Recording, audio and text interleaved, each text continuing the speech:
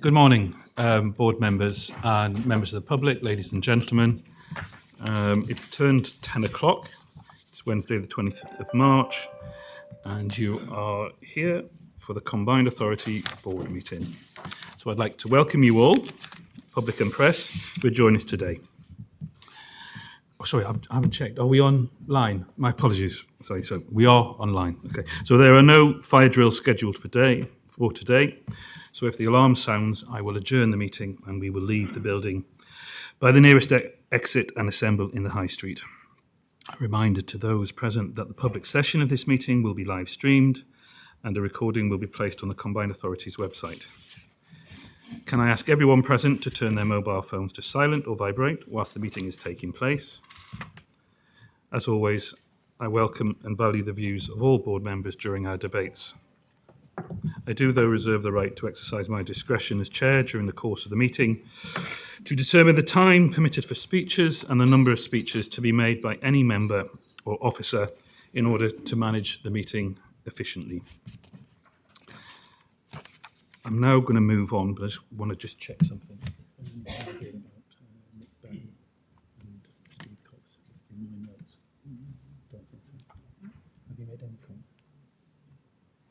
Okay, so just great. Okay, so the first part is announcements. Well, that's what I'm going to do first. Can we do apologies? Thank you, Mayor.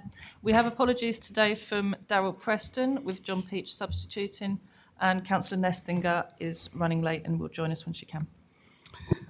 Thank you. And also, does any member wish to declare a disclosable pecuniary interest or non-statutory disclosable interest in any items being considered today?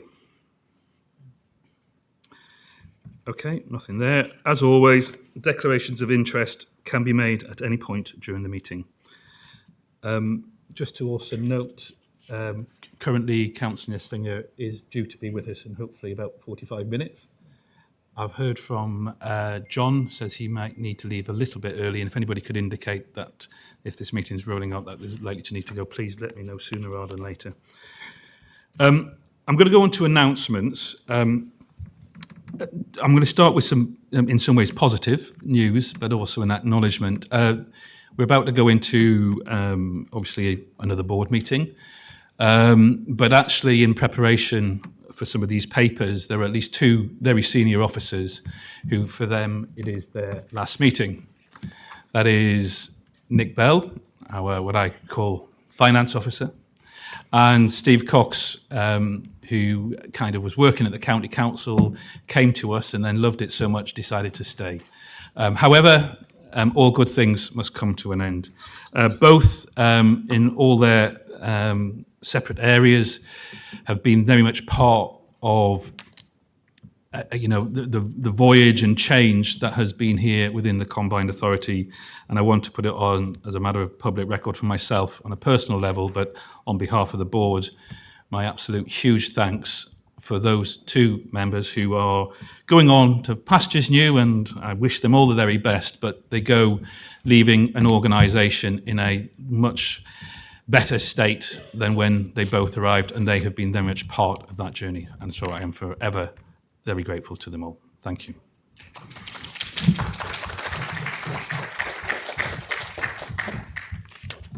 I'm also going to make one other announcement, and I apologise if I'm coming across as somewhat flat and not my usual self, because I'm going to talk about something relatively quite personal, but I think it's also quite personal for the people of certain Huntingdon town, but I also think for Cambridgeshire. I got an email on Monday morning, the sort of email you don't like to get, because it said, its title, Mike Goff, RIP. Mike Goff was a character. He was a bit larger than life, but he was certainly one of somebody who had born and raised, I understand, in Huntingdon, who I had come across in some earlier incarnations as somebody who really cared about his community, along with his wife Hazel. And I want to make it on note that I spoke to Hazel last night to ensure that she was happy for me to speak about Mike. He was well known, and he really cared about his community, and he campaigned for the hospital, but he's probably better known for his stance and his campaigning alongside many in this local area, the Huntingdonshire Cycle and Walking Group, for his passion for cycling. Unfortunately, over the weekend, only 100 yards or so from this actual place where we're sitting, so it feels very raw from that point of view, he was in a collision with a van and a trailer and did not survive. It's always shocking when people leave this world, and particularly in such tragic matters. I'm very much aware that the community of Huntingdonshire is grieving on this, and I include myself in that.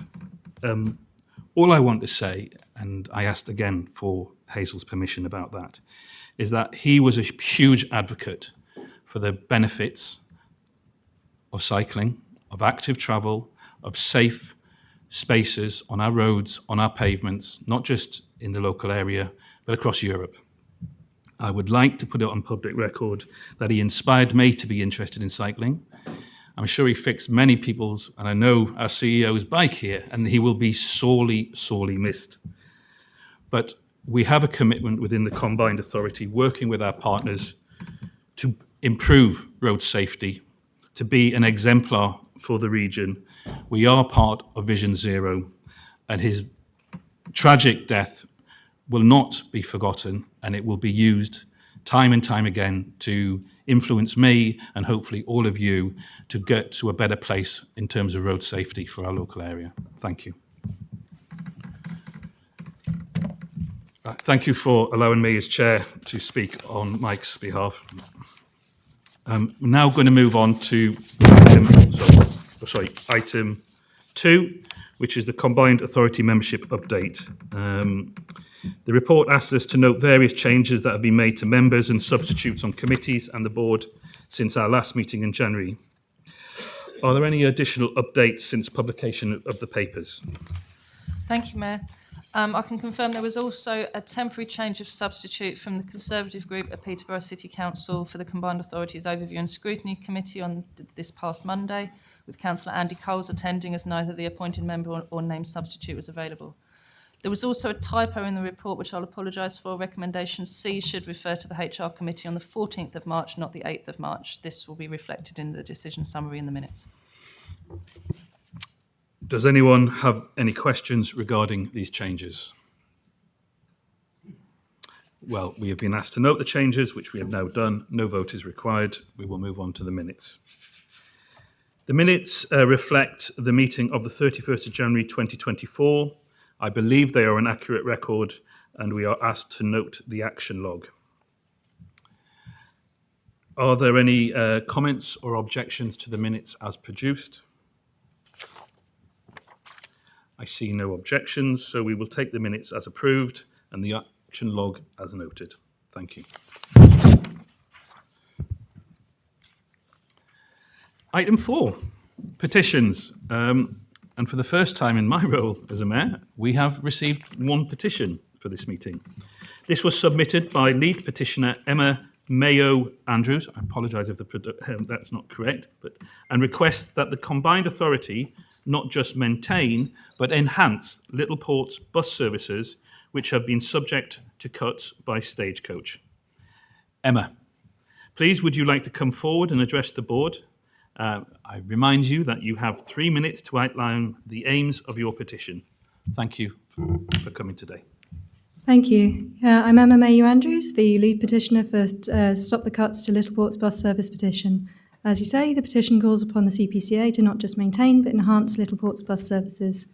I started this petition because Stagecoach's cuts and changes to the route to just 3 services a day, which run at new times, with the earliest new bus taking 44 minutes longer. This will make the service unusable for many, and not everyone is able to or can afford alternative transport. But even if everyone who can't access the train station were able to start driving within the next month, this would massively increase congestion on the A10, which is already under pressure from the necessary new housing in the area. Stagecoach's own app calculates that the bus saves 2.358 kilograms of CO2 per passenger per full journey compared to driving a car. As of printing this off last night, this petition was signed by 879 people since the 6th of March. Checking this morning, it's 893. But beyond the numbers, the impact on specific individuals is extreme, especially people who are younger, older, disabled, and people most affected by the economic crisis.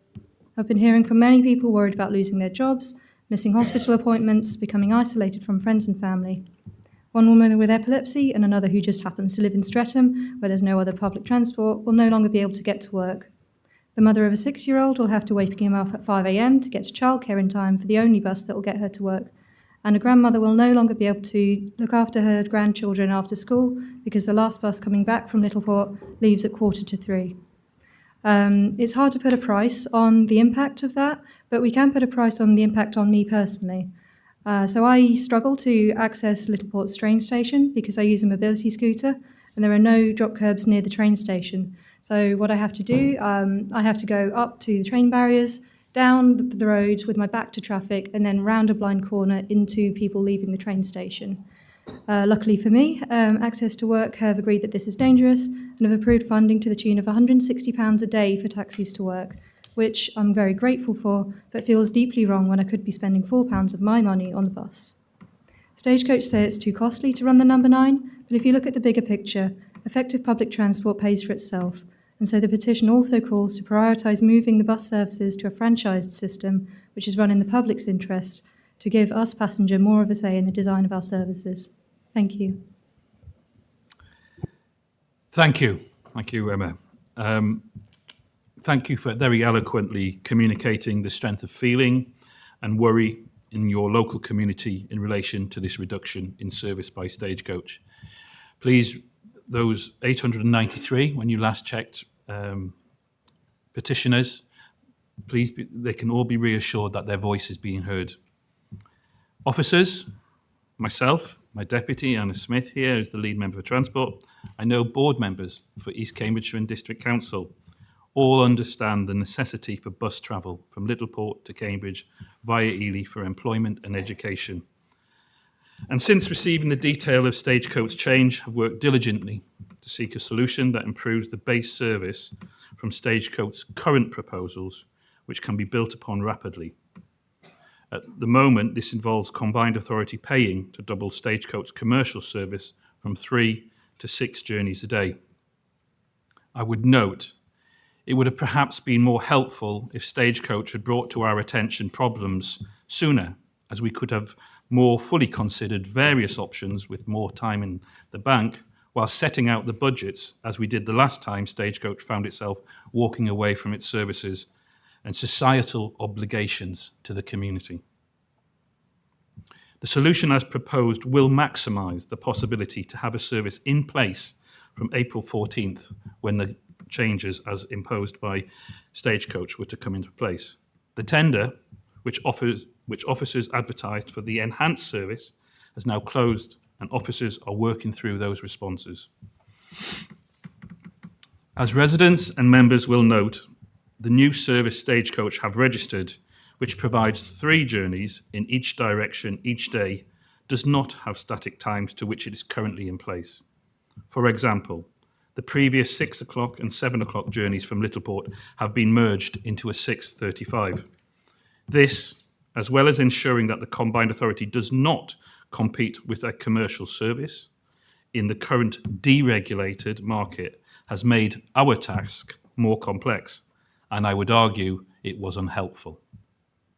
Despite this, officers and myself and representative members will continue to work diligently and cooperatively to put in place the contracted solution with the aim that it serves the stops that the previous service did, and then rapidly study the data and look for further solution.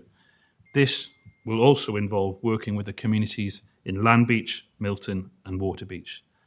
I just want to thank you again for drawing attention just to how important bus services are for your community, but I believe it represents a sense of a similar sort of sentiment that is evident throughout the whole of the area that we cover. I'm very grateful for your input. Thank you.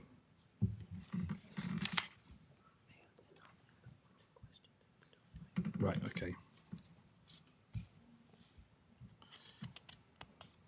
So item 5 is public and member questions. Councillor Bailey.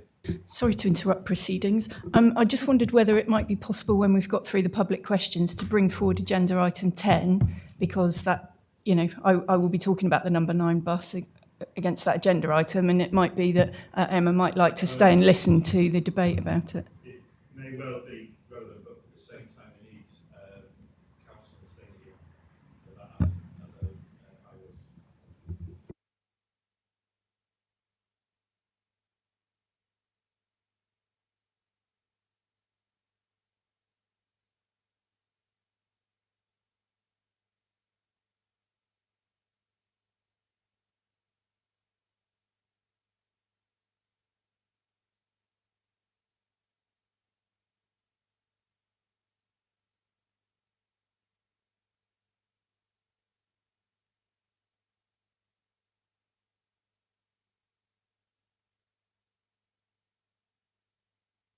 I believe Graham Campbell is in attendance, who is the chair. Graham, you're welcome to the Combined Authority. I believe you have been here before, but you are welcome back again. Thank you for allowing me here. I am chairman of the Great Ouse Valley Trust. Just say a few words about our question.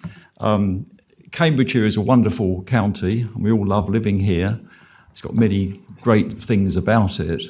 But it's quite shocking to note that we do have the least tree cover and the least area of protected landscape of any county in England.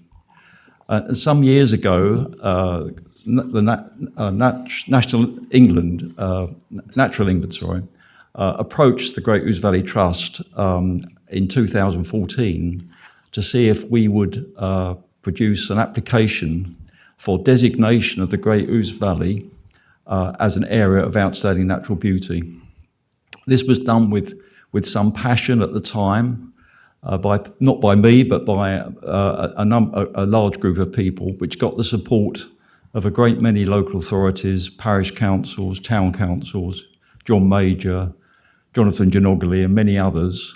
And this was presented to Natural England, and it was received with some enthusiasm by Natural England. Since 2014, with various things that have gone on, Natural England's budget's been cut quite considerably, to the point where not enough time has been looked at or designated to consider new areas of outstanding natural beauty. Until recently, or relatively recently, the government's policy of protecting 30% of the land area of the UK for the natural world by 2030 has sort of meant that there's a new enthusiasm for the natural world. And also, following the Glover report, there's been a new approach to protected landscapes. So the national park, am I going on too long? Graham, you have 2 minutes. Okay. Probably gone over 2 minutes. You've set the scene Right, well. okay. So now it seems that Natural England have put us on their map as a potential natural landscape, as opposed to an AONB, which is the new name for AONBs, partly to level up this vast area of East Anglia and the East Midlands that doesn't have any official protected landscape. So we feel the Great Ouse Valley is wonderful landscape. It's got no mountains, no moors, but it's a wonderful, wonderful landscape we all love, which then proceeds up to the Ouse Washes, which again is an international importance. So we're asking whether the board could support this application, because we feel the board would make so much difference currently to pushing this through. We've done a lot of reports already, but I think this extra support we could get from you would be really, really very welcome. Thank you, Graham. I will summarise for you, for the benefit what goes onto our website. Your question is, will the Cambridgeshire and Peterborough Combined Authority support the application for the Great Ouse Valley in Cambridgeshire and Washes to be designated as a new national landscape? I will proceed to the response. One of the 4 mayoral ambitions is to create a strong sense of the place for our region. The Combined Authority has a corporate objective to enable resilient communities that are adaptable to environmental, climate, financial and social crises. Another mayoral pledge is to promote, protect and grow our unique fens. Critical to this is recognising the value of our unique landscape. The Combined Authority has set a target of doubling the amount of area managed for wildlife. Through the development of the local nature recovery strategy, the Combined Authority is mapping opportunity areas for nature recovery, both habitats and species. We, of course, will feed any work on the Great Ouse Valley and washes into the development of that local nature recovery strategy, which will be consulted on later this year. National landscape designation is now terminology to replace the area of outstanding natural beauty, as you say, changed in November 23, while retaining the same planning status as areas of outstanding natural beauty.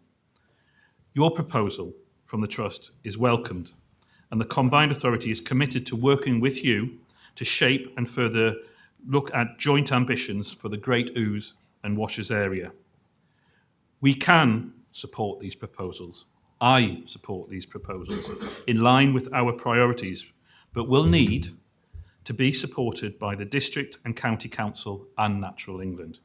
I'm obviously mindful that you've had sort of support noted before, but we need to go back and ensure everything's in line.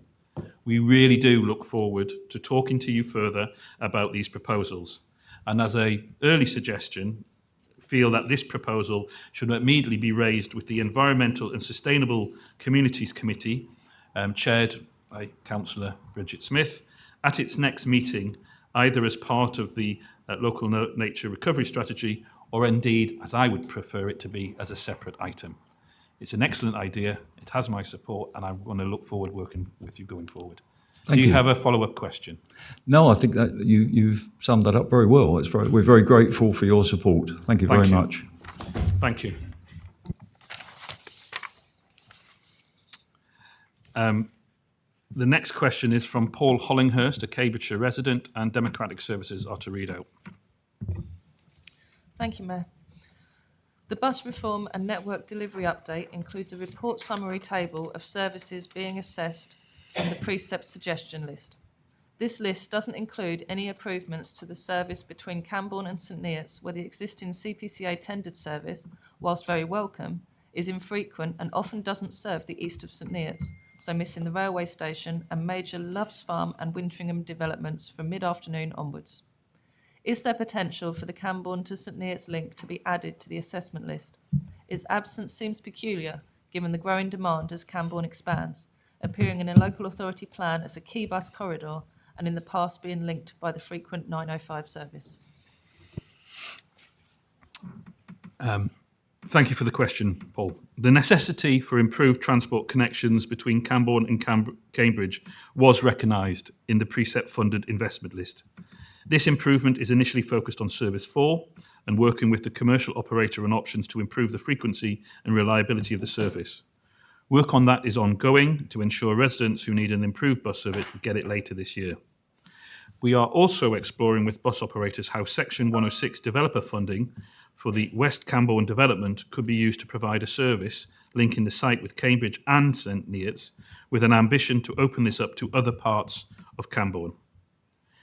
In addition, we continue to encourage Stagecoach to serve Cambourne with the 905 service, but as this operates on a commercial basis, it is at their discretion, and we appreciate it would add in journey time for St Neots residents, and I have been in discussions with that before, so I appreciate that's quite contentious.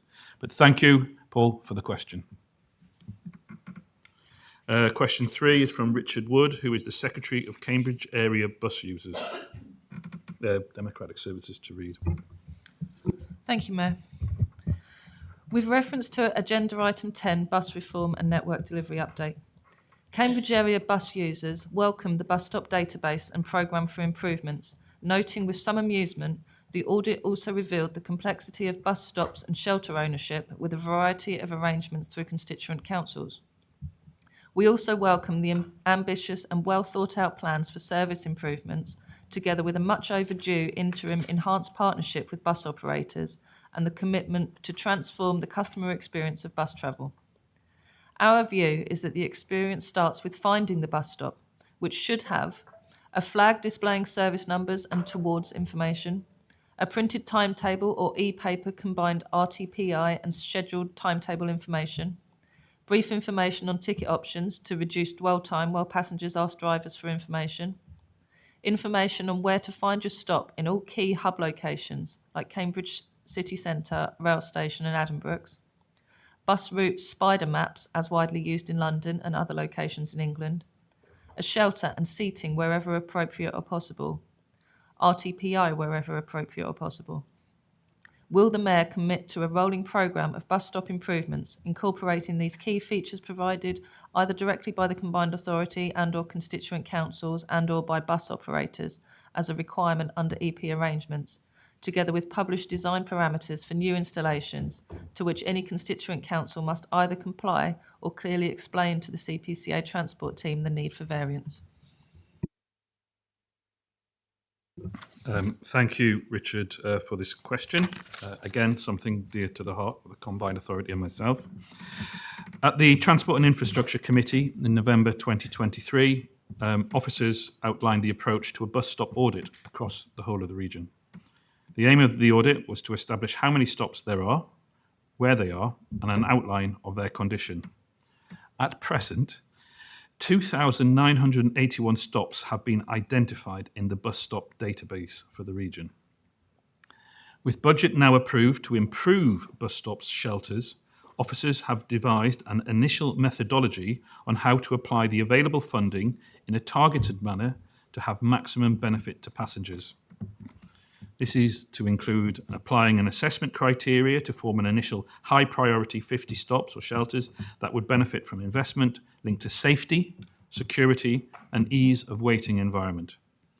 Develop a list for features that will be improved within budget requirements with a clear before and after to demonstrate improvements to residents. Seek the feedback from local members and communities to inform that final approach. And then link these improvements to the precept investments to ensure clearer monitoring and evaluation opportunities for investment in bus services and enable a more integrated, targeted package of improvements.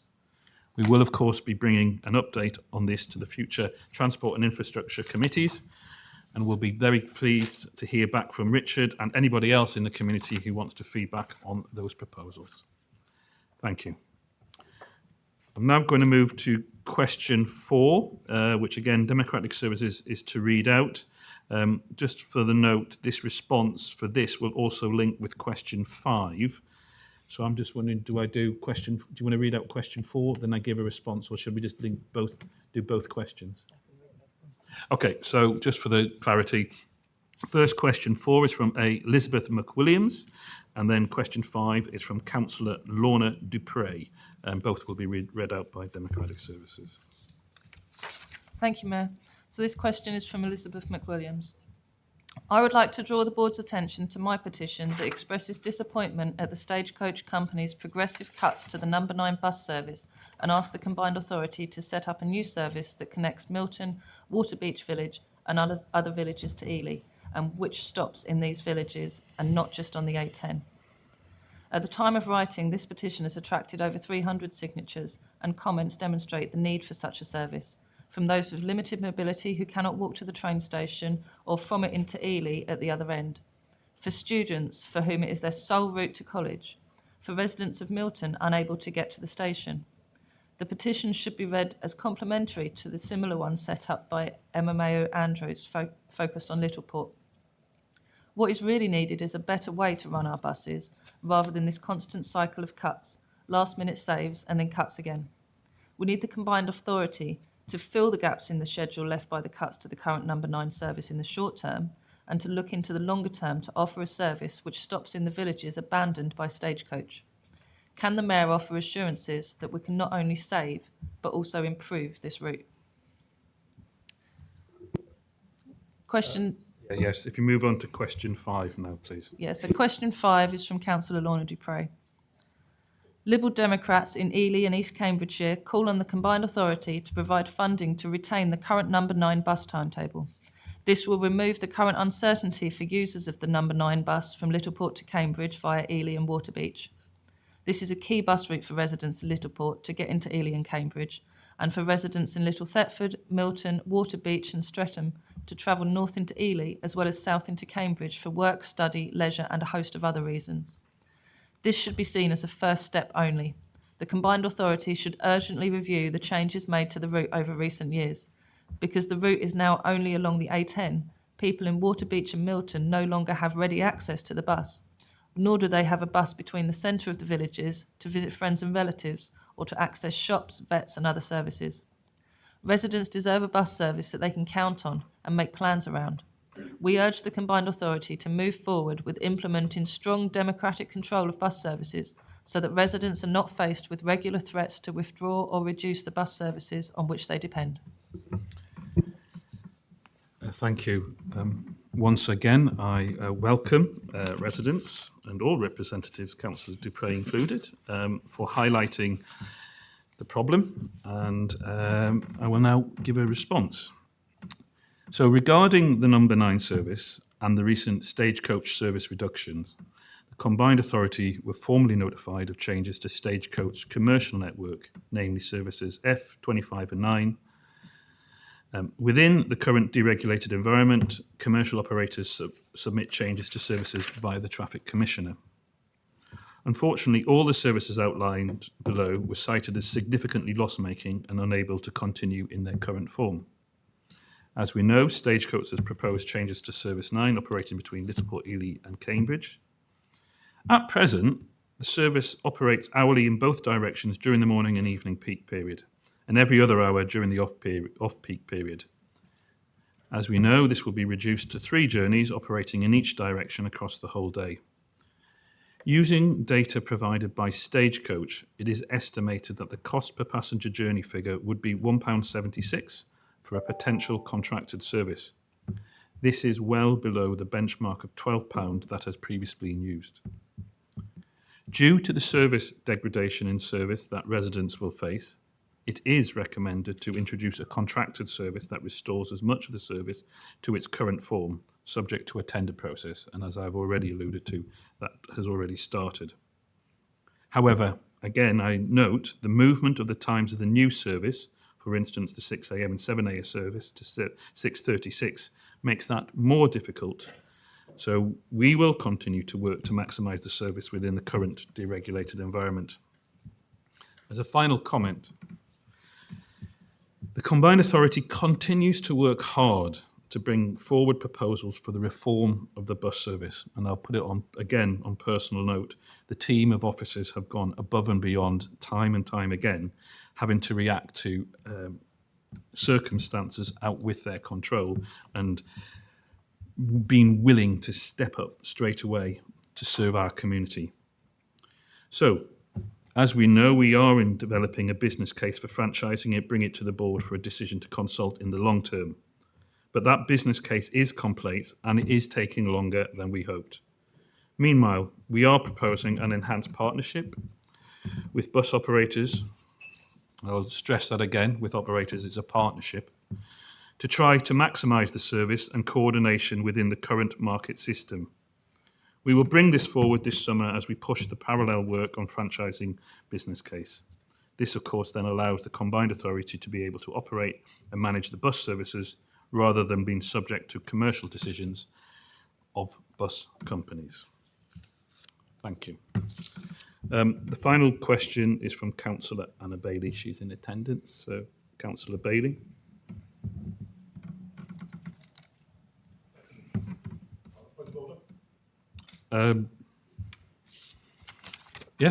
What's your point of order? Thank you very much indeed, Mayor.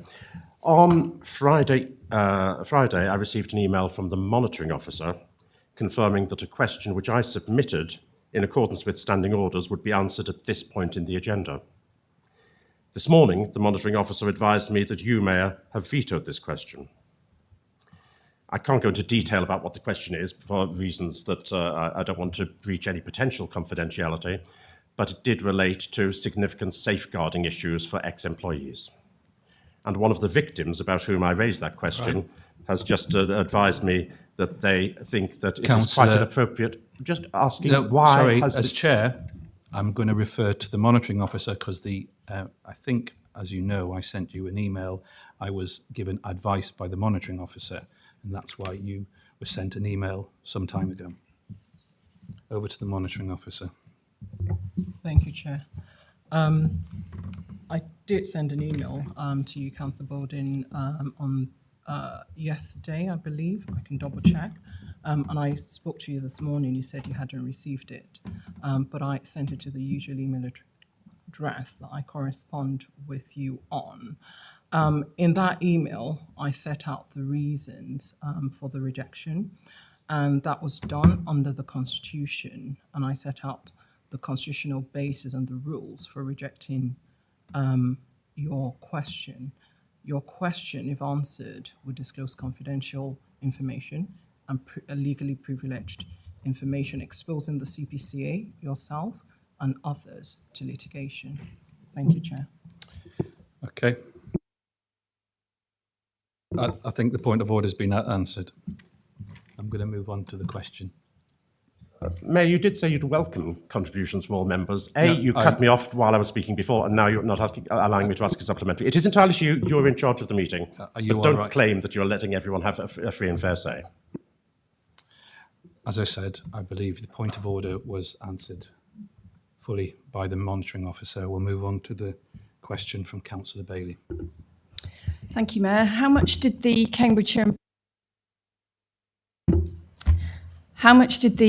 and Peterborough Combined Authority spend from May 2021 onwards on personal alarms and CCTV home security equipment for employees and their families as a result of the safeguarding issues arising from the toxic and bullying culture in the Office of the Mayor?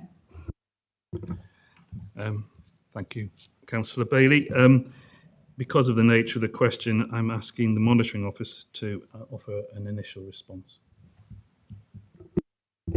Thank you, Chair. Because the question relates to the Mayor's office and in the interest of fairness and to remove any appearance of conflict, I am answering the question. So the only expenditure that the CPCA has spent on personal alarms or CCTV home security equipment since May 2021 was as a result of a confidential whistleblowing report being leaked to the press and subsequent police advice rather than any culture within the Mayor's office. Total expenditure on the personal alarms and CCTV, according to the authority's record, was £461. Thank you, Chair. Councillor Bailey, you have an opportunity for a follow-up question. Yes, thank you. On the 1st of December, the Mayor wrote to me stating that he was taking advice regarding what more he could do to alleviate the concerns of a former member of staff and their spouse. Given the obvious distress articulated by the spouse, I presume with the former member of staff's consent on social media, if he's able to expand on his written apology, he said he would do in a meaningful way. He said he would do so. Can the Mayor confirm whether or not he's provided the meaningful apology, and if not, why not? I will pass over to the monitoring officer on that point. But before I do that, I was saying in regards to following that up, I have had several conversations with senior officers here to see how we can move the situation forward to get an appropriate outcome. But I'll let the monitoring officer finish off.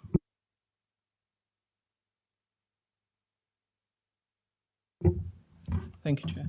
With regard to any subsequent apology, as has been detailed in the decision notice that was published on the 17th of November last year, the requirements of the Audit and Governance Committee has been met by the Mayor, and that was stated that the requirement was that he should apologise, and I have said it at the subsequent board meeting in November and attached to the decision notice that the Mayor did apologise. I think I'll add on to that, at the risk of repeating myself, that no, the Audit and Governance, not myself, not any senior officer, can dictate to the Mayor how the apology should be drafted or worded. because that would be going beyond what the Audit and Governance Committee required, and that would be bordering on breaching his right of expression. So, as I've said on a few occasions, the Mayor did apologise and sent his apology through myself. Thank you. I was just going to make one final comment almost in response to the initial question, but it's I would like to make it noted that in June 2021, as reported in local newspapers, particularly the Ely Standard, a female member of staff in the Mayor's office was spat at on her way into work. This incident, along with other incidents occurring around the Mayor's office in Ely at the time and before, prompted me to write to senior officers of the Combined Authority asking for the issue of staff safety and protection measures to be taken seriously. For those who may also recall, I reiterated the importance of safety of members and indeed staff following the tragic circumstances of the stabbing of David Amys and when I spoke at a previous board meeting. I would just make the point that I would hope that this makes the point how I take these things very seriously. That's the end of the public questions. Item 6 is the forward plan. So are there any questions or comments, or can we take that as approved?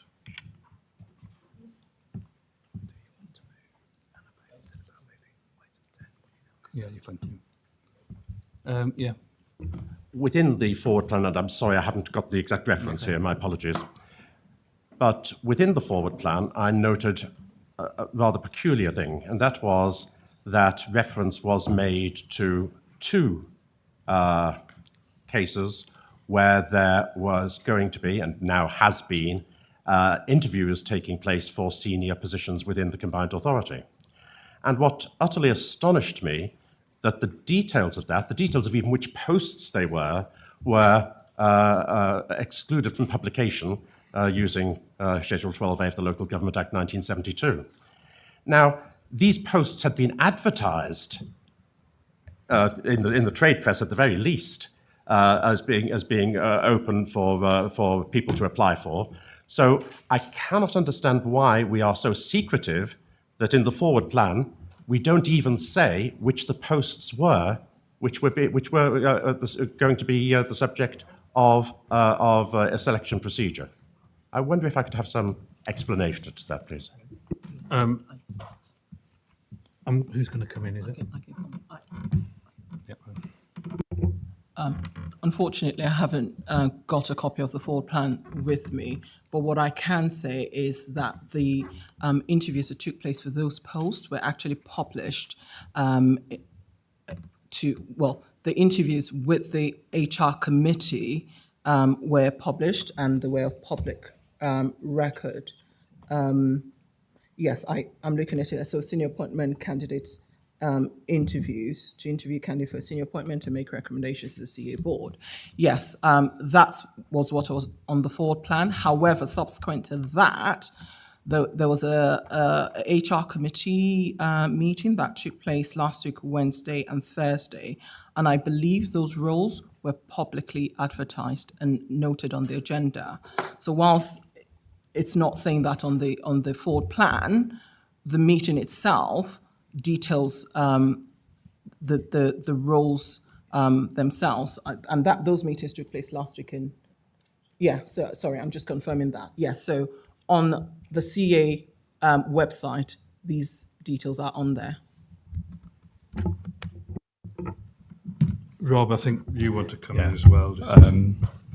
At risk of repeating Edwina's words, I think, Councillor Bowden, you make a fair point around what the forward plan should have in it. If you look at the publications of the agendas for the meetings last week, it clearly said the Section 73 officer for the Wednesday, and it clearly said the monitoring officer for the Thursday. So I think you make a fair observation around the forward plan. I don't think it's been done for any reason of not transparent. It's just has been missed as description, but the public meetings were very clear what was happening at those meetings and what those posts were.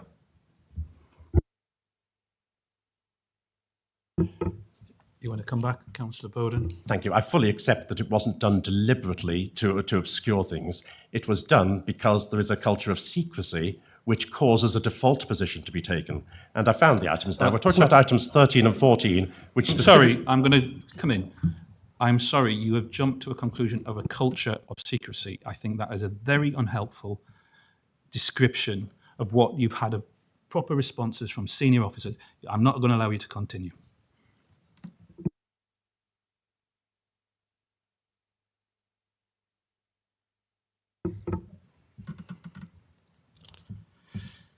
Thank you. I'm going to move on to item 7, which are the Chief Executive's highlights report, of which there are many. Thank you. Rob, do you want to kind of introduce your report and update us on any relevant issues since the agenda was published? Yeah, thank you, Mayor. And obviously, hopefully you've all had a chance to read through the report. Just thought there'd be just a few things that I would add a little bit to. So obviously, the spring statement had some really good news for the region. This is not about the combined authority. I'm sure Councillor Bowden and Fenland District Council have welcomed the £20 million and now awaiting details about what that can mean for the area, but it's positive news for the region. Equally, some of the announcements around rail and the rail timetable is positive. You would expect me to say we still await more details around the Ely Junction and other elements that were linked to the Network North proposals, and that is important in terms of the area. Clearly, the case for Cambridge was announced within the budget, and we have several leaders around the table who have been involved in many conversations since then. And from our perspective, obviously, the funding for CSET and the funding into the Cambridge University Hospitals is really positive. We all want to understand more and how we can all support what we know is, the ambition for Cambridge and the greater Cambridge and wider region is important. And I think for us, how we work with government on that is important, and reassurance to members who aren't so close to it that senior officers are meeting with DLUC quite regularly, in fact, to try and understand more about that. I think it's important to mention REEF. We are getting nearer to May. I know that several officers from CPCA were locked in a room yesterday going through the finer detail of the various things that we plan to do, and then we'll be able to share with certainly leaders around this table and officers at the various councils in terms of when they may be the times that would be helpful to have you in attendance. We also have talked around the case for Cambridgeshire and how that may or may not be something that needs to be in that conversation. That includes conversations with Peter Freeman. And so there may be an opportunity to think how we link that together, because I think investors will be interested to understand it, as well as people around this table. Mentions the East of England All-Party Parliamentary Group and what has gone on in the last few months, but I think it was worth adding that on Monday there was the APPG for the East of England on levelling up and skills. Our AD of Skills, Claire Paul, presented at the meeting. The Mayor and I were in attendance. A discussion around how important skills and further skills devolution is for the area. It was very well received, as well as a conversation around housing, which was again important for the area, and the Minister, Lee Rowley, was in attendance for that as well.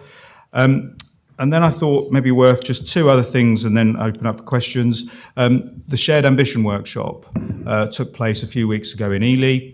From our perspective, if you've read the Best Value Notice, it's clear that how we work on a shared ambition is an important element of what DLUC and including the Independent Improvement Board are looking for.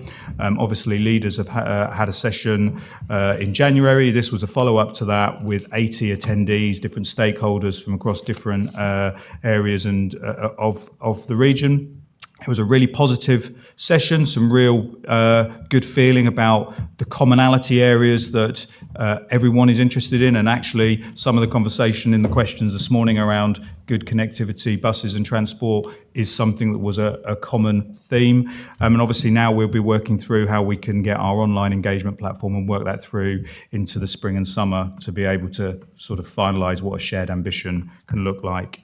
And then I think the final thing I was going to mention just for today, and then welcome questions, really was two elements of Peterborough. One is that the university has been shortlisted in a public-public partnership in the Local Government Chronicle Awards for the work between the university, Peterborough City Council and the Combined Authority, which is a good recognition of what has been an impressive project to address a real FE cold spot. And equally, we're pleased that the outline business case for Peterborough Station Quarter has got through its first stage, which is really important for that investment in that area. So I think I will stop there, and I'm sure I can see hands going up.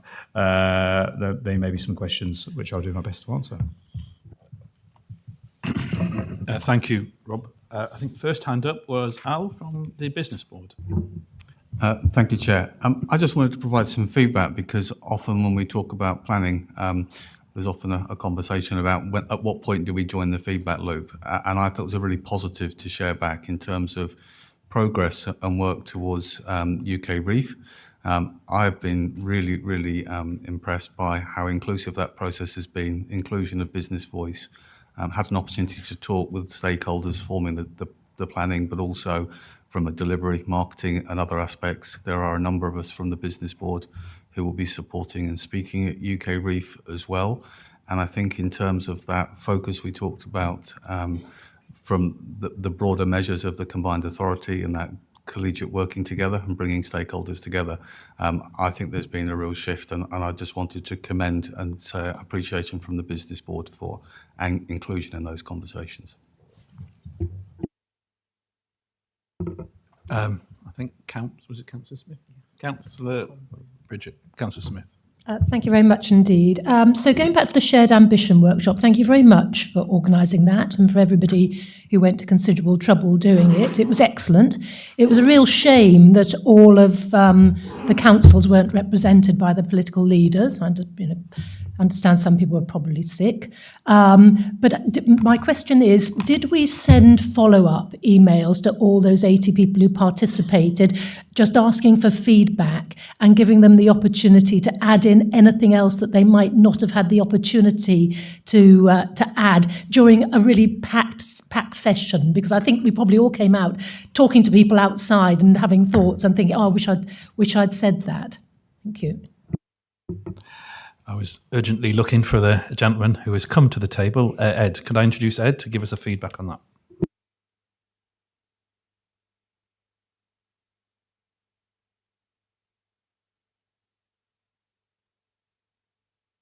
That one's working. Okay. I'll be brief, but the short answer is it will be going out this week alongside details of the online platform that's being launched as well. So we're looking for people not just to contribute via email, but we are launching an online engagement platform that will allow people unable to attend those workshops to feed into future stages of development as well. In addition to people that are involved in the workshops, we also want to engage with parish and town councils, and it's not practical to have everyone in the room, the members of our thematic committees, wider business board members, and also public and community groups as well. So there'll be a series of online activities based on the activities from the workshop that we'll be asking people to complete that can then help feed into and shape the development of the outputs for discussion at later stages. By all means, Bridget. They're there. Thank you very much indeed. So what impressed me and what surprised me there was the range of participants. So I sat on a table with one very impressive lady, very involved in the skills agenda, I think in East Cambridgeshire. Another lady involved, voluntary sector to do with children and so on. So the breadth of participant was really interesting. And bearing in mind we normally sit talking to other politicians, it was really nice to talk to people whose priorities and focus was actually quite different from ours. So I'd like us to do more of this, because I think it really engages us in a way that, as council leaders, I think sometimes we can get a bit removed from it actually, and I think it's really helpful to sit there being listeners to what people at the grassroots struggling with the funding crisis and all the other challenges say. Thank you for your feedback, and thank you, Ed, for coming to the table there. I think it was Councillor Comboy next. Sarah. So I'm thinking there is a similar theme here. I also thought that those sessions were incredibly helpful, and I happened to sit on a table with a lady from DLUC who was, I think, really interested in hearing all of those voices, and certainly reflected that she found it a really interesting conversation to be part of. I just wanted to ask Rob, obviously, because this is such an important piece for us, and because we've not been at REEF before, I know how important it is that all of us are active participants in making sure that when we get to REEF, we can talk about every part of the combined authority eloquently, and we can make the case for why you really should come and start your business here, grow your business here, come and live here, and develop your entertainment opportunities here in terms of why you want to come and visit in Cambridgeshire and Peterborough. Are you getting sufficient support from all of our authorities as partners? And if not, might you take us to one side outside of the meeting and tell us if there's anything else we could bring to the table that would be helpful for officers? Over to you, Rob. Yep, thank you, Councillor Conboy. So the economic development officers have been working very closely with CPCA from all of the councils. I think as we finesse what the 6 theme areas are, what the focus will be, what the investment prospectus looks like, we will be able to have more direct conversations around which people should be there, which people might need more of a role, which may not. We haven't quite got there. That's why I referenced the locking in a room conversation that took place yesterday with officers to work that through, because what I'm really keen is we also do something with those leaders or politicians who are attending together we can talk through what it will look like. I was asking this morning, can I see the pavilion design, please? Because I want to start to understand what that will look like, because that's the shop window, and how we make sure it covers everybody in this room and wider, so that everyone can see what the place is about. So absolutely, the support has been positive so far. I think as we get into the crunch of the real detail, I may need to have conversations with different people if we want to make sure we've got the right people there or the right messages. Councillor Nasinger, welcome to the meeting. Good to see you. Thank you. Apologies for lateness. It's very disappointing when one's trying to be good and use public transport and it doesn't work. Anyway, thank you. I wanted to ask a question about the Ely Junction work, which has been something that I know has been very much supported by this authority and by many of our neighbouring councils, and across a much wider area, actually. It was really good to hear back in the autumn that this is something that is going to be supported by central government. But I confess to feeling somewhat frustrated by the lack of information subsequently. I just wondered whether there had been anything further since these papers were published, and if not, whether there was any way in which we could work with our colleagues, I think probably particularly in Norfolk, but also kind of up into the Midlands, to try and put this really clearly on the agenda as something we want urgent news on. Thank you. Yeah, Councillor Nasinger, I'll hand over to you. Is that working? Yeah. So, Councillor Singer, yeah, absolutely. So, our team, liaising with relevant individuals, have been speaking to Department of Transport at regular points to try and ascertain when we will get more information. We haven't got that yet. We hoped it would be part of the spring budget confirmations. It's not. We continue to do that. We will pick up with our neighbouring colleagues. I think that's a very important point. We have had some conversations with colleagues in some of those areas already. But obviously what's important is actually to see not the money, just the money, actually the progress and delivery. So we are pushing on that because it's such an important aspect, not just for this region, as you say. Do you want to come back? Thank you. I just wonder, I mean, there are a wide number of MPs and partners who are apparently as keen on this as we are.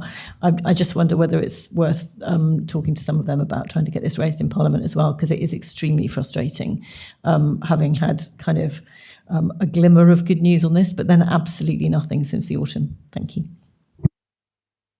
You also following up as well, Councillor Smith? A different point. Well, you have to wait your turn then. Anna, Councillor Bailey, sorry. Thank you. Just in relation to paragraph 4.2, I think there might be a few raised eyebrows about £4.5 million being spent in Cambridge City on arts and culture, and I'm not suggesting that arts and culture isn't important by any stretch of the imagination, but Cambridge City has a thriving arts and culture scene already, and in the middle of a cost of living crisis, and when the mayoral precept is being increased by 200%, I think it just warrants a bit of explanation. I know these funding pots come from all sorts of different sources and can't be spent necessarily flexibly. So it'd be really helpful just to have a written note after the meeting about breakdown of that and where that funding comes from and what it is for would be interesting. Yeah. And I have another, that's just a request really, doesn't require a response now. Also, just in relation to paragraph 6.3 in active travel, I remember the Mayor announcing back in August 2021, right at the beginning of his tenure, that we were going to recruit an active travel czar. I think we've recently relabelled it an active travel ambassador. I've kept asking the question every so often in the interim period, and I was told in November that there was a new recruitment and was advised that timelines were being considered. So do we have an active travel ambassador in post now? And if not, when's it proposed to happen? And I'd like to understand whether it's a paid post and what the cost is, please. Thank you. So just Rob just wants to make a comment about the Cambridge issue, Cambridge funding issue, and then we'll come to you, Tim. Rob? So, Councillor Bay, we will bite you for me, but they were two specific areas that were in the budget that was approved at the end of January, and they are capital allocations from the £80 million worth of investment across the whole of the region over the next 4 years. I won't say exactly what they were because I'll get it wrong now, but we will. I'm looking at Nick in one of his last acts after, we will make sure we'll share with everyone, but it was things that the board approved. And over to you, Tim. I think we've previously said that we probably would drop the Tsar as a title, as maybe not on message at the moment, but do you want to give an update with regard to the position? So specifically in regards to the active travel champion, we've set up the active travel scrutiny group, which has got members from interest group, but also from district councils across the board. They are developing the job description for the champion. The reason why there's been a delay is the fact that following discussions with Active Travel England, they want a consistent job description across all parties. So that's all mayoral authority, but also other areas that are promoting such things. So we are working with Active Travel England to develop a consistent job description for our area, but obviously with our own flavouring from the scrutiny group as well. So that's why there's been a delay, because of the advice we've had from Active Travel England. Yeah. And the cost? Do we know the cost? So the cost implication, which I can get back to you with regard to detail of, but there is a cost that has been built into our active travel programme going forward. But I can get back to you with more detail. Okay. John from the Integrated Care Board, John O'Brien. Mayor, thank you. I just wanted to, in relation to 4.4 in Rob's report, just acknowledge and thank CPCA officers for the support with the Health and Care Careers Expo. We had about nearly 1,300 young people coming through, so that's really good. And so thank you to all the support we had from partners. Well, I'm pleased to hear about that. That's the Integrated Care Board and the Combined Authority coming together. Well, thank you. Thanks for the feedback. I've got Mohammed, Councillor Farouk. And then you. Thank you, Chair. Rob, you mentioned APPG, which happened on Monday at 3 o'clock, but something else very important happened at 12 o'clock, which we forgot to mention. And that was the presentation at the Parliament about the hydrogen technology and green technology, how we looking forward to producing a research centre in Peterborough and hopefully be forefront of the technology. But my question, UK Reef observation and a couple of points really. It's been great working together. You know, so many people contributed so many things. But what 3 points I wanted to highlight was, before we get there, and possibly if it gets distributed to the members, is the streamlined products. So what people need to see, what exactly they're getting when the investors come in. Second part, no area misses out. And we also need to capitalise on the speciality of each area. So those are the key things for all of us, then, which is inclusive. Thank you. Thank you for the feedback. I've got Councillor Anna Smith, and then I can come back to you, Bridget, and if anybody else wants to indicate. I think we've gone more or less around the table. But Anna, do you want to come in now? Yeah, thank you. Sorry. That's it on. Yeah. So first of all, as ever, there's so much work highlighted in this, and I know that it's only a small fraction of the work that is taking place across the Combined Authority, and we have some of our officer team here today, and they really can't get enough thanks for all the work that they do, because it is really very, very significant. So well done to everyone for that. To echo what others have said around UK Reef and about the Shared Vision workshop, I think it was a really, really positive experience. I'm going to say what I always say, because I think it's always relevant, which is we have to create a sense in which we are the Combined Authority. The Combined Authority is not them, it is us, and it will work best when we work together in partnership to make sure that our whole region is served effectively. So I was really encouraged by the excellent partnership working we could see happening on that vision workshop, and I know that others have already gone into our diaries, and I'm really looking forward to those next stages. In terms of funding across the whole Combined Authority, I did just want to briefly point out that the spend on leisure and culture in Cambridge is actually not just for Cambridge, because the junction, which is part of that cultural offer, has a huge reach right across a large part of our region to tens of miles away in terms of its, and a lot of stats have been done on that. I'm sure those stats can be produced, but it's really not about a few people up the road. This is about providing an enhanced asset and employment in the arts for a large number of people in our region.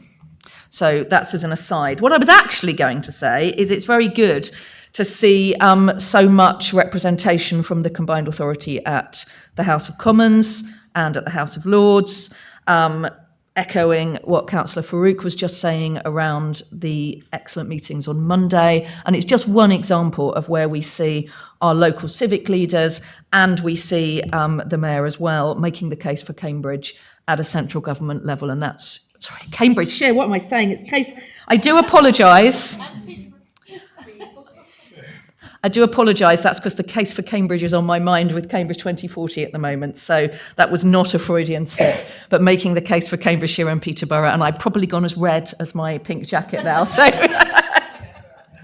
Yes, I know, but I'm also Deputy Mayor, and that's really important, so please bear that in mind. What I was going to say was I'm also aware that the Acting Assistant Director for Transport was at a session in the House of Lords in relation to the Accessible Transport Charter recently as another aspect of making the case for Cambridgeshire and Peterborough.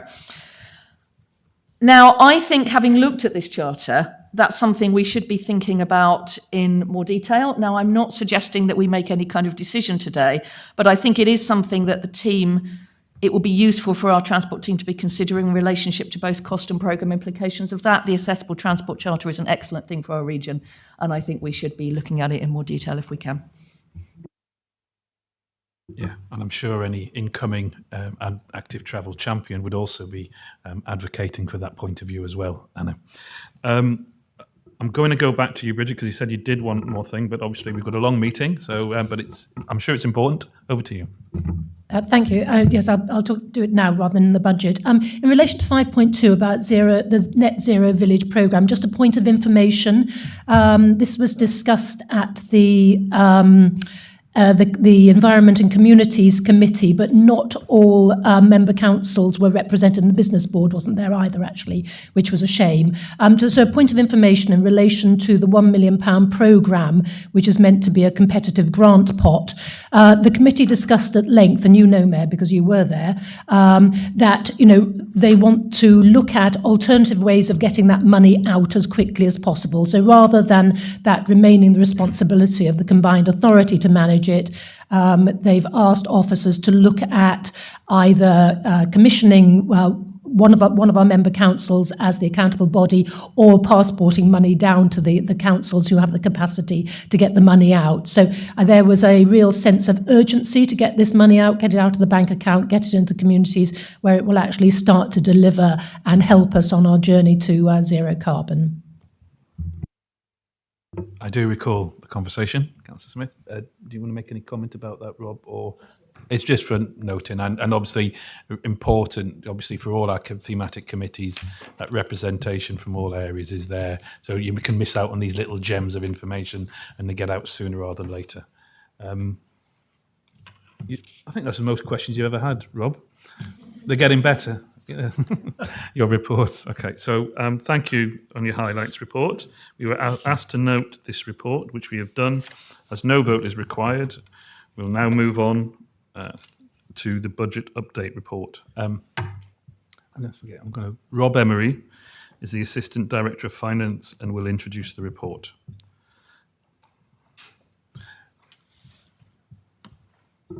Oh, it works. Thank you, Chair.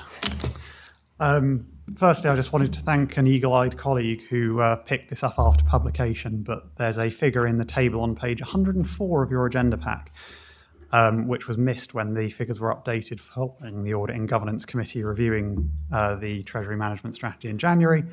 The table sets out the balances and returns on the Combined Authorities Treasury Management portfolio, and the average return figure at the bottom of the table should be 5.42% rather than 5.03%. The rest of the figures in that table are correct. In addition to the regular update to the board on the financial performance of the organisation, this month the report also includes the requests for provisional carry forwards on the capital programme to ensure continued delivery into April and beyond, request for approval of £400,000 to fund the continuation of the improvement plan, and a request to approve the 24-25 financial strategies. On the revenue budget side of things, we're forecasting a £10 million favourable variance against budget by the end of the year. Of this 10 million, £8 million of that are budgets from ring-fence grants, such as the adult education budget and skills boot camps, where the combined authority can't use that funding for any other priorities. It must be used on those areas. 1 million of it relates to passenger transport services, and the underspends on that are considered when we set the transport levy on Peterborough City Council and Cambridgeshire County Council in future years. And 450,000 is due to the delay in the public consultation on the business case for bus franchising, which will now occur in next financial year, and so will be requested as a carry forward. On the capital programme, there's been a reduction in the budget in line with the previous discussions at this board, where we were going to look at our forecast and make sure we could bring a more accurate one to this board. They've reduced the forecast spend by £15 million to a total forecast slippage of £41 million. Of that 41 million, more than half of it is made up by the HUG2 capital retrofit programme, with a further 4 transport projects making up 30%. So that's the vast majority of that 41 million in those 5 areas. More detail on those and all other changes in variance above £500,000 are included in the regular Appendix 2. On the income side of things, the largest changes are all related to timing. There's £19 million of money that we were expecting to get in this year, which we're now expecting next year, and £20 million, which we were expecting in April, which we're now already received in March. So while there's some big numbers in that section, they're not concerned, they're purely timing. The 2 remaining are Wave 4 boot camps, where the income's reducing due to reduced delivery, and the change on Treasury management income, which is now forecasting an additional £1.3 million of income payable for 23-24, so by the end of this year. Alongside this usual update, as it's the last board meeting of the year, we're also looking to get approval to carry forward unspent capital budgets for next year, because officers are only empowered to spend approved budgets, and so in order to continue delivery from the 1st of April, we need to assure that those budgets are continuing.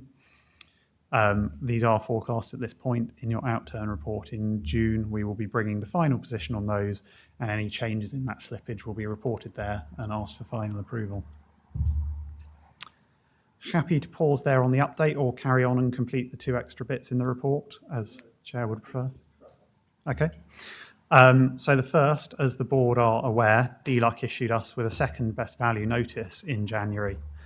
The notice recognised the good work done by the combined authority to address the issues raised in the first notice, but expressed the view that more work was needed. It highlighted 4 specific themes which the combined authority should continue to focus on.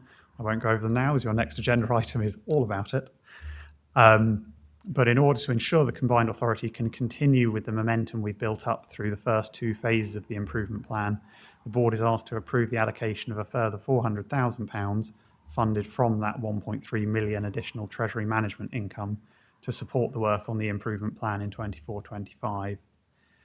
As a brief breakdown, about half of that 400,000 is to meet the costs of project management support on the improvement plan, and the balance, the other half, is actually for work embedding the single assurance framework, which, while it falls under the improvement plan, is work that would likely have been required regardless. It just wouldn't have been under an improvement plan umbrella. Finally, and responsible for about 90 of the 100 pages of this report, so please accept my apologies, the combined authority is required before the start of each financial year to approve its financial strategies for the forthcoming year. These are made up of the capital strategy, which is a high-level overview of everything the combined authority is planning to do with its capital funding, whether that's grants, loans, equity, etc., and an overview of the governance processes in place to make sure that is well spent. The Treasury Management Investment Strategy, which is a similar document, but talking about how we manage our cash flow to make sure we can pay people when we need to, and that the money is not at risk before it's required. And the Non-Treasury Investment Strategy, which is all the other things. So all the investments which are done for service purposes, so the majority of the capital programme where we're investing for returns in transport, skills, and the economy. All of these draft strategies were reviewed at Audit and Governance in January, and following that they've been updated on figures to reflect the January medium-term financial plan, and a couple of minor presentational enhancements thanks to our Treasury Management advisors Arlen Close casting their experienced eye over it as well. That's everything on the report. Myself and other officers are here to take any questions. Yeah, thank you, Rob. If you can hold it there. So just before we start discussions on this item, a bit of housekeeping. It has been brought to my attention that the wording of Recommendation C needs to be amended for accuracy. Recommendation C should read, approve the allocation of 400,000 from additional Treasury management income, not interest, to fund the continuation of the improvement plan in 2024 to 25, as set out in section 6. I move that we amend that recommendation accordingly, and I need a seconder for that change of one word. I'll take that from my Deputy Councillor Singer. So can we just take a vote on that change of one word? Those in favour? That's in favour.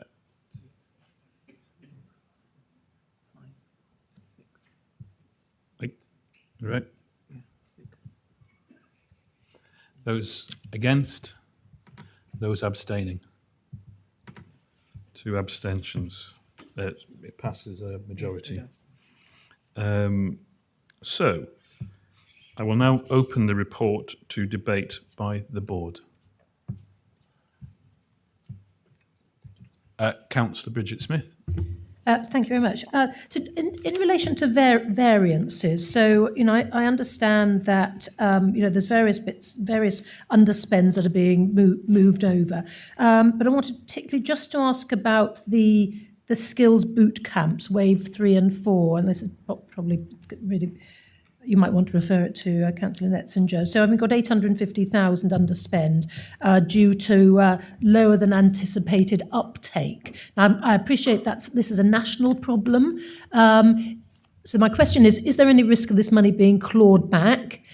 If not, do we have any freedoms to change the way that we are using it to hopefully make it more attractive to people? And if not, what are we within this combined authority going to do to make sure that this time next year we're having the same conversation about low uptake and consequent underspend? I'm going to go to Rob first for the financial answer, then I'll come to our lead member for skills to give a more rounded answer maybe. Thank you, Chair. In terms of the funding, the Department for Education gives out the Skills Bootcamp funding in arrears based on actual delivery. So there's an 800k under income reported variance as well, which matches off against that. So it's actually money we'll never get rather than money we're holding on to that we could use elsewhere. Clarification on that, please. So that means that we could have had an extra £850,000. We've missed the opportunity this financial year to have it and spend it. So it's gone forever, and we're back kind of, with a zero budget to whatever the allocation is this year. They're in waves, so we've got wave 4 secured, so there will be new funding for continued delivery. But we are only able to spend the money where there's people who want to take the courses, which I'm sure Councillor Nessinger can speak in more detail than I. Lucy, just before you come to you, because I think Councillor Bowden wants to come in with a similar question, maybe. Or Thank you. I did note this when I read it, and I'm grateful to Councillor Bridget Smith, for asking that question and getting greater elucidation, which I hadn't managed to receive from the report. But it struck me, and it has struck me for some. I'm not going to have an inquest on what has happened in the past. What's happened has happened. But it's useful to learn lessons for the future, and also potentially to think how we can get better value for money. And on the skills agenda, generally, I'm not criticising Councillor Nessinger for anything. I'm saying either this is meant to be a helpful suggestion. But on the skills agenda generally, we in this combined authority area are in a quite astonishing position. Of all the combined authorities in the country, one might say of all the local authorities in the country, nowhere is there greater disparity in skills between the most skilled individuals in generally the most skilled areas and the most unskilled. And the disparity that we have within the combined authority area is very great.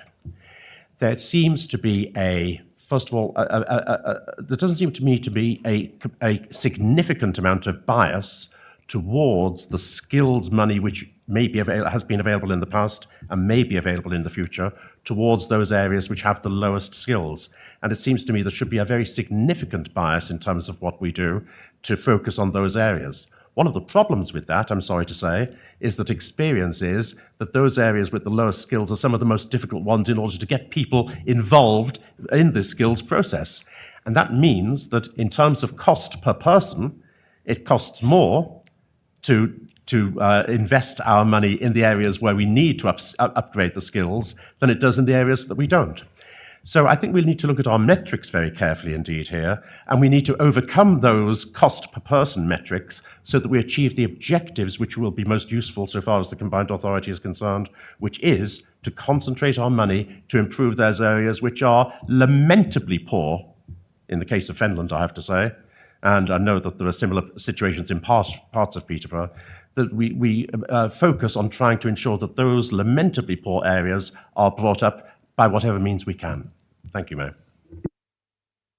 I'm conscious I don't think Claire's here today, who's obviously yeah, I know, I'll let Lee know, but I'm sure we can get a more formalised officer response in regard to some of the questions you asked about where money gets spent, because I've seen that, and I think you'd be, well, I'll let the officers come back with you, but more importantly, Lucy, do you want to come in as lead member? So they're two quite separate topics, the Fenland issue and the boot camps issue. So I'll start with the boot camps issue and the frustration being expressed by Councillor Smith is one felt, I think, across the whole country in relation to that particular wave of boot camp money. The major problem with that wave of boot camp money is one that has been raised at this board on a number of occasions, and it's to do with the timescales with which government made money available and then expected it to be spent by.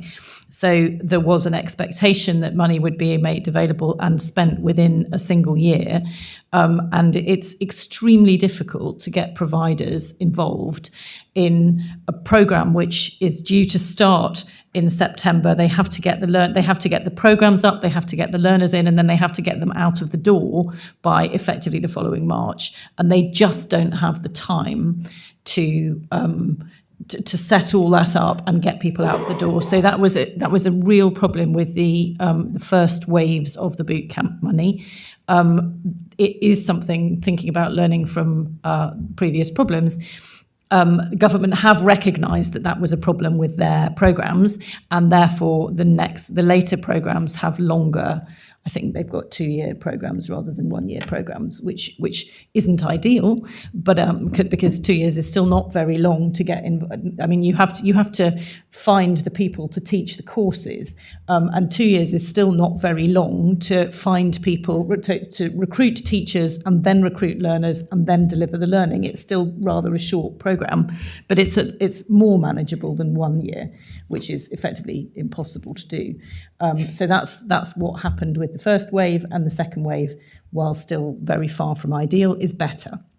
The other thing about the bootcamp programme is that it has to be delivered for extremely specific courses, and finding the learners who want to do those courses isn't necessarily always easy either. There's quite a focus on numeracy, and while I think we would all understand why we want people to be upskilled on numeracy, the people who want to be upskilled on numeracy are not necessarily as keen on it as we would be on them doing numeracy courses. So there's a real need to try and kind of incentivise people to come onto those courses.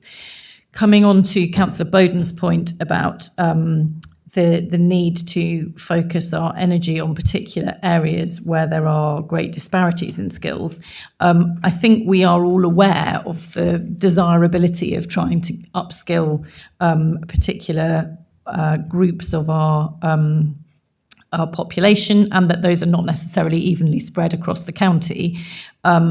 There are particular issues in trying to get learners who have very low skills through the door to do more learning. They're not always as keen to come and do that as we would like them to be. And in some places there are also issues of accessibility. So lack of public transport is one of the things that prevents people from accessing courses. I know that Cambridgeshire Skills, who are, and this is to do with the adult learning budget rather than the boot camps budget, but Cambridgeshire Skills, who are particularly focused on trying to get those who have the lowest skills and are furthest away from employment and the labour market involved in learning, have a real focus, a kind of newly energised focus on trying to reach hard to reach people and going out to do teaching and courses as close to them as we possibly can, rather than expecting them to come into centres, because that's quite difficult sometimes. But that it is difficult to, if people are unable to get to the venues where teaching is being provided, going out to meet them is a good thing to do, but it's not always easy, and it's certainly not always cheap. But there is a focus on that, and there's also a focus within the committee, which is quite new, on much more flexible commissioning, which will allow us to concentrate on giving more money to providers who are getting more learners rather than just handing it out, kind of saying that there's a contract for X amount for this person, and then if it doesn't, if for that provider, and if that provider doesn't manage to get the learners in, not being able to move that quickly to other providers, if that makes sense. So that's all work in progress. I'm sure we can send you some notes on that for the Skills Committee, because I think there are some notes being done for the Overview and Scrutiny Committee that I attended on Monday.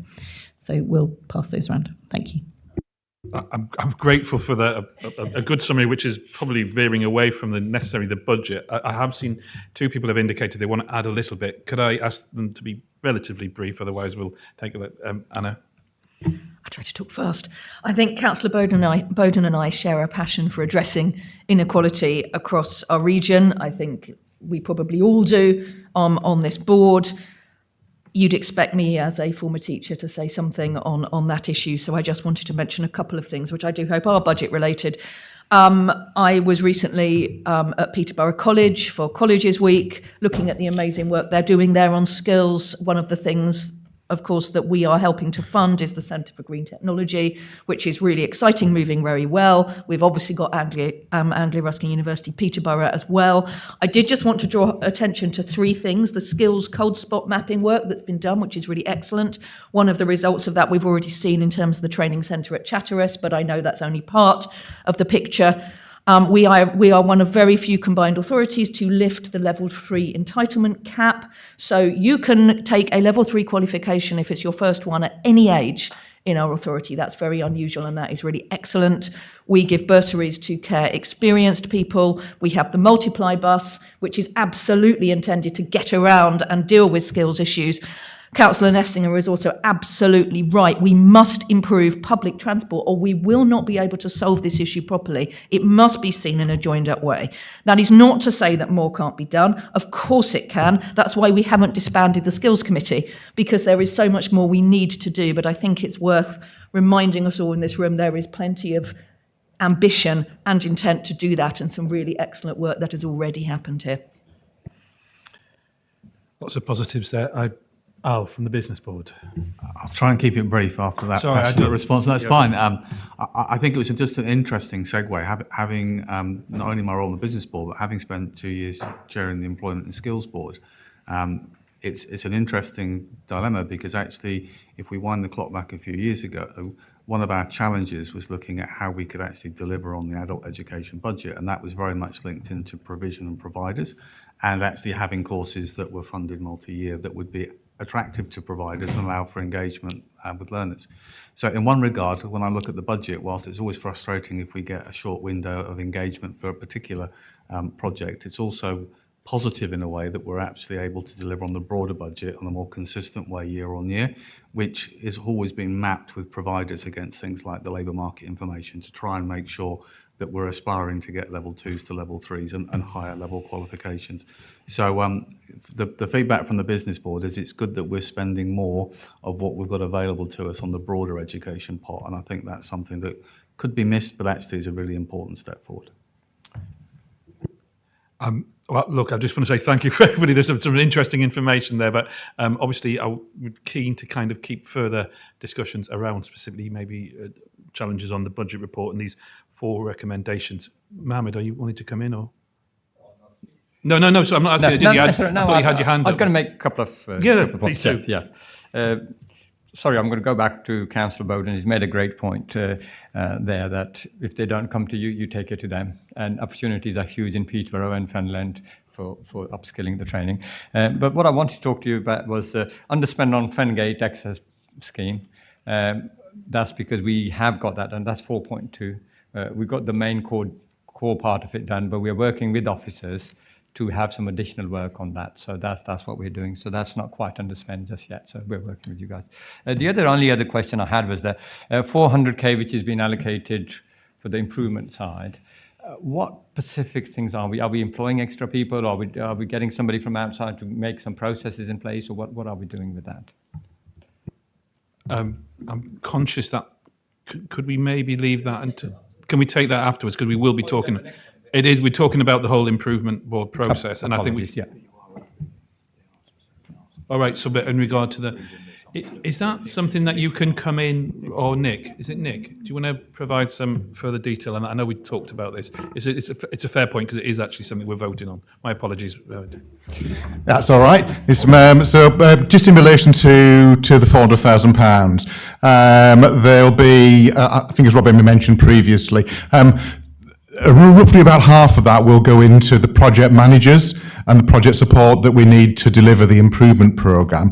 The other 200,000 is to help us to implement the single assurance framework. So that will be about developing the various processes that we need, all the forms, all the training that we need to do for our staff and for staff in constituent councils as well, who'll be supporting this through there. So there's a whole set of individual pieces of expenditure that will need to go into that. I'd be more than happy to provide a further written note to the board if required in relation to those detailed areas, but that is the intent in relation. The other thing I should mention as well is it's not a target for us 400,000.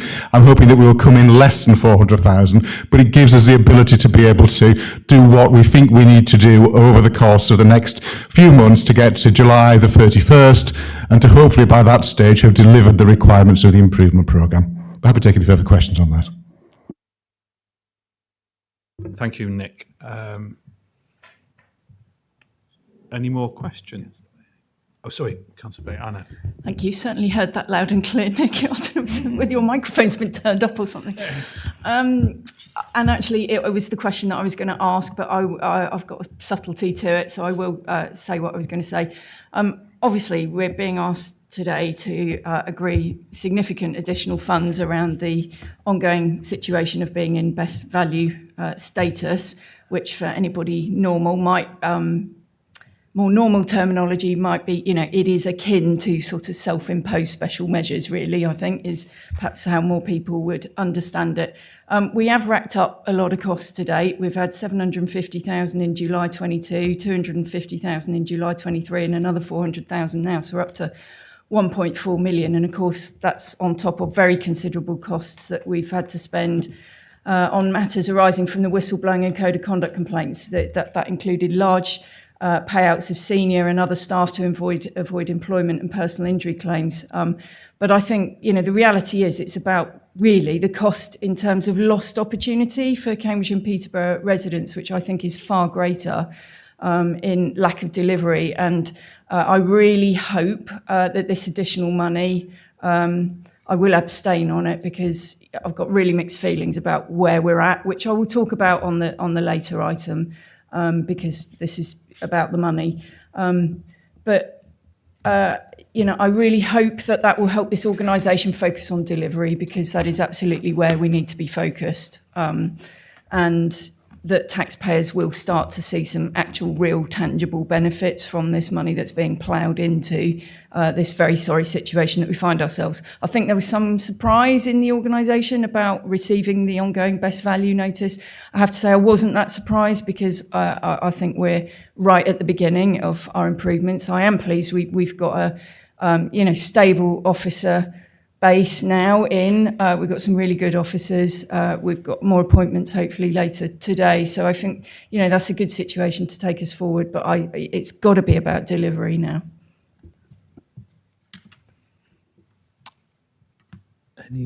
Any more comments on this budget report? Nope. Okay. Right. So so there are 4 recommendations. So we've had the debate. I'm moving the recommendations as previously amended. And do I now need a seconder? I'll take that from Anna Smith as my deputy. We will move to the vote on the recommendations. Recommendation A is just to note. Recommendations B, C, and D require a vote.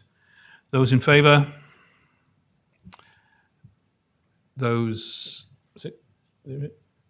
against? And those abstaining?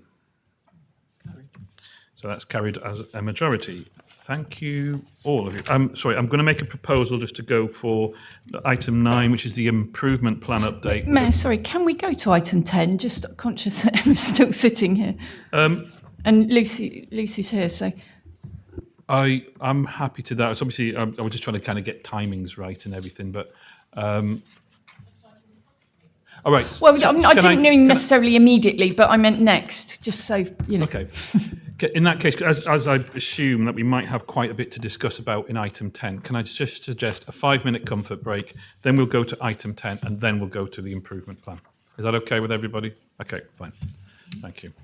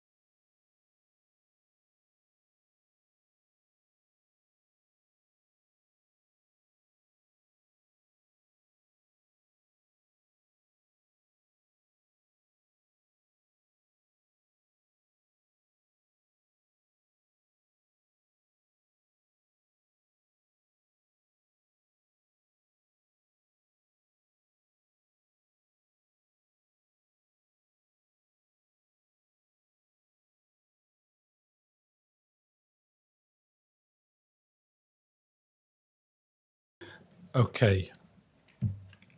Councillor Smith, I believe you wanted to Yes. draw to my attention something. So I've had a word with Emma here, and she's very happy for us to actually stick with the agenda as planned. I think we're at risk of kind of putting carts before horses, and I personally think we need to have this discussion as planned on the agenda in the order that is as planned, please.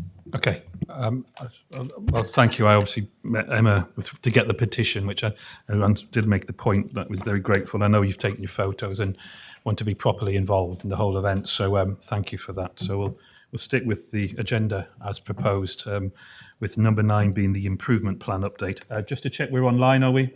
Yes, thank you. So, Angela, thank you. Coming to the table now.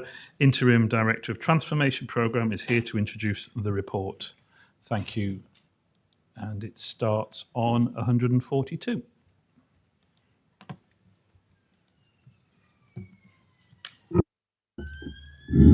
Thank you, Mayor. I'll just get to the top of my report. Thank you. So this report covers a number of areas, and it asks the board to note the best value notice that was received in January. And you will recall that at the January meeting, we just received the best value notice. So although we verbally discussed it, today the report is asking you to note the contents of that. It asks you to note the close down of the activity in the phase 2 plan, and I'll come back to how that's being dealt with. But it also asks you to agree the focus for the phase 3 plan, which is specifically focusing on the elements of the best value notice that was received in January. And it also sets out a revised terms of reference for the Independent Improvement Board, which again in January we referenced, and you are asked to agree that, and I will go through that.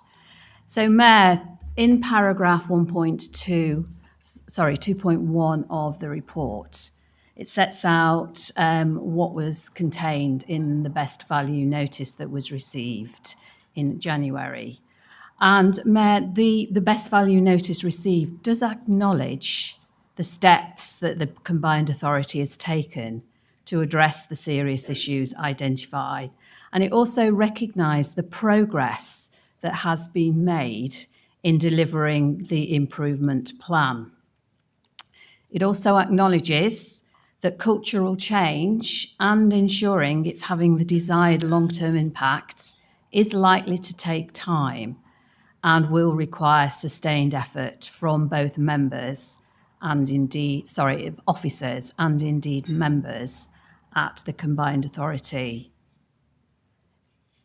It remains concerned that despite efforts made, more work is needed to ensure effective partnership working between all levels of the combined authority. And it notes that whilst the Improvement Board continues to draw assurance from the work of the officer team, this needs to be matched by actions of the Combined Authority Board itself, as set out in the letter. So the notice is attached as Appendix 1 and identifies the following key expectations of the Combined Authority: that it continues to implement and embed the changes agreed by the CA Board, that it continues to implement and monitor the cultural change across the organisation, both for officers and members, that it commits to strong partnership working, and as already talked about this morning from the Chief Executive, to develop the strategic priorities and aspirations for the area, with the hope that this can be achieved through consensus, but if not, all stakeholders are ready to engage, then the opportunity should be left open for them to do so when they feel ready to. It also asks that we continue with the Improvement Board, making full use of its support, and to continue to engage regularly with the Department for Levelling Up Housing and Communities. So that sets the context for the focus of the best value notice. We looked, therefore, as we said we were going to do in January, at what was in the previous plan, the Phase 2 plan. And as set out in paragraph 2.2, we went through each of the actions through the governance of the improvement group, which is chaired by Nick Bell. And we looked at the activity that had been completed, and therefore no further action was required. And we also looked at what remained open. But where it wasn't contained in the new best value notice, that it should be moved across to directorate business plans. Where it was open and it focused on activity identified in the plan, then it should still stay with an improvement plan in Phase 3. And Mayor, attached at Appendix 2 is that closed down plan for that current activity. Progress that is to be contained within the directorate business plans will use the governance that has been set in place by the corporate management team as part of the regular reporting, both being contained in the plan, being placed in people's individual objectives, and progress being reported. And it has been agreed with internal audit that they will focus on the embedding of that delivery as business as usual in June of this year. So hopefully the board and indeed audit and governance committee can be assured that activity that is no longer the focus for the improvement plan is indeed being carried through.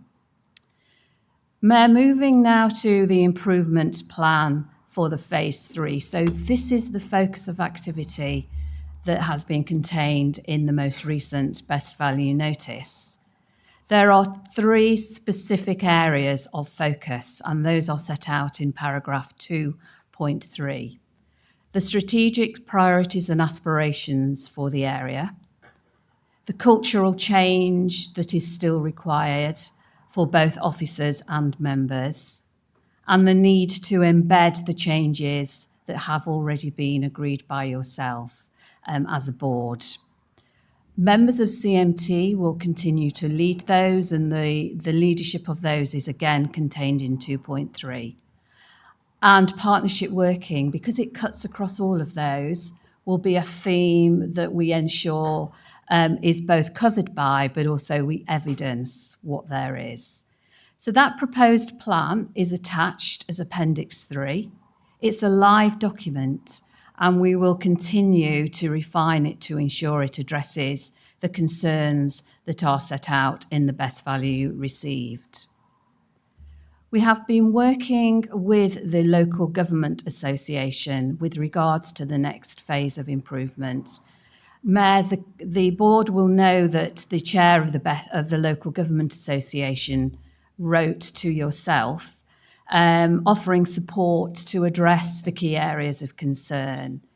A number of conversations have taken place, and indeed we are meeting Rachel this afternoon with members of the IIB to focus on areas of support that the LGA can give us alongside the IIB with regards to the desired member culture that the best value notice has identified. We continue to engage and work with DULUC. We have met on a couple of occasions since the receipt of the best value notice, so we have better clarity on what it means, how we need to go forward, but also what it is we need to do in terms of relationships with them. We have set out over the next few months schedule meetings with DULUC colleagues so that we can ensure that we are able to share with them progress on the areas of concern that have been set out, but also to receive feedback from the Minister so that we are clear as we go through the next few months where, if at all, there are any ongoing areas of concern. So when we get to July, there will be no surprises. So that next meeting is to take place tomorrow. We have sent them agenda pack with papers as we have done previously, including obviously the note that comes to this, the CA board and other matters. A key for us that they have asked for is that we give attention to gathering and sharing of evidence of progress, and we will continue to do that. And indeed, to enable DULUC colleagues attend any events that we believe that it would be helpful for them to, and has already been shared this morning, DULUC's colleagues attended the recent stakeholder event. So we will keep identified so they can gather evidence of positive progress themselves alongside what we are sharing with them. In terms of the Independent Improvement Board, both engagement and future role, the last Independent Improvement Board took place last week, and members of the CA board attended to discuss with chief executives the strategic ambition and progress for that. And a note has been circulated to the board from the chair with regards to his observations and that of the board. We have, as we set out in January, reviewed with the IIB their revised terms of reference, and that has been discussed by them. They have agreed informally what was devised. It has been through audit and governance and indeed overview and scrutiny. So attached as Appendix 5 is the draft revised terms and conditions, Mayor, that again is here for the CA board to agree. I will leave it at that, but I'm happy to add additional information or answer any questions.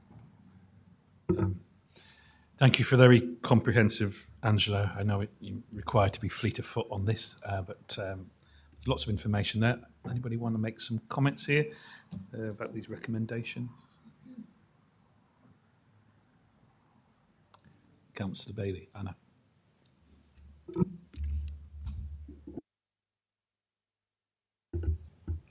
Thank you. So I understand that most members around the table are likely to roll their eyes at me and simply want to move on from what's taking place in this organisation. It's hard to be an isolated voice trying to shine a light on wrongdoing, but I'm not going to move on unless and until we've been honest and transparent about the last 2 years. Members of the board are rightly, in my view, being held to account by the Independent Improvement Board and by government through DLUC and through the best value notice mechanism. There's something for me severely wrong, in my view, in an organisation where the board members who are jointly responsible for running the organisation are being held to account for things about which they have no knowledge and where information is being withheld from them. I'm very interested to understand if the Independent Improvement Board members have been privy to what's taken place in this organisation. They are, of course, tasked with helping the CPCA with improving, so one would have thought it might be helpful for them to understand what's gone wrong. For me, organisations that have failed, particularly public authorities, which are paid for by taxpayers, need to be open and honest and transparent about those failures to enable the public to hold them to account and to judge progress.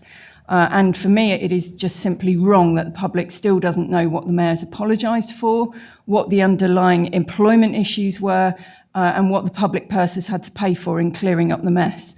The reality is that the will is not within this organisation to make that happen. And to me, that's indicative of an organisation that doesn't want to be transparent or to be held accountable and doesn't believe in the public interest. It's the very opposite of transparency, and it's wrong to move on when the issues continue to be hidden from the board and the public. Well, that's not me, and where an organisation has failed, particularly one that's paid for by the public purse, efforts to achieve maximum transparency and accountability should be made, and if the CPCA won't open itself to the public, then other people will inevitably fill that void. And by the way, and just for the record, because there's something wrong in the report, I never agreed to my name to be added to the letter to the Minister Simon Hoare at DLUC, Appendix 4. I didn't respond to that request. I simply asked a question about Bridget seeking something to be removed from the letter. I never agreed to sign that letter. And I would particularly like to understand when and where my recommendations that I took a lot of trouble to put into an email to various officers and the Audit and Governance Committee around safeguarding improvements, when and where they're going to be considered, given that they were simply forgotten by the Audit and Governance Committee.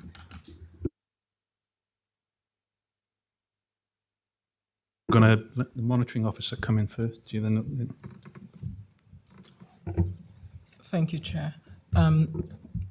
Just to say with regard to the comment about the board not being aware of what's gone on in the last 2 years, I'm aware that some confidential documents were shared with the board, some of which I presented myself in exempt sessions, setting out some of the issues to do with officers who were leaving the employment of the combined authority. I believe this was early on when I joined the combined authority. We did bring the paper seeking approval of the board to authorize the settlement. I'll use those words of those decisions. Those I can recollect very clearly. And before I joined the CPCA, I believe a confidential report, was also shared with the board to do with whistleblowing. Going forward, with regard to other issues to do with the code of conduct, as I've said in previous meetings, every allegation that was levied against the mayor, who was the subject matter of that code of conduct complaint, is contained in the decision notice. There is nothing that I have left out except for matters concerning ex-employees and individuals because of the risk of litigation, breaching confidentiality, protecting these individuals. I remember saying at the November meeting that the internet doesn't forget. There are persons who were employees who would expect some level of care towards them when details about issues or information about them is out in the public and has to do with employment matters. Sometimes people are not patient to read behind these stories, and you can have employees reading stories that have these people named, not understanding what's happening, and could in the future prevent them from getting employment. These are all the considerations that I have to make as a monitoring officer. However, that decision was not even for me to make. The decision not to publish those details, where the decision was made by Audit and Governance Committee, who has the remit of deciding member conduct and officer conduct. Without going into a lot of detail, the remit of the board is set out in the Constitution, and there isn't a reserved delegation to the board to look into employment matters or code of conduct matters. That's delegated to Audit and Governance, who have done that job. And EY, external auditors, have said they're happy that the right process has been followed all through. So I just wanted to reiterate that. I know I've said this and I apologize, I'm repeating myself, but there aren't any issues to do with the code of conduct relating to the mayor. There are no allegations that have been kept out of the decision notice that was published on the 17th of June. With regard to employee matters, I do accept that some issues are not discussed in public. Some have been discussed in exempt sessions, as I said, myself presenting some of those papers in exempt sessions. But overall, our role is to protect the combined authority and yourselves as members to prevent any risk of litigation. Thank you, Chair. Thank you, Edwina. Rob? I don't think there's much more I can add to what the managing officer said. I think what I was going to say was the specific question about the Independent Improvement Board. I mean, again, they haven't seen anything other than what you have seen around this table, because it wouldn't have been appropriate to have shared that with them. I wanted to repeat what Edwina just said around the external auditors who did more forensically look at what had taken place to ensure that they could discharge their duties, and they were, that is written into the Audit and Governance report, where they said that they were happy with how the process and what had been done. Equally, DLUC make reference to it in their best value notice. Yeah, I appreciate there's difference of opinions, and Councillor Bailey won't mind me saying we have talked about this previously. But I just want to be really clear on record. You know, this is about an organisation absolutely being transparent, protecting the organisation though from legal challenge, and it isn't just. There are more people that could come into that range, and all the time Edwina as monitoring officer needs to be taking that into case and following constitution and legal opinion and advice, which is what we've done all along, and trying to be therefore transparent based around that and not trying to not share information, which I think is a little unfair. Other people have. But my question hasn't been answered about, it's been ignored again. I've put forward a detailed email about safeguarding measures for and it got ignored several times. Thank you. You're going to come in on that. So I'll let Edwina will come about what happened at Audit and Governance Committee, because I can't comment on that. But Councillor Bailey, to give you reassurance, with our new Assistant Director of HR, Nikki, who you may have met, I've had a conversation with her about us. You know, we're looking at policies in any way about refreshing and understanding whether our safeguarding policies as an organisation need to be updated. They would go through the HR committee if those could be changed. So just to give you that reassurance, we are talking about when we can bring that forward. Sorry. Right, I think I've got 5 people indicating that they want to, but Mohammed, you were the first. I don't know if it's on points that you've raised or just other things with regard to the improvement plan. Over to you, Mohammed. Thank you, Mayor. Just general few things. You highlighted there were 3 focus areas, which were strategic priorities, cultural change, and embed changes. To me, they are very open-ended and general. In other words, these could be lifted tomorrow or could be kept on for another year, 2 years. So that's possibly one of the things I wanted to add value. The other one I wanted to say was that if it's a 6-month notice, we are already almost 1/3 into it. What have we achieved during that period, or what work we have done already, and what we as a board can do to get this lifted? And one of the thoughts occurred to me in my head was that, well, look, if we were to have an informal board meeting, and Anna made a very good point early on in a speech just before the break, that it's all about the delivery to our residents. And if we were to have that informal board meeting where we can have everything out, and one of the key things I want from that is that imagine if this best value notice wasn't there, what particular funding streams, what benefits are we able to deliver to residents? And then that could bring us all together and bring our focus back onto the residents rather than being individually entangled with particular issues within the organisation and wider point. Thank you. Do you want to come back on that point? Just added to the list. Okay, thank you. Going to move to. Oh, so do you want to come back on that? Okay, absolutely, yeah. I just think it's probably helpful to come back to some of the points. So yes, it isn't lost on any of us how 6 months is actually 4 months and is going very, very quickly. And I think I've been really clear to DLUC with the meeting that we have tomorrow that I want them to be more concise with their feedback to us about what's missing or what they need to see, because I think that's my learning and you know, in terms of the conversations over the last best value notice. I think the Independent Improvement Board have said several times about more informal sessions of the board, recognising how busy you all are and how many other things you have to do. Obviously, we have the Leaders Strategy meeting. The workshop around shared ambition was also part of that, and we can look to do more. But and there are emails about to go out about more of the workshop around shared ambition, which is a key part of what the best value notice is looking for. I think UK Reef is another example that the Independent Improvement Board and DLUC are looking at and how we work together. And then the point, Councillor, that you make around funding, I mean, to be clear, with the best value notice in place, we cannot access the devolution framework. And the devolution framework will unlock a lot of different opportunities for the whole region.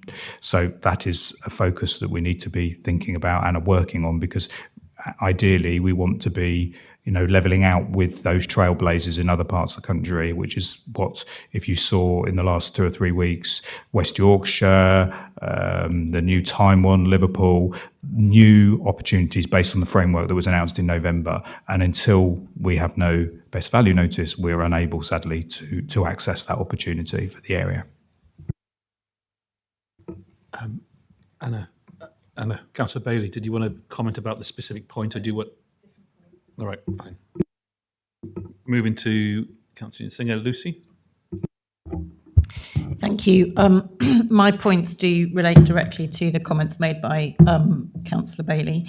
And I just think it's important to make clear that I absolutely do not recognise the picture that she painted at the beginning of her comments about this organisation not being transparent, particularly in relation to the Member Code of Conduct. And I just wanted to draw attention to the comments that are in the letter from the Minister on the best value notice. And the very clear response in that, and I'm going to quote now, the Member Code of Conduct was not conducted quickly, but we note now that it has been, and it is an important milestone for the authority. And it's pretty clear to me from that they consider that matter closed. That was not what the subsequent best value notice was about. And the subsequent paragraphs go on to talk about the department remains concerned that despite best efforts, more work is needed to ensure effective partnership working between all levels of the combined authority and its constituent authorities to enable the area to achieve its full attention. So it is pretty clear from those 2 sentences that they consider the Code of Conduct issues are now dealt with and closed, and that the moves that the combined authority needs to make in order to be able to resolve the best value notice and be able to get the maximum value from devolution for our residents is about the behaviour of the constituent members of this board and their positive engagement in the combined authority's work. And I have to say I've been pretty disappointed this morning by the way in which some members of the board are failing to take that on board and not being willing to engage in a positive way about the future work of this authority. And I think it's really important to be clear that if this continues to be the case over the next 6 months and the best value notice is not lifted in the summer, the people who will suffer from that will be the residents of this region and their ability to access future government funding to help with devolution. And I just think it's really important that we are clear and public about that in terms of transparency as well. Thank you. Thank you. Everybody wants to speak. I'll come to you bit by bit. So, Bridget, thank you. Thank you very much. Councillor Bailey described herself as an isolated voice. When I joined the combined authority under the last mayor in 2018, I was an isolated voice. And it was really unpleasant. I recall after one board meeting having to stop on the hard shoulder of the motorway because the meeting had been so toxic and so unpleasant, I wasn't actually safe to drive home. What we have now bears no resemblance whatsoever to those days. Where I differ from Councillor Bailey is that I know when the right time is to move on in the best interest of the people that I serve. I question, and actually I think people who regularly watch our meetings, and that will include civil servants at DLUC, probably question whether a best value notice would have been issued if the board had demonstrated that it could do what Emma has said, reflect the efforts of officers. You know, the issue says the effort of officers needs to be matched by the board. I'm deeply ashamed that this board hasn't been able to match the efforts of officers. How do we expect our officers to maintain the work level, the effort levels, if we aren't doing the same? Shame on people for not being able to do that. I have to question, picking up on Councillor Netzinger's point, whether all members of the board actually want this combined authority to succeed, or actually whether they would rather it failed. Because as council leaders, our duty is to make sure it is a success, because our success as council leaders is reflected in the success of the combined authority. And hearing that, the failure of this board to match the effort of our officers actually prevents us accessing the devolution framework is the most shameful failure of all. So I call on everybody to commit to improvement. And at the very least, members of this board need to attend the meetings set up by the Improvement Board and need to attend the workshop, because attendance has been lamentable at best and embarrassing at worst. I'm actually going to go to an unelected representative of the board. Al, if you could maybe just come in and just let's take this down a bit. But thank you for your input, Councillor Smith. Appreciate it. Thank you. I feel on a topic like this, it's a sensitive area, and I'm very mindful of having no desire to join those sensitive conversations.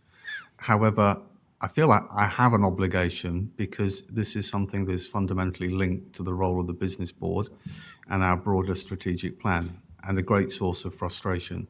And this is in no way a commentary of different perceptions and viewpoints shared, because that's what's healthy as part of an overarching board.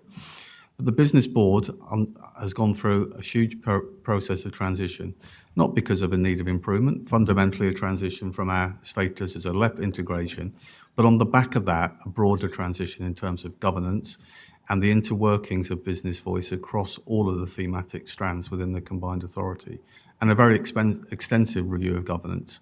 And then alongside that has been an extension of our engagement with stakeholders well beyond the CPCA officers and committees, but to external stakeholders. And I know, because it's a conversation that's regularly had, that we believe the business board has come a long way in the last couple of years, and its engagement with all stakeholders from all strands across the region has significantly improved. So you won't be surprised when I say I absolutely do not believe we are at the start of a journey in terms of delivering our core role of outward engagement. But I think what's probably more important, and I have to express, because one of the business board's role is to promote and celebrate this region and attract inward investment, growth, and the economic fuel to allow us to deliver all of our thematic objectives. And fundamental to that is recognising that we need to provide as much opportunity to celebrate, promote, and reassure to be able to access that. So from a business perspective, it is, and there's no other word from it, frustrating and disappointing that we are continuing to focus, or it feels, on topics that do not move us forwards. That is not to suggest that challenge is not appropriate, and I absolutely think it is healthy that there is challenge around this. But for us to unlock our opportunities within the business board remit, I am really encouraging us to focus on the celebrating what we are doing and how far we have moved forward. Thank you for that input. I'm going to go to Councillor Bowden now. Chris. Thank you, Mayor. I look at Appendix 1, the best value notice and the detail within it, and I have to say I wasn't surprised by the result of the best value notice. I wasn't surprised because there are within it both good points and bad points. And I think it's all too easy to concentrate on the bad points and the reason the best value notice came out, rather than also to acknowledge some of the good points. And on the good side, it has to be said, the comment made by them of DLUC noting the benefits of a strengthened officer team is fundamentally important, not merely to the ability of this authority to operate, but its very existence. Because 18 months into this administration, we were in a situation where 50% of the CPCA officer complement was unfilled, including the whole of the officer complement, every single post in the Mayor's own office. We were in a disastrous position, and it was only because we took the extraordinary decision of giving our interim chief executive, Gordon, we gave him a free hand in just selecting as many officers as possible without reference to the board, without direct involvement in the board. We took that desperate decision because we had no other way of solving what had become a desperate situation. And one of the implications of that, for example, was on the BSIP side, where we didn't have the officer resource available to put in a proper BSIP application, and we missed out, as opposed to every single other mayoral combined authority, on tens of millions, if not hundreds of millions of pounds. Two of them got over £1 billion, and we lost out on that, which is probably a direct cause of the fact that we've now got such a high mayoral precept. But DLUC have accepted that we've massively, massively improved from that situation that we found ourselves in barely 18 months ago. And that needs to be noted by us, and we need to continue to build on that. But there were negative things as well, and they did say we are still failing to embed cultural change, and we're still failing to achieve effective partnership working. And I have to say, some of the things which have been said today don't really give me a great deal of confidence that we are embedding that cultural change. I'm not going to go into detail about why I so much disagree with some of the comments which have been made in this debate by the monitoring officer, and I'm certainly not going to be provocative in stating some of the specifics. But given the number of things which we as members of the board have never been told, even in confidential session, and which have emerged later, is quite astonishing. And even only a few weeks ago, a whole new area of activity of this authority was brought to my attention by third parties, which I'd never known. Now, anything which I've been told is under confidential rules, I've kept strictly confidential. But I must admit, I'm much less inclined to keep confidential things which we were never told in the first place. And so that's why I think that embedding cultural change is important. And until, I agree with the comments which have been made by Anna, but until and unless the board in general, and the mayor in particular, if I may say so, Nick, acknowledge and face up to the consequences of some of the disastrous actions associated with the first 18 months, Nick, of your administration, this authority is unlikely to be able to embed cultural change and to achieve the trust needed to create the effective partnership working which is required by DLUC in its best value notice. And I note the comments which were made by Councillor Bridget Smith about being deeply ashamed. I have to say I've reached the stage where I've been deeply ashamed to be continued to be associated with the combined authority given some of the things which have happened over the last 18 months and 2 years. I feel guilt by association with what has happened and with what certain victims have suffered as a result of the toxic culture which existed. And that suffering continues to happen to this day, as you would have heard had you heard my question earlier today. Thank you, Mayor. Okay, as the lead member for governance, Edna, you've indicated a desire to speak. I think I'd appreciate your sage words of wisdom. Thank you very much, Chair. I will just be brief. I think that a lot of what I was going to say has actually been stated very clearly by Councillor Singer. Addressing the point about transparency and stating that there has been a lack of transparency, I just do not recognise that. I dissociate from those observations. I think they're just wrong.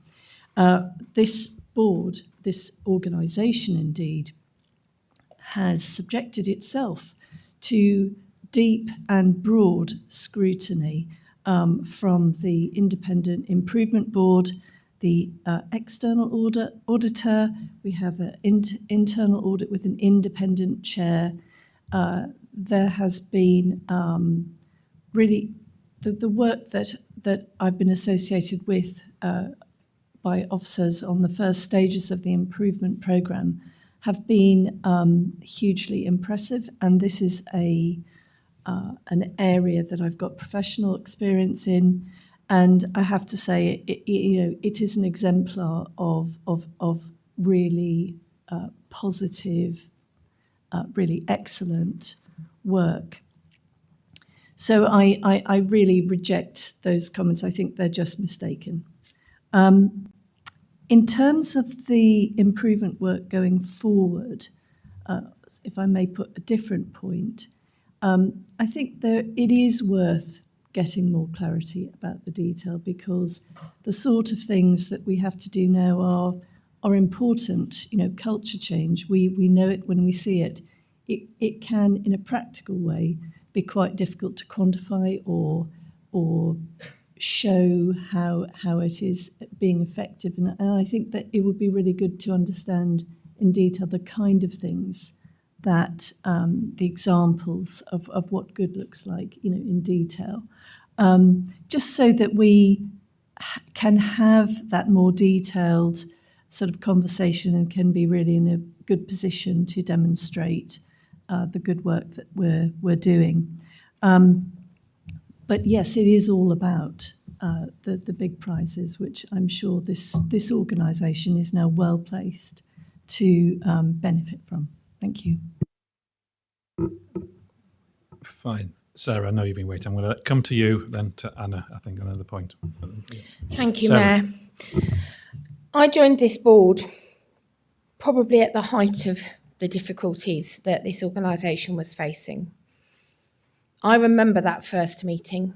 I have to say to you, I've been in difficult meetings professionally over a long period of my career. I think it might be one of the most difficult, unpleasant meetings I have ever found myself in, and not a place I ever would wish to revisit. We've come a long way. We've come on a huge journey. I think we have some fundamental challenges, and I say this as the person who gamely said that I would take on responsibility for devolution, which is an enormous challenge. But we are politically diverse.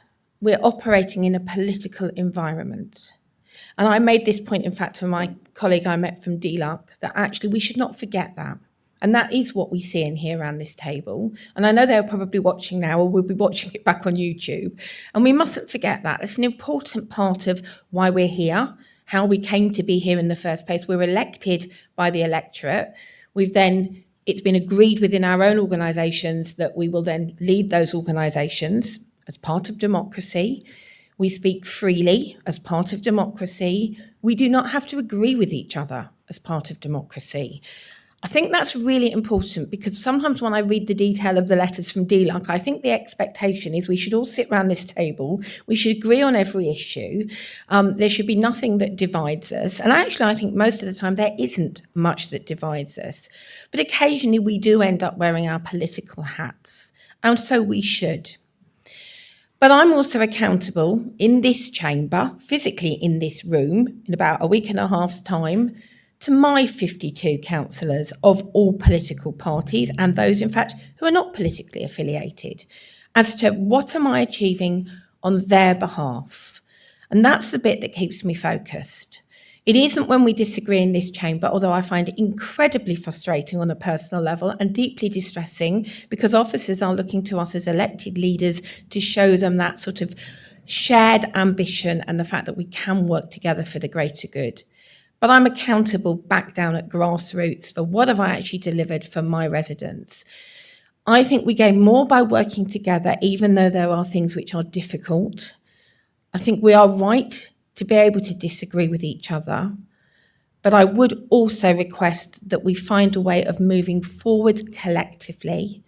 If there is new information, please don't share it in this environment, but please let's deal with that appropriately.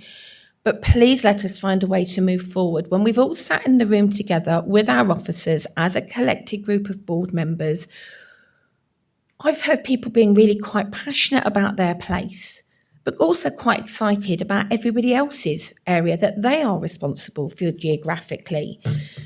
And I want to be able to go to Reith knowing that actually when somebody says to me, why should I come and be in Cambridgeshire and Peterborough, I want to be as passionate about everybody's politically elected area as I am about my own. Because I actually think it's about the greater good that unites us all. But I do want equally, I would like DLUC civil servants to understand, having been a senior civil servant, that actually the political realm is different from the civil service realm. And they do recognise that, I'm sure, and I'm sure they are listening intently and may even be in the room listening, but it's really important that we find the things that we can unite behind while recognising that there will be issues on which we differ. So I'm desperately hoping that Reith, being something which is coming up and will be appearing with us in short order, in the same sort of timescale as our improvement notice is expecting us to improve. I'm hoping it's a practical opportunity because I want to stand up and get excited about the stuff that's happening in Chris's area, Anna's area, Mohammed's area, Lucy's area, Bridget's area, my area, the stuff we're doing on business, the stuff we're doing on health and justice system. I want to be as passionate and excited about that as I am about my own particular issues that I'm concerned about. So I'm hoping we can find some things that are easier to unite behind while recognising there is difference, but please let us move forward together because actually our residents need it and our officers need it. And at a personal level, I need it because otherwise I go home from these meetings feeling quite depressed that we're not achieving together, because actually that's why I give up my time to be around this table, and I think it's probably the bit that unites us all. Thank you, Sarah. Anna Bailey. Thank you. I thank Councillor Convoy for her comments, and I agree with absolutely every single word you've just said. I genuinely do, and I think when there are differing voices around the table, it is incumbent on us to get together and work through that, not just dismiss what people are saying and the reasons that they're saying it. And roll their eyes at people. And I think it's incredibly unhelpful comments from Councillor Smith to pick on instances where people haven't been able to attend particular meetings. I can remember many occasions when Councillor Smith has not been able to attend board meetings. She's often put a substitute in. I think it's incredibly unhelpful. People have all sorts of reasons, sometimes very personal reasons, as to why they can't attend meetings. Everybody around this table is busy and has a huge workload of their own, and I think it's an incredibly unhelpful personal thing to start pointing at people and saying, you haven't turned up here, you haven't turned up there. Completely wrong. I've got one point of detail that I would just like to raise, and it's about paragraph 2.3, and it's a very practical thing. Which it sets out there the lead officers for various elements of the programme, the improvement programme. And the second bullet point is about cultural change across the organisation for both officers and members, and sets out the suggestion that the Exec Director of Place and Connectivity will take the lead role on that. And this is absolutely not saying anything personal about the person in that office, because I've met with Judith and we've had a really excellent meeting yesterday. And I have to say, we got through a huge number of topics in very short order. So she's an incredibly capable individual, but I am very worried about the enormous remit that the office that position already holds. Includes the Director of Place and Connectivity, includes transport, infrastructure, climate change, net zero, the remnants of the affordable housing programme. And they are all areas where we need to see massive delivery, and we want to focus on delivery. And I absolutely support what other people have said about that. I am desperate to get some stuff delivered, and I will be positive around delivery. I promise you, I'm not going to let go of some of the issues that we need to face up to, but we do need to focus on delivery. So I am concerned that, brand new officer in post has the most enormous remit in the organisation and needs to be able to massively focus on delivery and those areas that are in her realm. So I'm not saying that this has to be done, but I would just ask for some reconsideration of that and whether it is the best thing to do and whether that is really going to allow proper cultural change to be embedded across the organisation and to get the attention that it deserves and needs. I know Anna is going to come in a moment, but maybe can I just ask the Chief Exec to respond on that in terms of description of the staffing? Yeah, thank you, Councillor Bailey. I would say it's been quite a live conversation actually across the corporate management team in terms of capacity and delivery and what people's roles and responsibilities are. I think it's really important to talk about my culture actually here, because though there's a named officer, I'm very, very clear that it's a one team way of doing things, and it may be Judith's named or Kate's named or Nick's, but we're a team, and the success as a team is what will make, and I talk about that from an officer point of view, but it's a similar thing as some of the comments in the Best Value Notice around members. It's about work together. So I will not let Judith get into a position where she's spread too thinly, and we will work that through. And if that means I need to change that, I will do. Mayor, can I just say something else? Because I know there's a couple Yeah, of things that everybody were... else has. So look, I'm not going to get into some of the conversations that have gone on in the chamber. I think differences of opinion and challenge are fine. As your chief exec, I want to be really clear, and I want to be clear to you as a board, but I want to be clear because I've got staff in here, I suspect staff watching. I came here 10 months ago to help the region and the place because I live here and I care. And we have made massive inroads, and I'm really pleased that Councillor Bowden, you made reference to what was said in the DLUG. Have we got everything right yet? No. Have we got more to do? Yes. Are we really determined, and are we going to make sure we do it? Yes, while I'm here, and I'm focused on it, as well as all the other things we've talked about today. It's a really fine line, and I appreciate people have got things that are being shared with them, views, and they're allowed those views.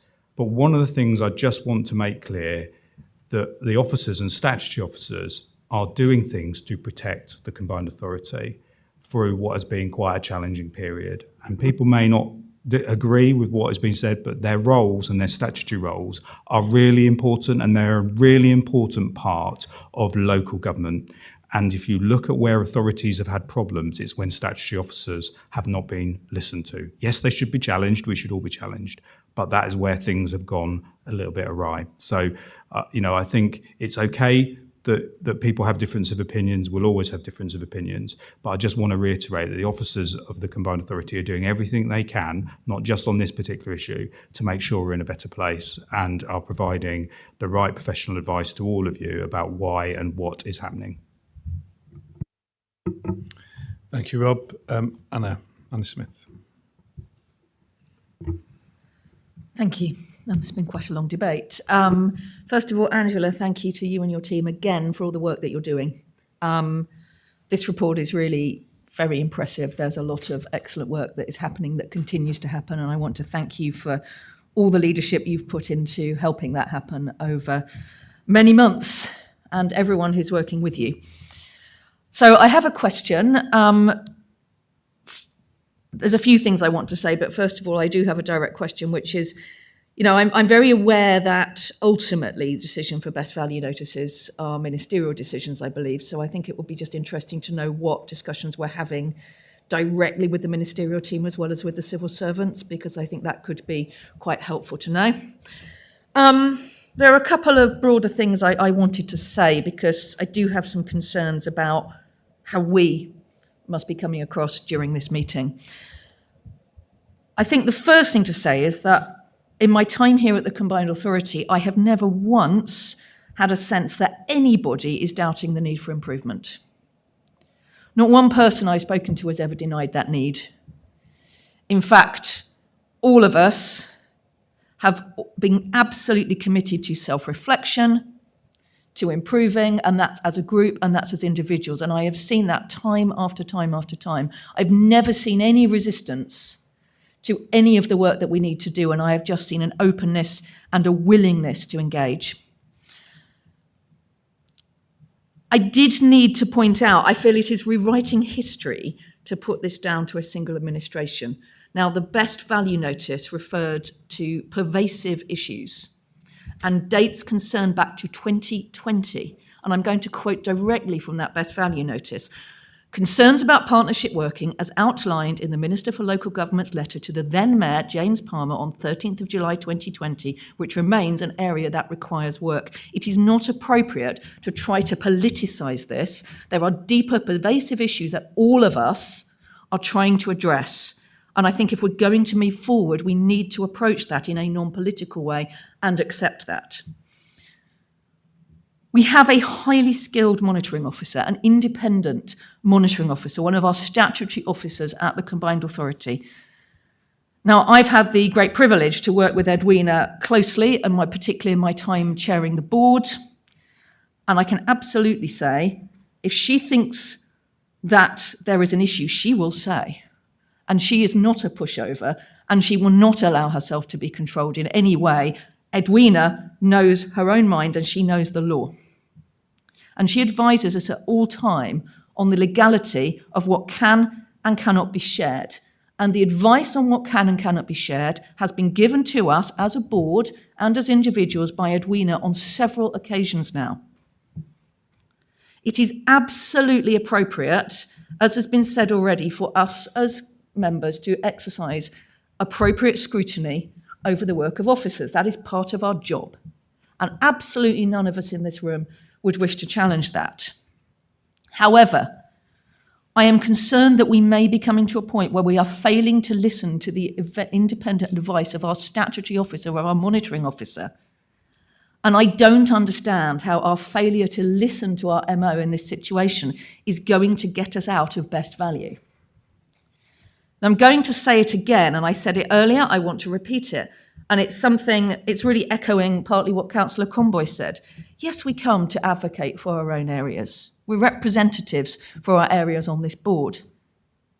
But we're part of this combined authority. We supported the setup of a combined authority. And I remember the Cambridge City Council meeting where we voted on it. And I remember an incredibly passionate speech by the then council leader, Lewis Herbert, talking about why it was vital to be part of a combined authority. And it was about working together as a region for the whole good of the region, because we are greater than the sum of our parts. So we are, all of us, in the business of advocating for every single resident and business and organisation across our whole region. We need to be able to work together to achieve that. And we need to listen to the advice that we're given by our statutory officers so that we are able to focus our time, as Al said earlier, on the things that will move us forward and will benefit everybody in our region.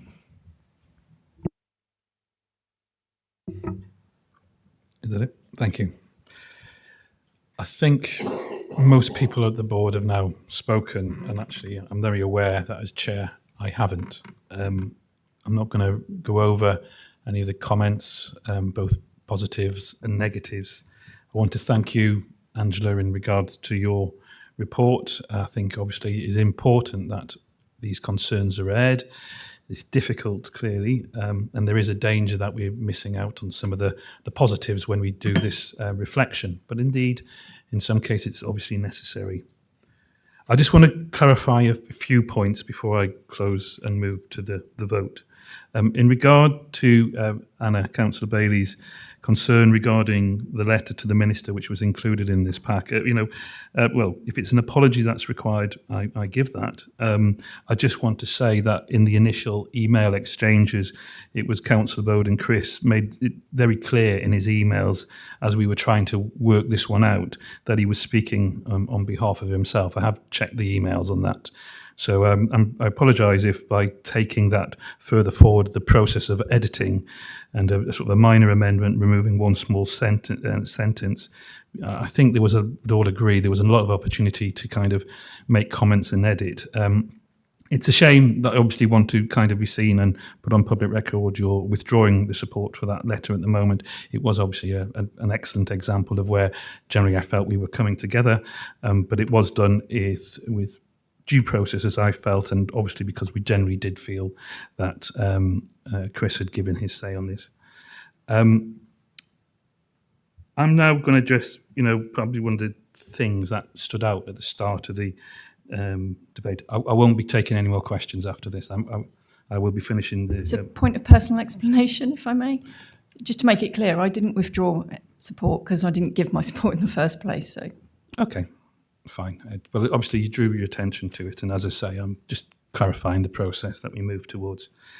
Of all the statements that have been made, the one that stood out to me was yours, Anna, Councillor Bailey. An isolated voice. I know what an isolated voice is in this organisation more than anyone. And I would say being in that position and being in this organisation was probably one of the reasons I had to step back for my own health reasons, because I think I put myself through it and what I was being put through.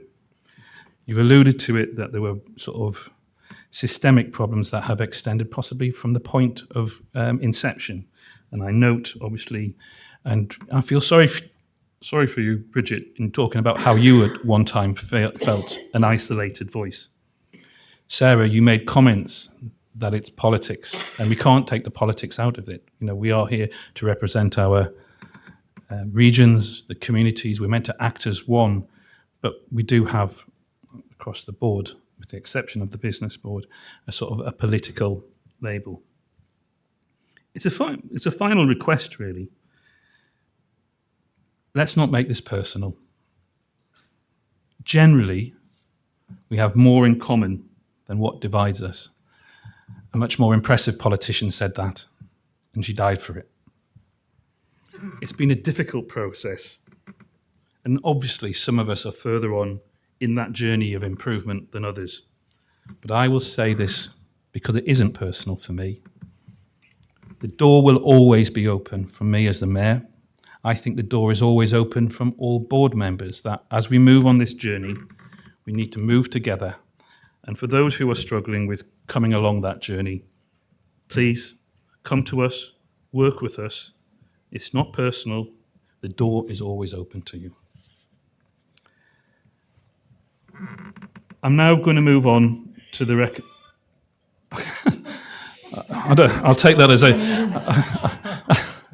No, well, I'll take that as a... Moving on to recommendations A and B are actually just to note, but C and D require a vote. So for the recommendations C and D, those in favour... Oh, sorry, I need a seconder. Rushing to it. Okay, Councillor Smith, thank you. So I have a seconder, Councillor Smith. Those in favour? And those... Is that unanimous? Well, on this we all agree, and that's the first time today, so that's great. Thank you. Maybe that's the way we move forward. Thank you. I'm very minded, and particularly knowing how we've kind of stuck with the agenda as it are. It is now 5-1. I think bus reform and network delivery update, which is my favourite item, I'm actually happy to press on a little while longer, get this one done, and then take a break. If anybody else wants a quick break. Sorry. Can I just ask, when we do it, I'm happy to do that. When we do it, can we sort of break it down a little bit? Because it's a number of really meaty topics. And I think people need to be given the opportunity to speak on each, because it's an enormous topic and there's quite a lot going on as well. I'll absolutely respect that comment, and I genuinely will try and chair it in a way that everybody feels that they get the fair opportunity. This is Judith. You were mentioned in the previous item, and now it's your time to shine as the Executive Director for Place and Connectivity, introducing this report. I also note we have Andrew Highfield, the Assistant Director for Public Transport Services, in attendance to respond to members' questions. Can I also just say, for any officers and members of the public, if you feel that you just need to get out and go and stretch your legs a little bit, please, we're not going to be offended. I want to crack on with this, but if you need to get drinks, coffee, please do. Let's not stand on ceremony whilst we're trying to get on with democracy. Thank you.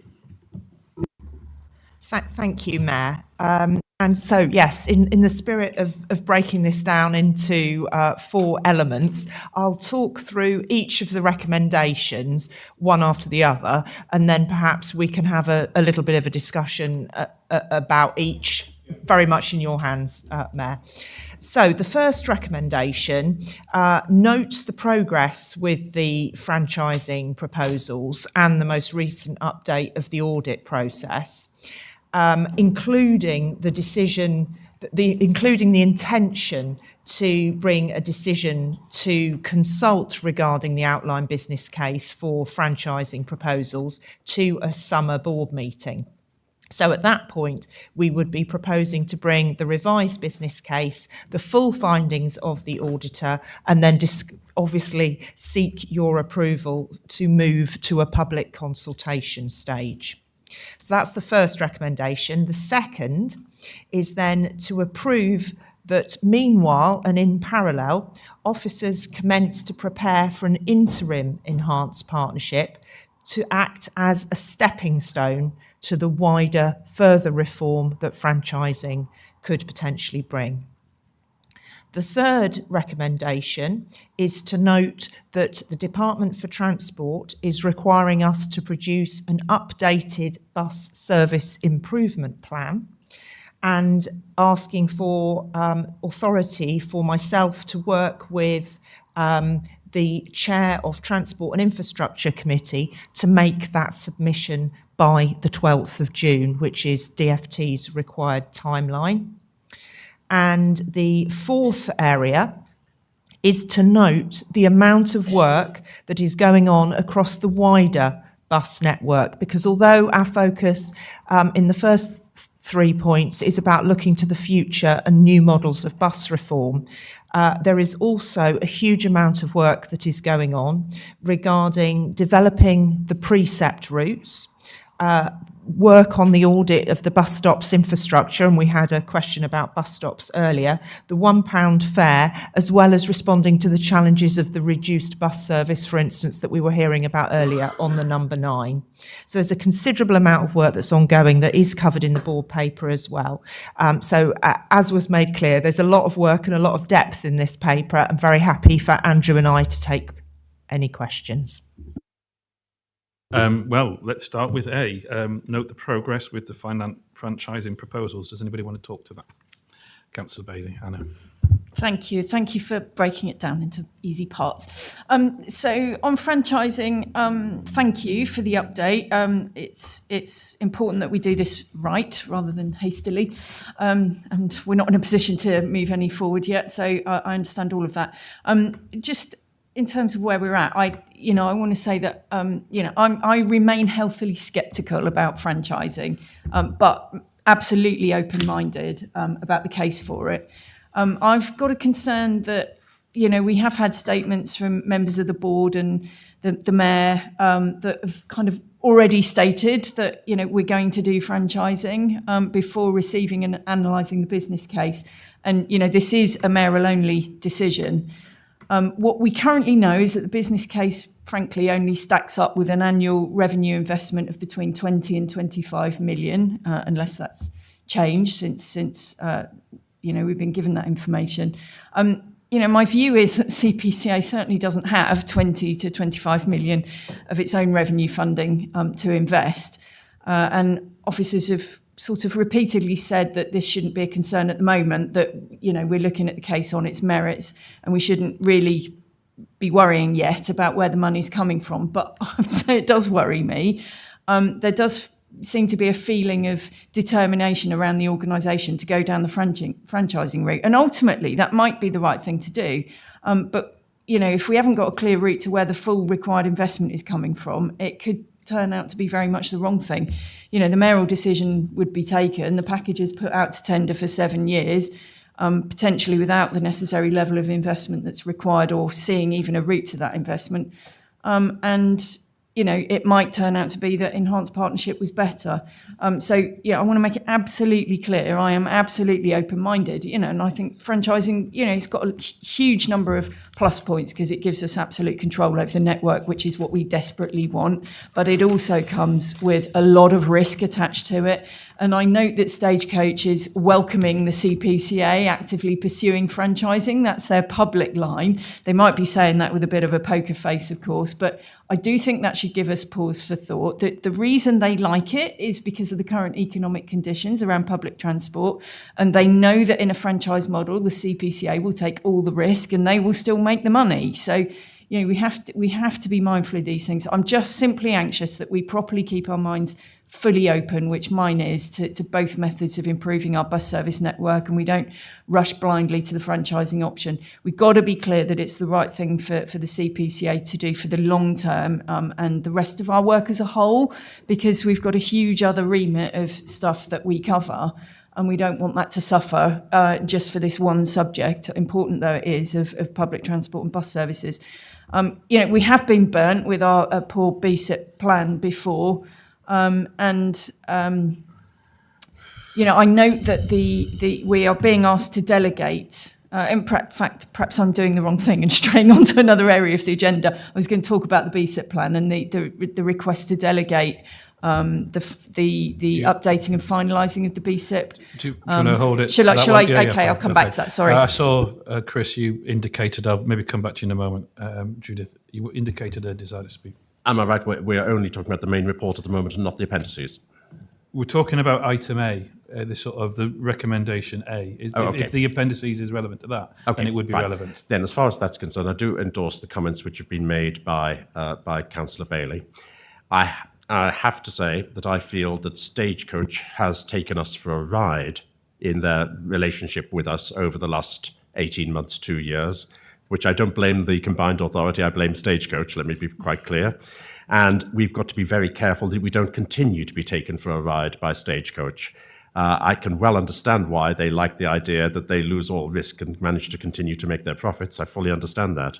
But they are, a comment was made earlier in this meeting, and I forget by whom, that Stagecoach have a moral duty to local people and to the locality. They don't, I'm afraid. They have a duty to their shareholders, and they put that right at the top. They neither have that, well, if they should have that duty to the locality, they certainly don't exercise that duty. And we have to recognise that fact. So when we are looking at the way in which we go down the enhanced partnership or a franchising route, we've got to be aware that we are not dealing with organisations who are necessarily benevolent in their attitude. And being hard-headed about this, I think, is really important, and ensuring that we don't sign an enormous blank cheque for the benefit of private operators, I think, is a very important point as well. I would reflect, Chris, that sounds like many of the conversations I've had at Labour Party CLP meetings, so maybe you should come along sometime. Al Kingsley. Yeah, I just wanted to share back from Business Board that this is a topic that there's been a number of members who have supported separate conversations around, and we do support the further development of proposals. I think it's fair to say that some of the conversations would reflect the same views as articulated by Councillor Bailey in terms of these things may be a fantastic opportunity, but the devil's in the detail in terms of the numbers and the sustainability. So we're supportive at this stage, but I do recognise there's still some more questions to be answered. I'm going to go to Judith, and then I'll come back for the other questions, because Judith, otherwise you'll just be getting a list as long as your arm, and another part of your very busy job. Okay, over to you, Judith. Thank you. And I really just wanted to provide some reassurance in terms of how the business case is constructed and the different elements, and confirm that that business case will come back to the board with the wider package. And you've obviously alluded to some specific content of the business case, and I think it's perhaps just worthwhile saying a couple of things about that to bring some further clarity. So there's broadly, as I'm sure you're aware, there's 5 cases within the business case. The strategic, which is clearly about what we strategically want the models to deliver, the economic case, the financial case, and also the commercial and the management cases. So in other words, how it's done. And for each of those 5 cases, I just wanted to reassure the board that there are both models being considered. So it is looking at both the enhanced partnership model and the franchising model. And it's also looking at them across 3 different levels of investment: low, medium and high. So what we will be able to see, and can see as it's emerging, but is needing continuous work and testing, is that comparison between those models in terms of which is delivering best value for money and so on. And I should also reassure the board that my colleague Nick Bell has also been engaging very closely in that process, because as the Section 73, he has to be comfortable to make a report to board on the value for money position. So I guess what I'm trying to do is just reassure that one of the reasons why this process is taking a long time, because it is very detailed. There are many aspects to it. We need to look under all of those scenarios. And indeed, we have to assume a 30-year situation. So it's over a long time, of which there is clearly uncertainty. And within all of that, we need to explore different options. So depending on what the investment scenario is, what are the different ways that we can de-risk the situation as well? So all of those things are part of the discussion, and will continue to be, and will be part of the business case that the auditor finally gives us an opinion on, and both the audit letter and the business case will be represented to this board. Thank you, Judith. I'm going to go to Lucy, then you, Sarah, if that's okay. Lucy, Councillor Nissinger. Thank you for that summary, Judith. It's picked up a couple of the things I wanted to say. One of which was that I think I had the good fortune to speak to one of the CPCA officers about the delay in the coffee break just now, and it is fairly clear that the 30-year timescale is an issue, and that the the legislation that we are having to work with is not written in a friendly or helpful way. I think we're fairly clear that when this legislation was written, the government was not actually wanting people to go down the franchising route, and it's written in a way that makes it quite difficult to do so. And I think it's important to recognise that. I hope that there will be some messages going back from members of the board that regardless of what happens, what flavour of new government we get post-general election, it would be helpful for them to look at this legislation, because it really is not reflecting the current situation, where it is becoming increasingly clear that if we are going to have any kind of rural public transport, it is going to need public subsidy. And if it needs public subsidy, means that whatever system there is also needs to be publicly accountable and have a much greater level of control over. I mean, if millions of pounds of public money are going into bus services, it should not be possible for operators like Stagecoach to just cherry pick the bits that they want to have. And unfortunately, that is the situation that we are currently in. And that is why looking at other options is very necessary. I think, so we clearly need to go down the partnership route, the enhanced partnership route, as an interim option, because otherwise we won't be able to meet the timescales for the 12th of June. But in the long term, the enhanced partnership option is unlikely to give the level of control over the network that I think most residents would feel ought to be present, given the quantities of public money that are likely to be going into a bus service. So that's the position we're in. The other thing I want to say is, Judith, you are doing a fantastic job on this. I know you've come into this role relatively recently, and you and Andrew are both have both picked this up and moved it forward very quickly. So our thanks to you for that. Thank you. Sarah, Councillor Conboy. Thank you very much. I'd also like to echo my thanks. But I'm very struck by the comments over here. It has been done before in government, but maybe only once or twice. The idea of a joint venture where actually the risk is shared and the investment is shared. And I think that we should be pushing hard to actually try and embed that as a concept. And maybe that might be something that is putting and marks us out as being different from some of the other authorities that are looking at this. A shared risk in terms of the partnership between public and private, I think actually would benefit our residents most. That actually, yes, we recognise the uniqueness in the commercial world that you've got a shareholder board to be accountable to, but in the public world, we've got the public to be accountable to, and at the end of the day, it's their money too.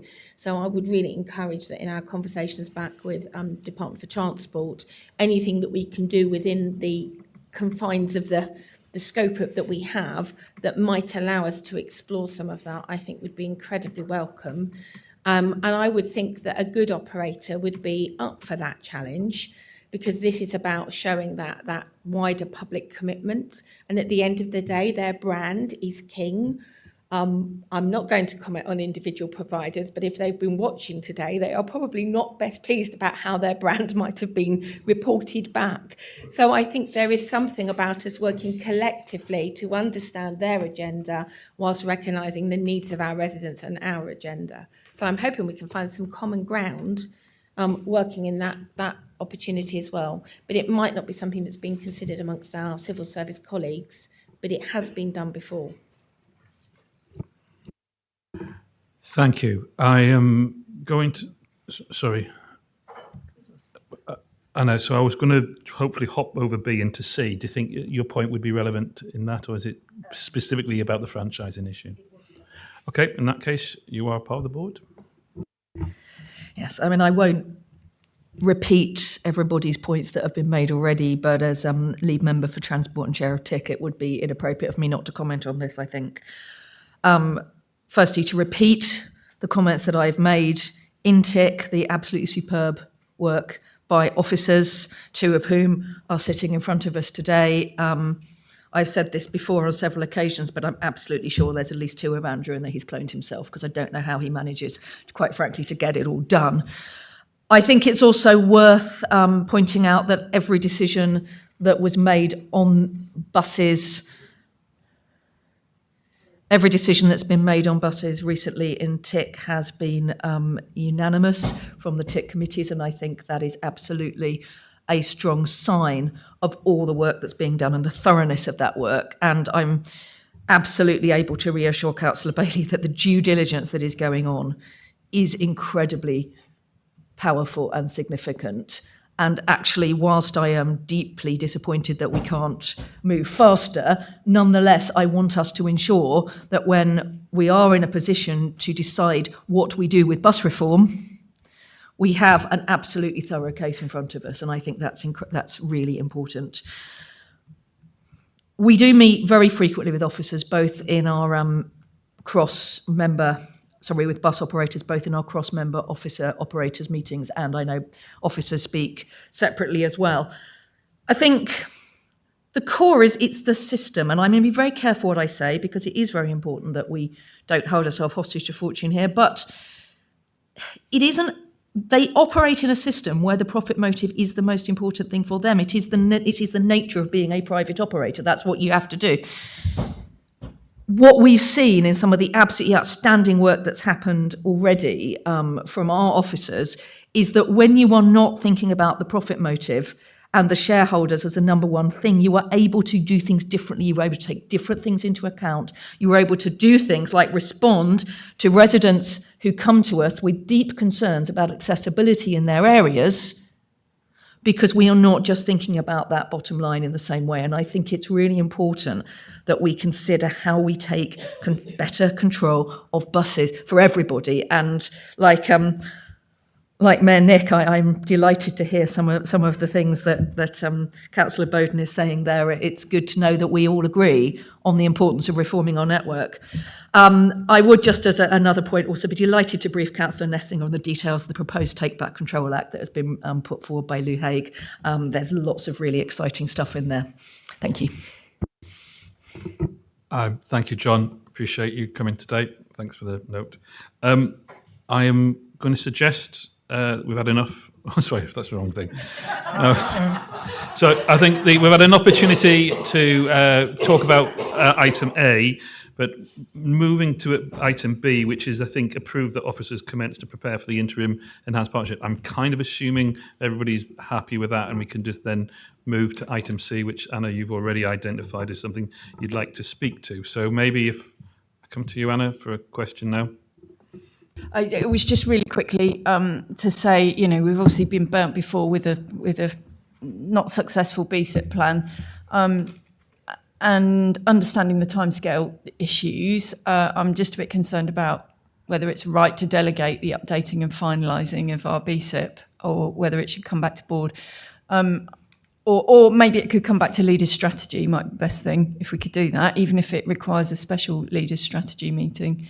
We can't take a formal decision at leaders' strategy, but we could at least consider it. And I think given what happened last time, where we literally had to review it overnight and it was impossible, long document, I'm just a bit, I'd prefer it if the board had seen it really. And I did note something in the report that said that DFT had the expectation that BSIPs might still be in draft before, so maybe that deals with the problem. On that, do you want to come back, Judith? Yes, we've had a conversation with DFT colleagues about this on a number of occasions, and they have the deadline for the 12th of June is one that they require in order that this information feeds into comprehensive spending review timetables. But they do understand that because of local elections in particular, it might actually be quite difficult to get political sign-off. So what we're proposing, and maybe it just needs an additional word in the recommendation, Mayor, but that the delegation is for me to be able to work with TIC and others to ensure that we have a version of that which will then come to board for sign-off. And we've already agreed with DFT that we may then submit a revised version with your approval. So that was the proposal, but they are very keen to have our ambitious plans to help their funding by the 12th of June. Yeah, I'm really happy with that. And is it an ambitious enough plan this time? That's Judith? certainly our ambition to bring that forward, and we've already sort of commenced how we're going to ensure that we build upon what we've already done. And I think that early liaison and engagement with DFT is particularly critical to lay out that yes, we are ambitious, and yes, the submission that they have will achieve many of the ambitions that this board has just set out. Thank you, Judith. Lucy? Thank you. It's good to hear that. I think that the point that Anna made about engaging with the board kind of prior to that is really important. And I know you've been doing that consistently, and I would naturally assume you will continue to do so, but it is really important that that carries on. I think one of the points that I just want to make as you go into that process is that one of the things that's sort of slightly come out of the discussions that we had most recently is that sometimes when you're engaging with different districts about it, everybody thinks about what's going on in their own district, and then you sometimes don't get the join up across districts that would be really helpful. So in some ways, while I absolutely appreciate your engagement with us all individually, I do think it's also important for us to meet and discuss collectively at some points, because it's when you start looking at what the opportunities are kind of across boundaries that you sometimes end up with things not being done that could make a big difference. Thank you.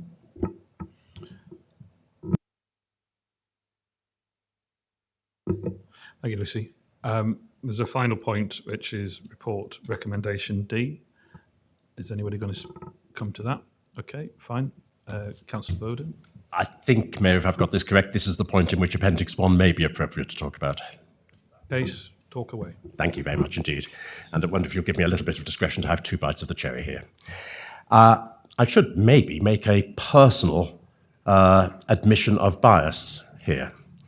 I could be wrong, but I would put money on the fact that I probably have travelled more miles on buses and coaches than all the other voting members of this board combined.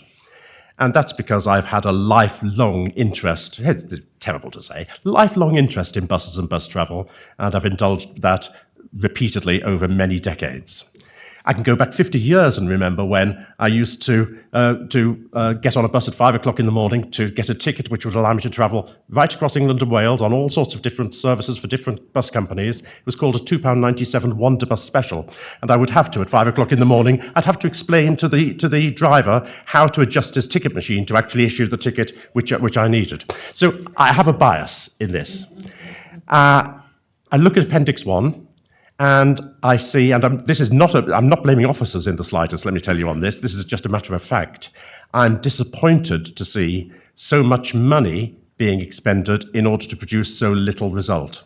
And that's not the problem with officers. It's a matter of fact about how expensive it is to subsidise bus services. And that worries me a great deal. In Appendix 1, Appendix 1 is now a public document. So I'm going to be getting comments and questions from various people in Fenland, and there are 2 areas on that which I would like to raise. The first one is on the 12th item in Appendix 1, which is to do with routes 33 and 31, and the proposal to divert them to serve the Amazon employment area within Peterborough. I very much welcome the connection between that employment area and Whittlesea. My question, and I'm more than happy for this to be answered out of this meeting by writing if necessary, but my question would be, is this expected just to be a spur to those 2 routes so that the current route would be diverted to go to Amazon and then come back and carry on the existing route? In which case, how much additional time is it expected that would take for the journey? Or is it meant to be a different route from Amazon to get into Peterborough, in which case I'd be very interested in the timing of that as well. And also, given that on that spur you've got the Apollo Way bus stop, which serves Cardier shopping and leisure area, would it be possible for that to be included as well? Because that could be a useful addition. And if that question has to be answered by writing, then so be it. My second bite of the cherry is quite different and a slightly more general question. And this is to do with the 13th item on Appendix 1. I massively welcome, I've advocated for it for a long time, and I massively welcome the suggestion that Christchurch finally receives a bus service. Christchurch, with just about 1,000 inhabitants in total of all ages, is the largest community in the whole of the Combined Authority area, with absolutely no bus service, and has had no bus service for years. So I'm delighted that that opportunity is coming forward. And part of this is this proposed service from Wisbech to Chatteris via Christchurch and Mainey railway station. And it is being shown as being a potential advantage that we link with Mainey railway station. My concern here is, and I don't want the service not to go ahead, I'm not suggesting that for 1 second, but my concern, and it's a more general concern about connecting different modes of transport, connecting bus services with rail services. In Mainey, we have one journey every 2 hours in each direction. We're proposing to have 1 hourly service, a service once an hour. How will we ensure, or how will we maximize the opportunity that connections can actually be made, given that a bus needs to arrive at a station before a train leaves, but a bus also needs to be available at the station after a train arrives?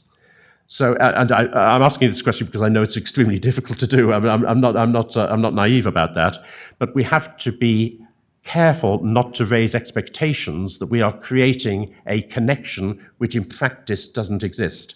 So I'd be really interested, not just in terms of Mainey, but more generally, because Mainey is not the only example that we'll want to do, how the officers think that this question may be able to be addressed. Thank you for your indulgence, Mayor. I'm recognising we need to be, to things. The first point I think is best if Andrew, and you've not spoken, I know you've done all the work. I'm not expecting you to give an answer to the first point in regards to that route suggestion, and if that could be provided as a written answer. And on the second point, again, maybe you could address that in a written answer, but I would also give you the reassurance that there are many times when I meet people with regard to trying to improve the connectivity of rail from north to south, Peterborough through to March and onwards to Ely, and then down to Cambridge. We are on regular contact with rail operator providers to try and increase the frequency.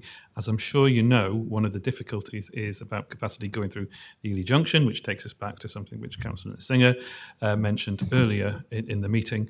But there is occasionally some opportunities, and it is an absolute fundamental wish of, I can know my Director of Transport is over there, Tim. Yeah, he's been with me on many of these things to try and just get more trains coming through that area all the time.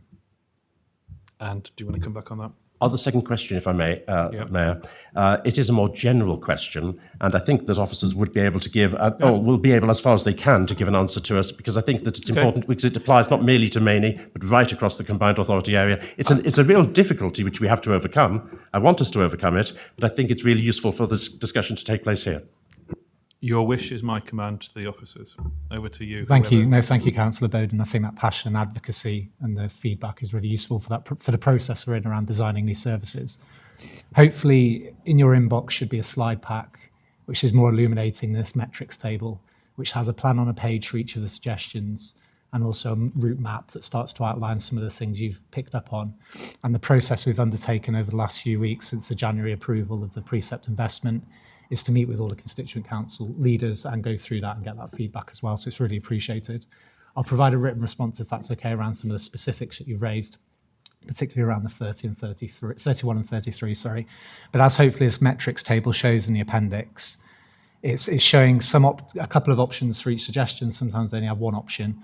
But when we release, I think, the route maps and the plans on a page for all of this detail, that should really provide more evidence base behind what we suggest and how we've come to those conclusions.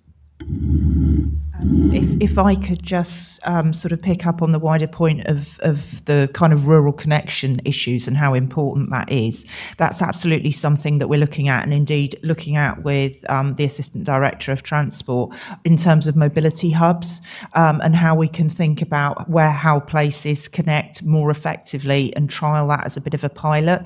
We're currently looking at where that might commence, but absolutely that integration of buses, trains and other forms of transport is absolutely critical, and probably more critical in rural areas. So yes, we're picking that up as a key priority. Okay. Lucy, you did indicate you wanted to come in. Thank you. So it has been really helpful to engage with you on these on this appendix. And apologies, I have said this in private, but I will say it in public also. One of the things that slightly worries me about this list is the frequency of some of these services. An awful lot of them are intended to be hourly. And I'm slightly concerned that by making them only hourly, we actually reduce the number of people who would consider using them, because the really key thing is to try and get more people onto the buses, because the more people we can get using them, the lower the cost per passenger, etc., for the subsidy. So I know it will be difficult, but I think spending some time when we're thinking about our BSIP and other things, trying to increase the frequency as much as possible would be really helpful. Thank you. Okay, got that note. Is there any more comments want to come in there? Anna, Councillor Bailey. Thank you. It's amazing to hear Councillor Netzinger talking about only hourly. If we get an hourly service in East Cambridgeshire, we are chuffed to bits, man. It's brilliant. It doesn't happen a lot in our neck of the woods. One a week is an improvement. Just some specifics. I really think, so I recognise that we are chomping through a huge amount of work in this bus review. So this is not a criticism, but we have been waiting for this work for a very long time at the CPCA, so it's great to have it here. And I do think we need to put a timeline down on all of this, which kind of for me was missing in the paper, just to hold ourselves to. I'm very interested to understand, noting that the £1 fare idea is only really planned and secured until May 25. I'm very interested to understand what the setup costs of that are for the infrastructure and dealing with the cards and stuff. And not now, happy to receive it afterwards. And also around the bus shelter improvements, we're talking about 50 high priority shelters that need to get work. And I know you haven't developed the criteria for that, probably hugely complex and a balancing act like no other, but I want to make sure that different areas get a fair dibs, because the criteria in one area might be quite different. In Cambridge City, it's going to be very different to the criteria in East Cambs. And I know that one of the criticisms we've had before is around like the idea of safety and lighting. And actually, when you get the hierarchy of bus shelters, as you get further out into the rural areas, the lighting disappears, and actually you could argue that that's really where it's needed. So I think that needs really carefully thinking about. And then I wanted to talk very specifically about the number 9, so in Little Port, Cambridge, Ely. So I don't know if that's to do now, or should I do that now? Yeah. It's open to... and I'm really sorry that Emma's gone, but anyway, important to say. So I am hugely grateful to CPCA officers who have stepped in massive quick order to ensure that there's some continuation of timetable, provided we get a successful and affordable tender bid, to be put back in place when stagecoach changes come in on the 14th of April. It's not far away now. But it isn't enough. The route is currently served by 3 buses, and Stagecoach are changing that down to 1, and CPCA is only proposing to commission 1 service. So it's going to go from 3 buses serving the route to 2 buses. And the effect of that is to mean that from the 14th of April, residents in Little Port, Ely, Little Thetford, Streatham and Cambridge will have 4 less services per day in each direction. Which to me, it speaks to Councillor Netzinger's point, really. It severely undermines the service as a whole, and it's likely to push up the very low cost per passenger journey that is needed in subsidy.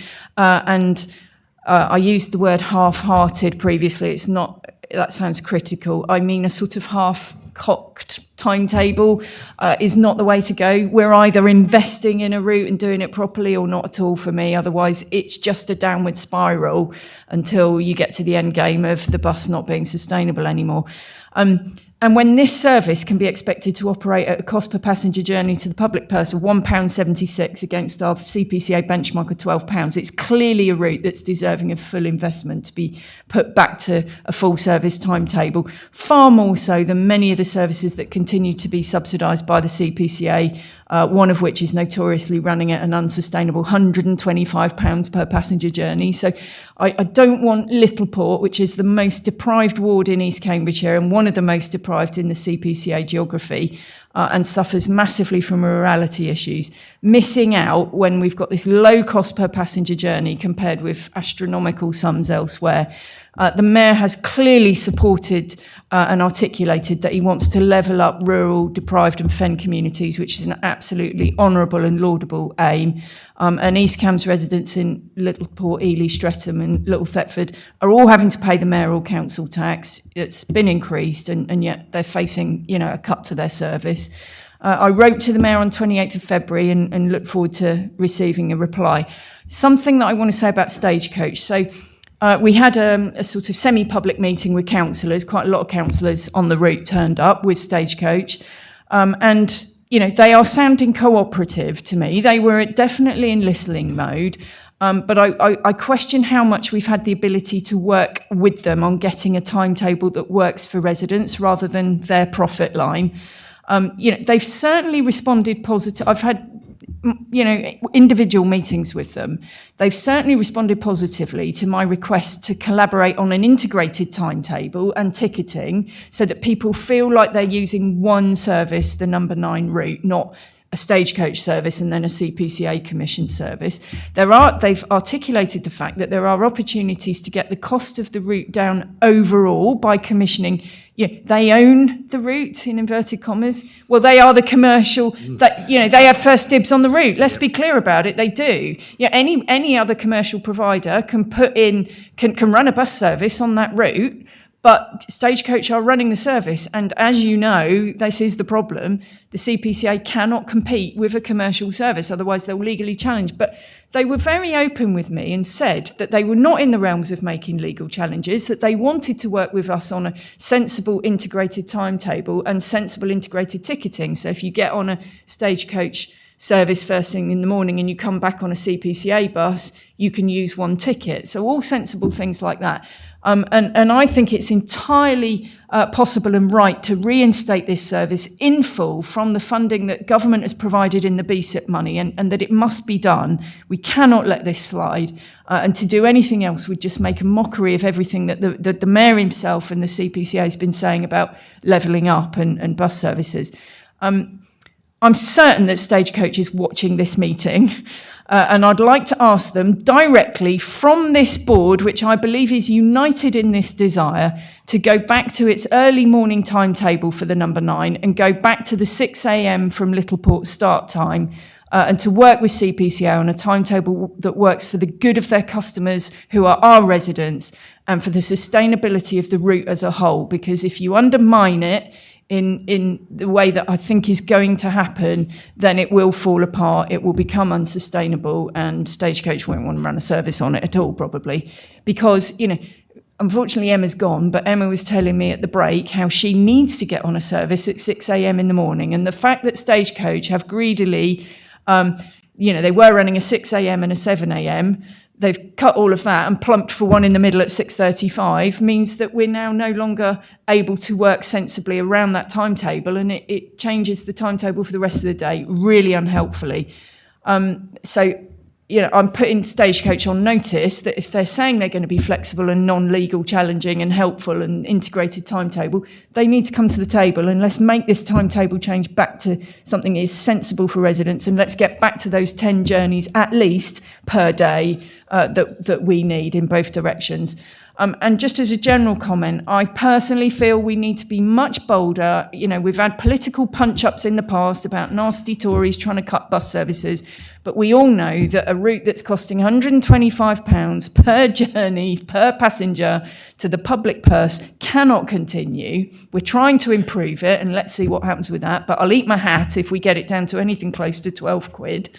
I can't see it happening. So I implore us all to be united and much bolder about the non-sustainable routes that just don't attract reasonable patronage, because we shouldn't be shy about cutting those services. And I know it's painful, I get it, but if they don't stack up, we need to put our efforts into services that can stack up, and all these new services that are on the table. So why on earth would we wait to do that? Let's just do it and be bold about it. Like I said in the previous... Sorry, my last point. We also need a timeline on DRT. Okay. Like I said in the last item, quite clearly is more in common with each other than what divides us. So I'll ask the officers to come back on a few points there. The issue of the large subsidy for one particular bus route, you might be able to give an update on where we are with that, and just the process behind what we're doing.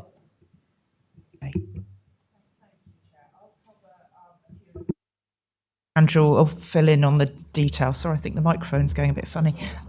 Oh, sorry. I'm not used to all this tech yet, sorry. So in terms of the timelines, yeah, absolutely, that's work that's ongoing at the moment, particularly in terms of trying to work out the resources that we need to parallel track so many different things. So yes, very happy to update the board on those timelines and continue to report back to TIC on those timelines, but agreed on that, including DRT, just to be clear. In terms of the one, and obviously the £1 fare will be part of that. Maybe Andrew can talk when he speaks just about the setup costs point that you raised. Regarding the bus shelters, yes, that will be, obviously we've had the audit done, which is really informative, but as you say, we need to now be mindful of that being perhaps year one of a longer term programme. What are the criteria for that? And we need to develop that. So that again will need to be considered through TIC. Regarding the number 9 specifically, obviously we do, as of course you know, engage regularly with Stagecoach and have conversations with them both within a group through the Bus Operators Forum, but also individually as well. And absolutely that is key to our working forward, and of course is absolutely key to an interim enhanced partnership model as well, because that's obviously about negotiating better outcomes within the scope of that enhanced partnership. One of the issues that we've got just in terms of timing, and absolutely we will both undertake to take away as many actions as we can do, but in terms of moving forward in order to be able to get a service up and running by the 14th of April, we will have to look at what is the art of the possible in that way, because we've already gone out to procure the solutions and we'll need to deliver those as a base and then look at that and then see what we could do on top of that. So I think we have to be committed to what we can do, look at budgets, look at other ways of handling it, but be mindful of where we are in the process and that it might be a base from which we can build, but we absolutely undertake to build on that base. You probably deserve a chance. I think only 2 extra things to pick up on really. I think related to the bus stops, I think it's referenced in the paper. Probably a practical example might be Zipper 3, which might be Zipper 2, I know, in terms of the numbering. But there might be instances in rural areas where there's not the infrastructure in place at the moment to support those new services in terms of bus stops and shelters. So we're making sure we're integrating that into the bus stop work as well as the preset work to make sure that's linked. So when we launch a new service, the infrastructure is to support residents in using that service. I think the only other thing to add on in terms of the 9, we are speaking to Stagecoach obviously around the integrated ticketing. We're just waiting, once we've done the tender and the standstill period, to be able to appoint the contractor for that contracted service. Stagecoach are amenable to working through that. I don't want to pitch it as a blocker, but they're obviously concerned about the abstraction of fares from their commercial service. But I think we can work through that depending on the contractor that comes in. Okay, so just before we take a break for... Anna, sorry, you wanted to come in.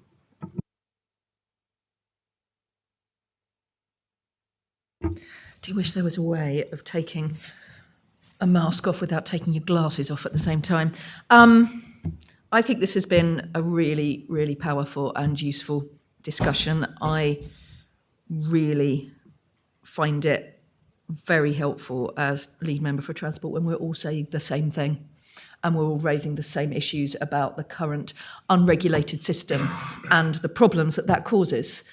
So I think it's the same sense of unity on this that we heard at TIC, again, that cross-party sense of more needing to happen. From the first, just referring first of all to the 9, I think from the first moment that Mayor Nick and I heard that there was an issue with the 9, and we asked officers to look immediately into ensuring that something was in place so there was no route loss in terms of people not being able to pick up anything at a cliff edge point, we knew that this was going to need to be a multi-phased approach. So I think we're all aware that it's a sticking plaster now, and that pretty much, I think, is where we are. It means that there is something, but we absolutely need to look at what happens next. I think we've always understood that. I was talking to officers yesterday, actually, about really making sure that we can find exactly where we might be able to target funds, whether there might be any funds available for additional work. And perhaps Andrew might be able to say a little bit more about where we might be able to find that extra money.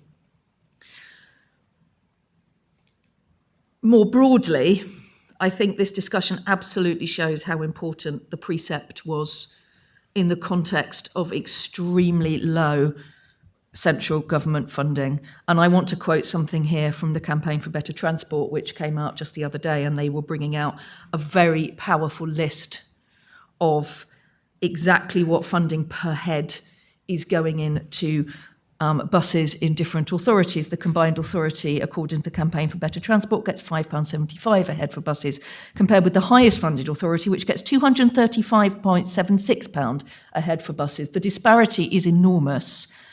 At TIC, we were all in agreement about making a clear case to government for better funding. I think we need to continue to do that, because the more funding we have in the system, the more we are able to support several routes like this. I think that's absolutely crucial. The only other thing I wanted to say, again, to reassure Councillor Bailey on this issue, that I think officers would attest to the fact that safety and lighting at bus stops is a key factor that both Mayor Nick and myself have been emphasising all the way through this. It has to be a really key part of what we do on bus stop infrastructure. So another point of agreement breaking out around the room, I feel. Thank you. Thank you, Anna. I'm going to put it to this, close this down. I think that most people have spoken where they need to. Thank you, officers, for the work. Thank you for the report, and thank you for your answers. My only comment, taking chair's privilege, is that in amongst it all, as we're trying to get to the minutiae, I'll admit to frustrations, not just with the current system, but as, despite all the hard work of our officers, how long it's seemingly taking. But we've got to do it right. We've got to avoid the potential for any challenge about our processes. So I've been accepting of that. I've regularly had contact with operators across the area, and I think it is important to work. They may well have been watching this meeting, and I think there is things to be learnt from our comments from across different board members. I did ask of my own team, particularly the comms team, to say that, however, we must not lose sight of some of the stuff that we can be doing in the meantime. And although it is now quite, I raise a smile, as the £1 youth fare. So if you're under 25, you're classed as a youth. I've always liked to think of it as a kid for a quid, or mayor's fares. That's a positive story. I believe you've put in the report that hopefully that could be arriving as soon as May or June this year. Real positive, and I appreciate there will be startup costs, but if it's something that's really popular and this thing that actually drives usership and it helps enhance the opportunities for us to develop our business case, then it may well be something that we can continue, but obviously budgets allowing. And then, of course, there has been comments made about the bus stop infrastructure. I'm pleased to hear about the audit. Who knew there was almost 3,000 bus stops in Cambridge and Peterborough? Well, we do now. So thank you again for all the hard work. I hope our comms team will be making a lot of positives about what we're going to hopefully agree on as I now go to the vote. This, Anna Smith, as the lead member for Transport, I'm assuming you're happy to propose the recommendations. So I now need a seconder. I'll take that from the other deputy, Councillor Lessinger. And then I will now move to the vote on the recommendations. So just to note that recommendations A and D are for noting.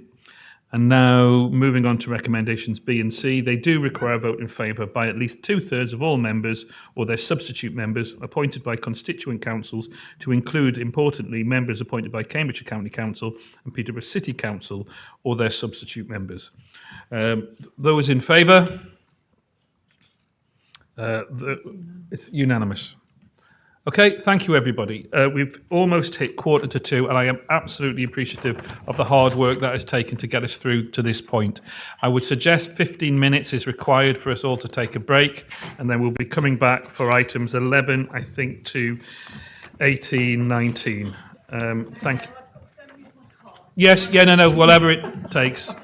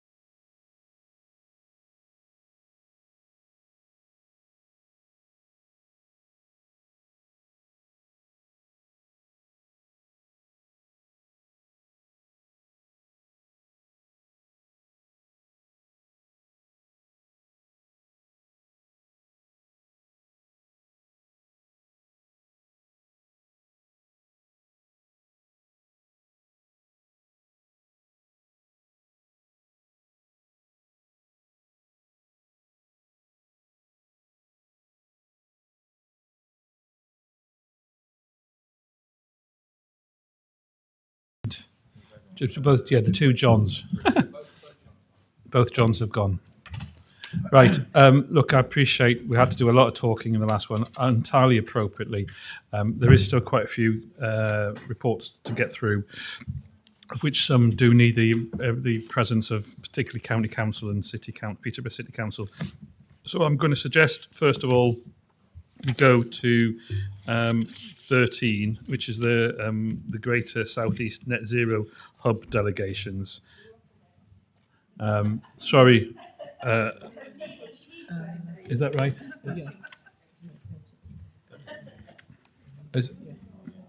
Hold on, is Maxine here? No, 13B. That's not needed. That's fine. 13B? So we're going to do 13B, sorry. So we'll do 13B and then we'll jump to 17, which are tick recommendations, and then we'll try and get back on thing. Please, over to you, Edwina. Thank you, Chair. This report asks for delegations to be granted to the Assistant Director of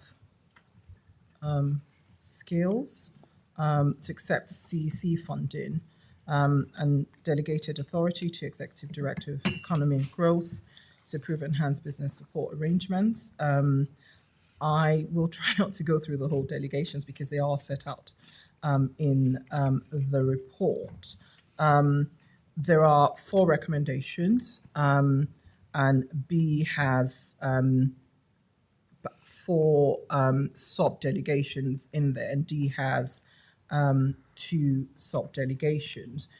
These delegations are required for officers in the intervening period between the start of the pre-election and the annual general meeting.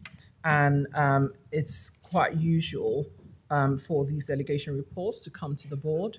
There was one last year. It's just to ensure that there's continuity of service and that decisions that need to be made can be made very quickly without any consequences due to the delay. Thank you, Chair. Okay, thank you. So as Councillor Edna Murphy is the lead member for governance, are you happy to propose recommendations? Yes, I am. Okay, I will second them, and we can open the report to debate by the board if there's anybody wants to make any comments. Sorry, I mean, appreciate there's a lot of work goes into these things, but there is no people wanting to make any comments. So recommendations A, B and D require simple majority. Can we go for a vote? Those in favour? Okay, and those against and those abstaining. 1 abstain. Okay, and then if we move to recommendation C, which requires a 2/3 majority to include representatives from Cambridge County Council, Peterborough City Council, those in favour, those against, and 1 abstaining. Okay, fine. So that's 13B ticked off. I'm now going to move to. We'll go to the recommendations from the Transport and Infrastructure Committee. So item 17 is a recommendation for the Transport and Infrastructure Committee, of which Councillor Anna Smith chairs. As I say, here recommendations have already been debated in detail and approved by our subject experts on the committee. Does anyone have any particular questions or comments on the specific reports within this agenda item, or are we all happy to take these recommendations en bloc? En bloc? Okay, so Councillor Anna Smith, as lead member, are you happy to propose all these recommendations as set out in the summary report? I am. I will second them. More than happy to do that. So we'll move to vote on the recommendations. Those in favour? Those against? And those abstaining? Okay, so thank you. Got 17 done. Did you suggest that we should do senior appointments? Okay, we're going to do, as it's important. Rob's worried about chorusy, but I'm just going to jump. Sorry for anybody watching, needs bees, needs must. Item 15 is the report on senior appointments. Rob Bridge, the Chief Executive, will introduce the report. You up? Sure. Just need to ask one officer to leave the room, which is obvious to one of the recommendations. So. Oh, sorry, yes. Right, okay. So thank you, Mayor. Obviously, I'm really pleased actually that we're in a position to put to you as a board appointment to 2 of the statutory officers, the Section 73 officer and our monitoring officer. both important to the organisation but also to the wider system across Cambridgeshire and Peterborough. As the report set out, there was a thorough process that took place last week, or concluded last week, with interviews on the 13th and 14th of what month are we? March. And I just wanted to make the point that obviously at this point in time, for people looking in, the names of these individuals are not in the public domain. And I know in previous meetings it has been asked about the timings of such things, and it's purely for the respect of their current organisations and the process that they need to go through. So subject to your decisions and that detail of the two officers who I have to say both performed incredibly well in both of those interviews last week. There will be a process of concluding resignation and then announcements.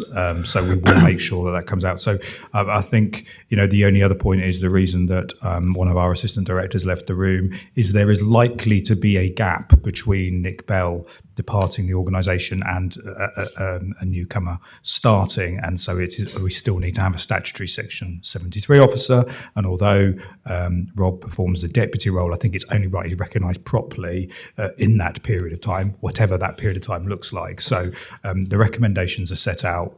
Obviously I can't answer many questions. If you do want to ask things, we would have to go into an exempt session, but hopefully with what you've seen in those papers and the recommendations, you can approve them. Okay, well, I'm going to move these recommendations from the chair. I need a seconder. Councillor Singer, you up there, all part of the party last week. Anybody want to comment? Okay, so we can move straight on to the vote on the recommendations. Recommendations A and to B are just to note. The others require a majority vote. We've noted A and B for the C, D, E and F. Those in favour? Those against? And abstaining? Okay. Well done. Thank you, all of them. And congratulations to the new appointments. As you said, very pleased to be part of that process, bringing excellent talent into the organisation. Right, we now can hop back to a little bit more as it was planned. The 11 is the Corporate Performance Report, Q3 2023-24, and Jules Yent, Head of Policy, Insight and Performance, will introduce this report. Oh, and thank you. Thank you.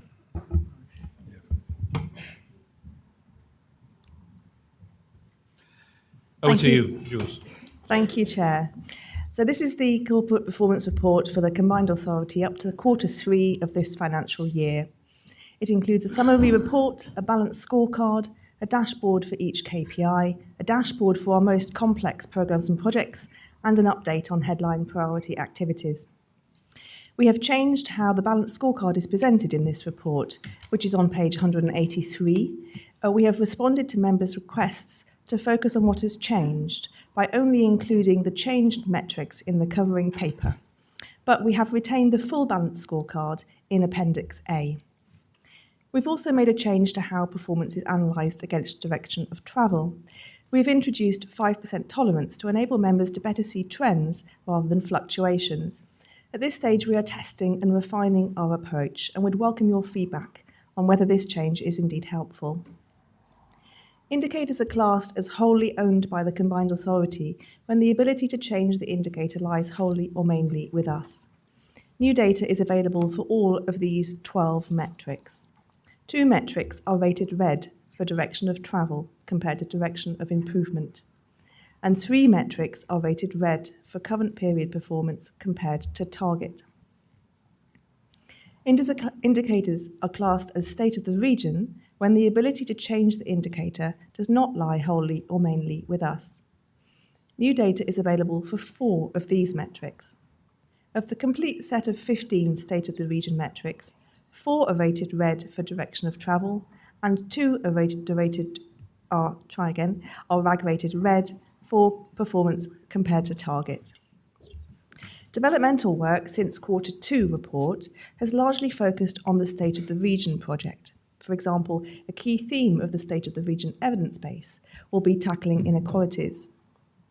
Although this is a separate project, we do expect to recommend some revisions to the State of the Region KPIs once this project has completed in July.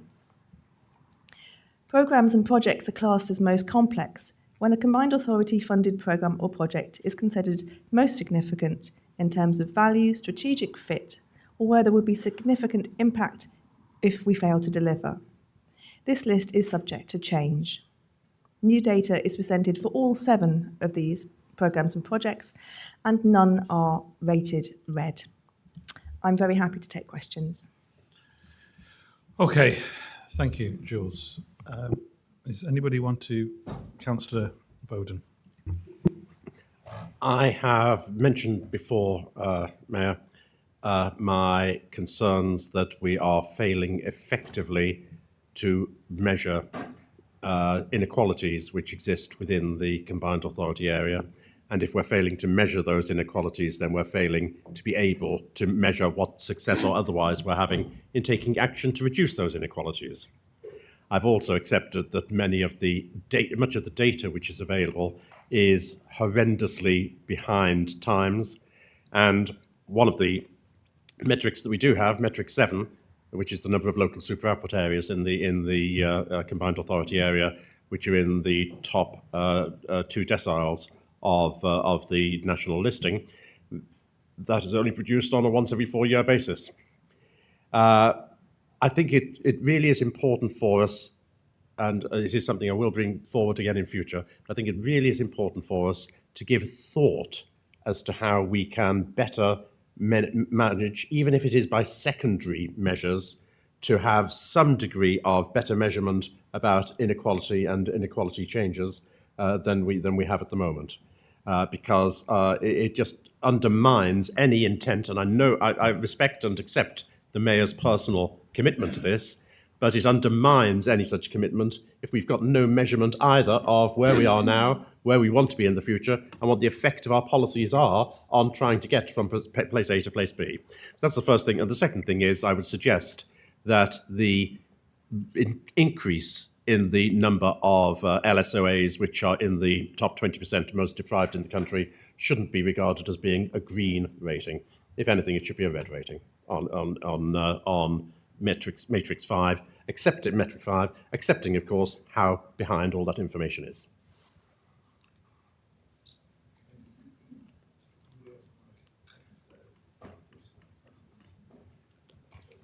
Councillor Nissinger.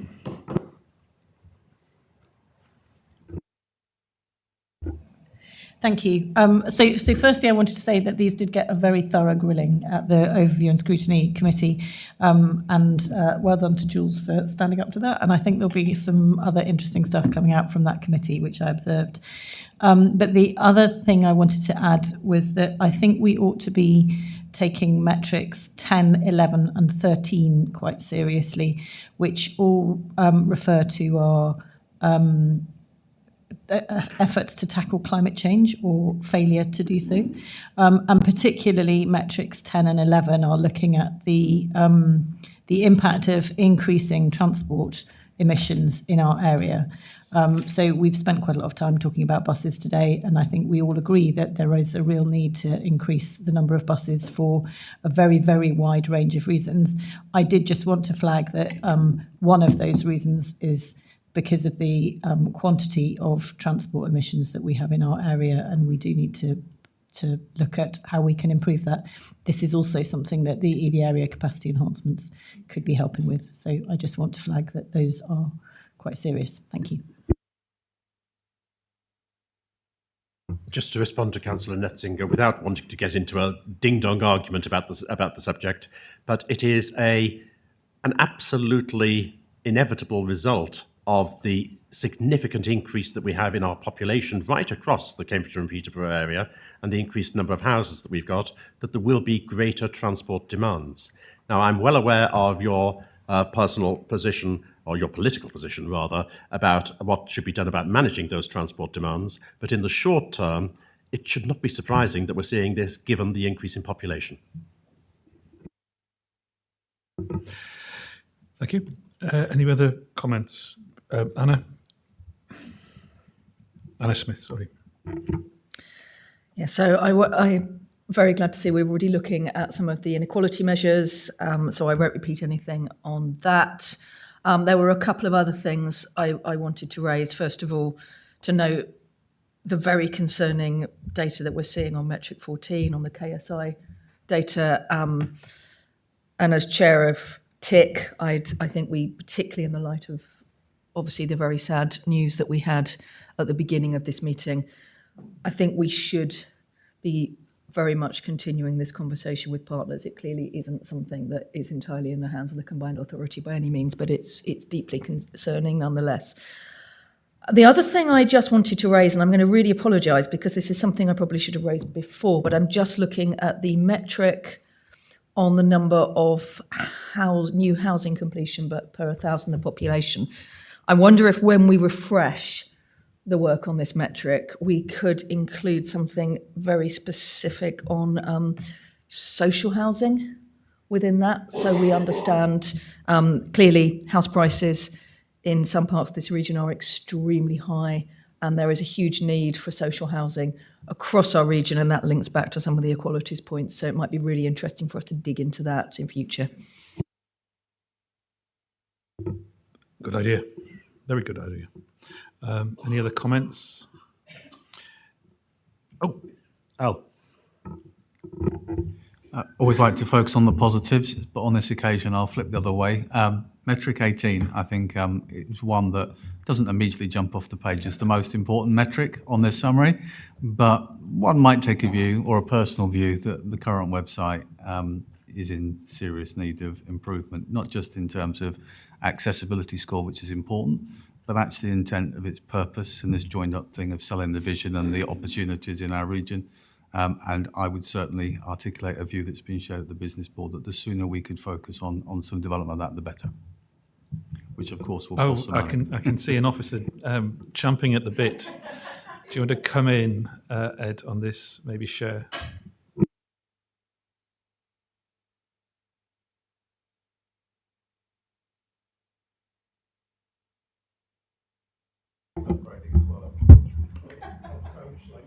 There we go.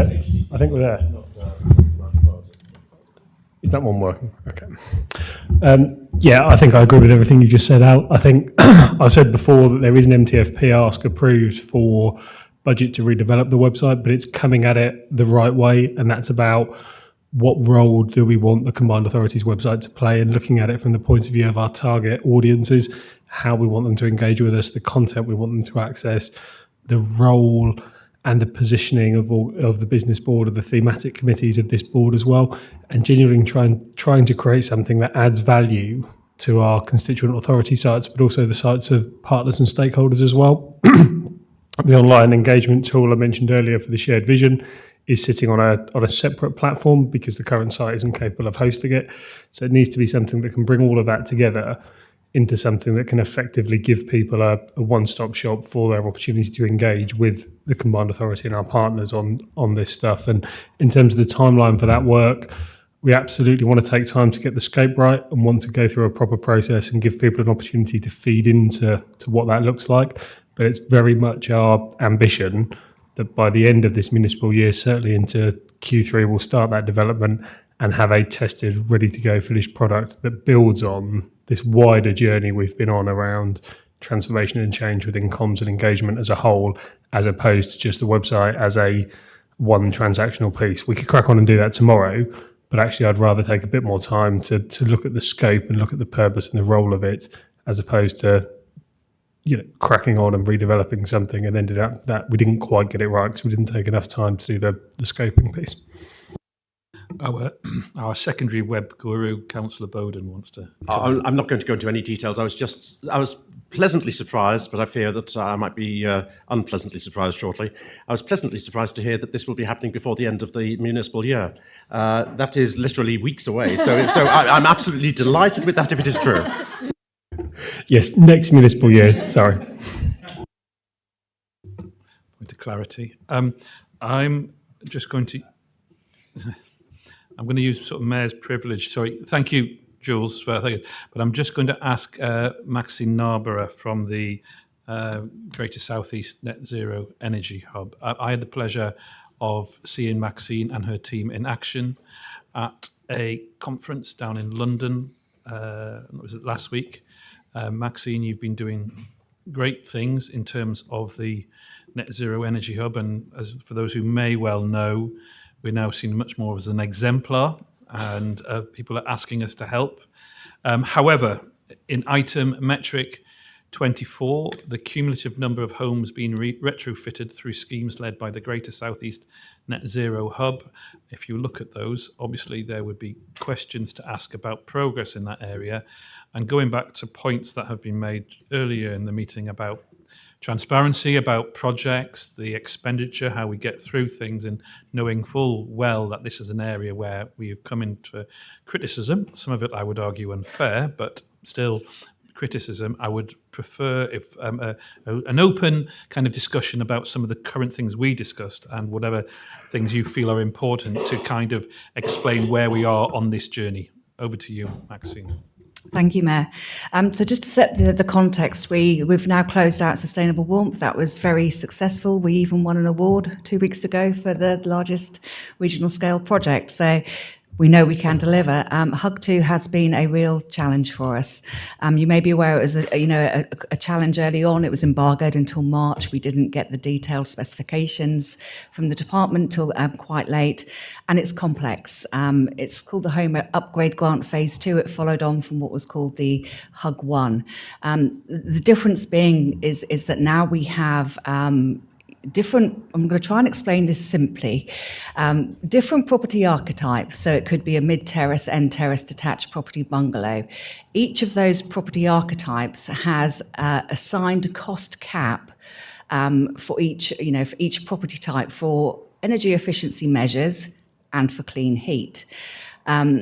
Now, to get a batch approved by the department, so this is a new process as well, each property goes into an automated batch system where it's approved based on meeting the rules of the scheme. So if I have a terrace house and I wanted to do solid wall insulation, some ventilation, loft, and a heat pump, I would struggle to get it through that cost cap, because generally speaking, in the South East, our properties are larger than average. So we have really struggled to get anything through for the more substantial fabric measures. We have seen some policy changes, but that relates to clean heat. So another one of our challenges is that we saw a lot of flats which needed a heating upgrade, but they weren't suitable for an air source heat pump because it's quite difficult, depending on where they are in the building, to be able to do that. So energy efficiency storage heaters were the most logical measure. Now, measures are grouped into A, B, and C categories, and storage heaters was a C category, which you had a 10% cap on. So we couldn't get storage heaters through. Now, that has now been changed, and it's made into a B measure, so we can get some storage heaters through. With the change in the clean heat not having a cost cap by archetype, we can now do what they say is create headroom. So if we find a property that has a lower install cost for a clean heat measure, we can use that headroom to pay for a more expensive measure. The issue we've had is actually not being able to create any headroom because our properties in the measures have just exceeded cost caps. With the complexity of the scheme, all of our suppliers had to change their systems, their data reporting to meet the requirements. For them to get an understanding of how to put batches through that were going to be passed has taken time. So we're only really now getting into the flow of being able to submit batches. We thought we'd be putting 50 through, a week. We're putting batches through sort of 6 or 7 at a time. And some properties are getting held back because they don't meet the cost caps. This is really complicated for a resident to understand because they might have a home where they've got really bad windows, the walls need doing, and we're saying, well, actually, we can only afford to do a loft and some ventilation and put some PV on. And that's not really, palatable for all households who might just want to be reducing their bills through increased energy efficiency. So again, we've had a higher than ever dropout rate for consumers that would otherwise have been eligible. Then the other complexity we have, these are for off-gas properties only, and the energy performance certificate data is the baseline by which the estimates are made in terms of the number of properties and where they are. Now, we found through doing different analytics and actually going on the street and door knocking is that 60% of that data is incorrect. So when we used to have a conversion rate of about 35%, so 35% of people who applied for the scheme could get a measure, that's currently running at about 1 to 5%, and we're hoping we can get that to 10%. So we have a lot of sunk costs, as do our suppliers, in actually getting these households over the line. So it's been incredibly complicated. The policy changes have allowed for a higher income threshold, 36,000 from 31,000, and it's opened up the clean heat, opportunity. However, we shouldn't be doing clean heat unless we've got an energy efficient home, and we're still very much restricted in those archetype cost caps. I hope I've explained that in a way that's it's understandable by providing a few examples, but that's really the challenges we've had in year one of delivery. We're currently going through a process with the department to agree on year two property numbers. Your ability to remain optimistic is to your credit, and thank you for a very clear explanation. I do think it's important to have it on record, and I would even argue that a takeaway point, maybe speaking with possibly Bridget, we should be maybe kind of pointing out the difficulties that an excellent team is having, and we should be writing to the right people in central government about saying how can we help and what we can do, and your input in that would be very much appreciated. So that's probably going to be an action point, but I'm going to go to the lead member now. Thank you very much, and you've taken the words out of my mouth, because I haven't had an update for a while. I'm sitting here with my jaw on the table, quite honestly. It's just so the 36,000, that's whole household income, is it, as well? That's correct, yes. Right. Okay. I mean, and I presume what we're seeing is replicated throughout the UK. This isn't something that's, or is this what? I mean, you said our houses tend to be bigger. The delivery is under profile for the whole of the country. Right.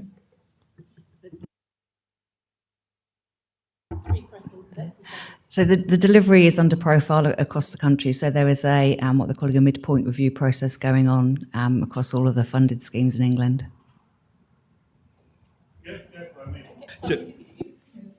It's how I felt when I was chatting to her last week.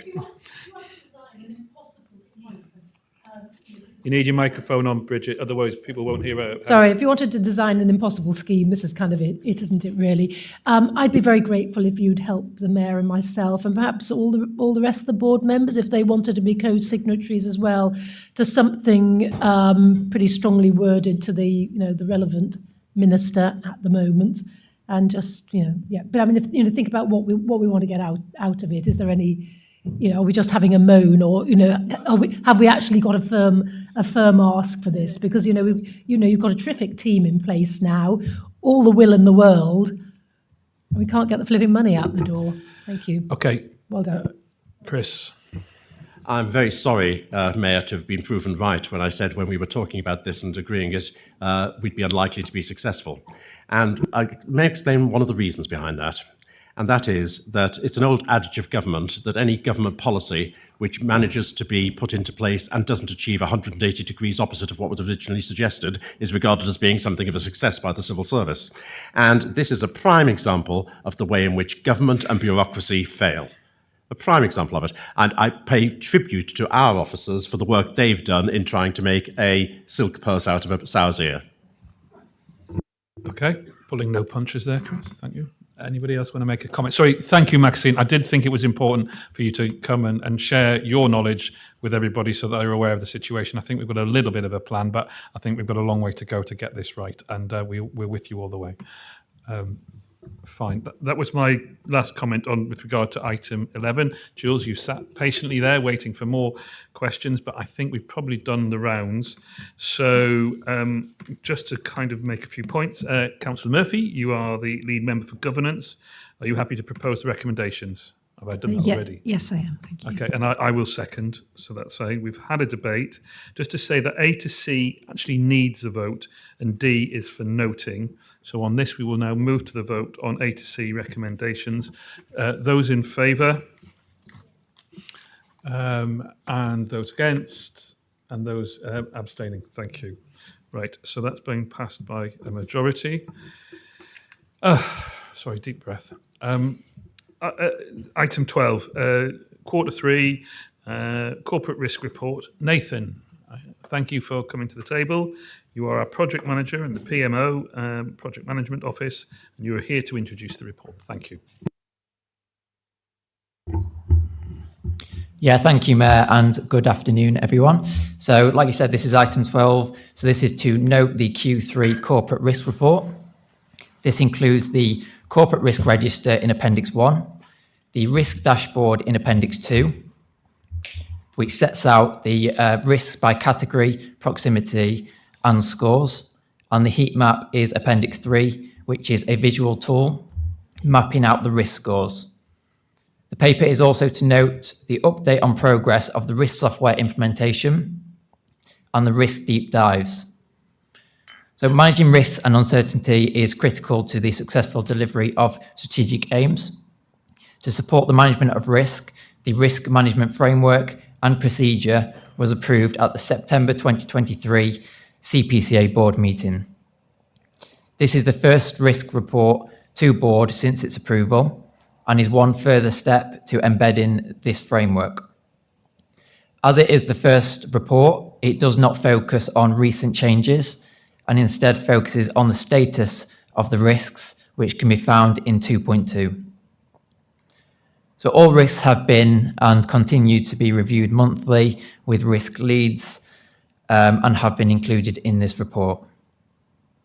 So overall, there are 15 risks on the register. Of these 15 residual risk scores, there is one red very high risk, one amber high risk, 11 yellow medium risks, and 2 green low risks.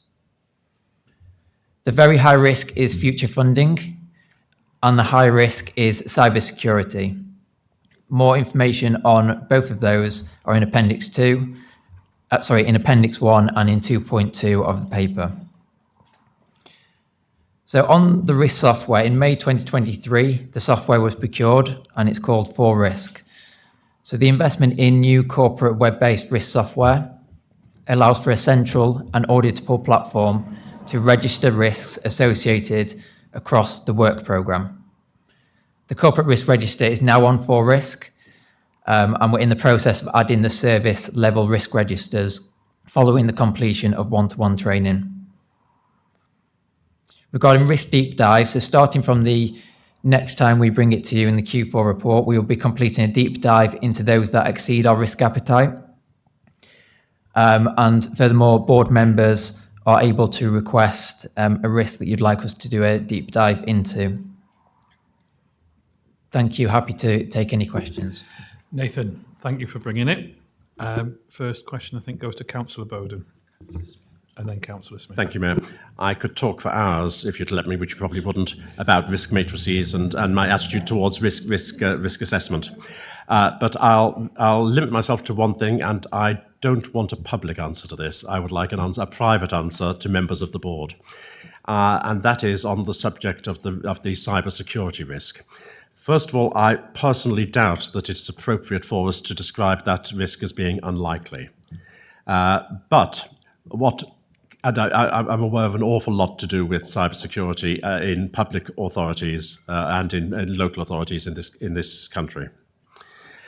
What I'm not aware of from this report, and in fact would have been inappropriate in this report, and what I don't want to become public, but would very much appreciate knowing privately and would encourage all members of the board to see this, is how our resilience to this risk matches other public bodies generally and other local authorities more specifically.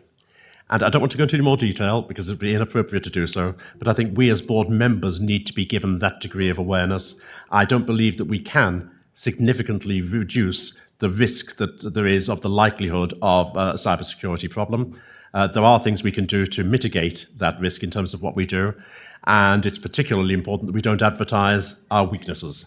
So that's why I'm asking, Mayor, if it's appropriate, Mayor, that's why I'm asking if that report could be given to us as individual members privately.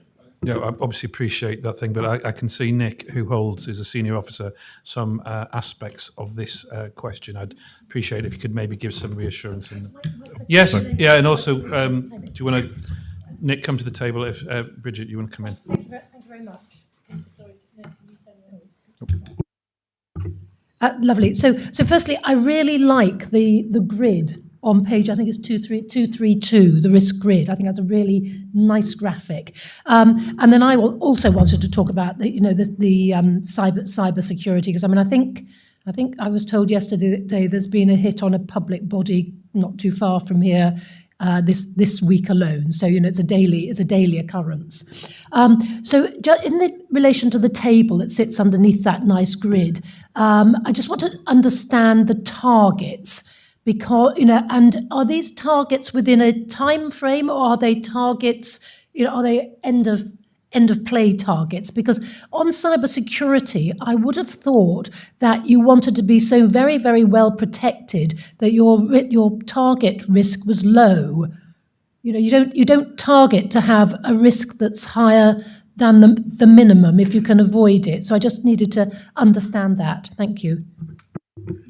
I don't know. I mean, I'm interested to hear Nick's, but I know just by inherently, because we're a public body and possibly people think we are more likely to be targeted, that could be in itself one reason.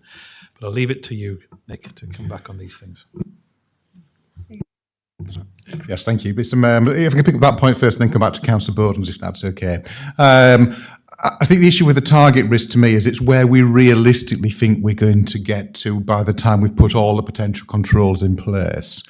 I think the issue with cybersecurity is that, there are some very, very well-funded and very intelligent people out there, potentially with state actors as well, who are regularly working on cyber issues and trying to find more cyber frailty in a range of organisations. And therefore trying to keep up with them is the issue as much as possible. And realistically trying to get that to low, I think would be incredibly difficult for any organisation, not just one that's has the funding and capabilities of the combined authority.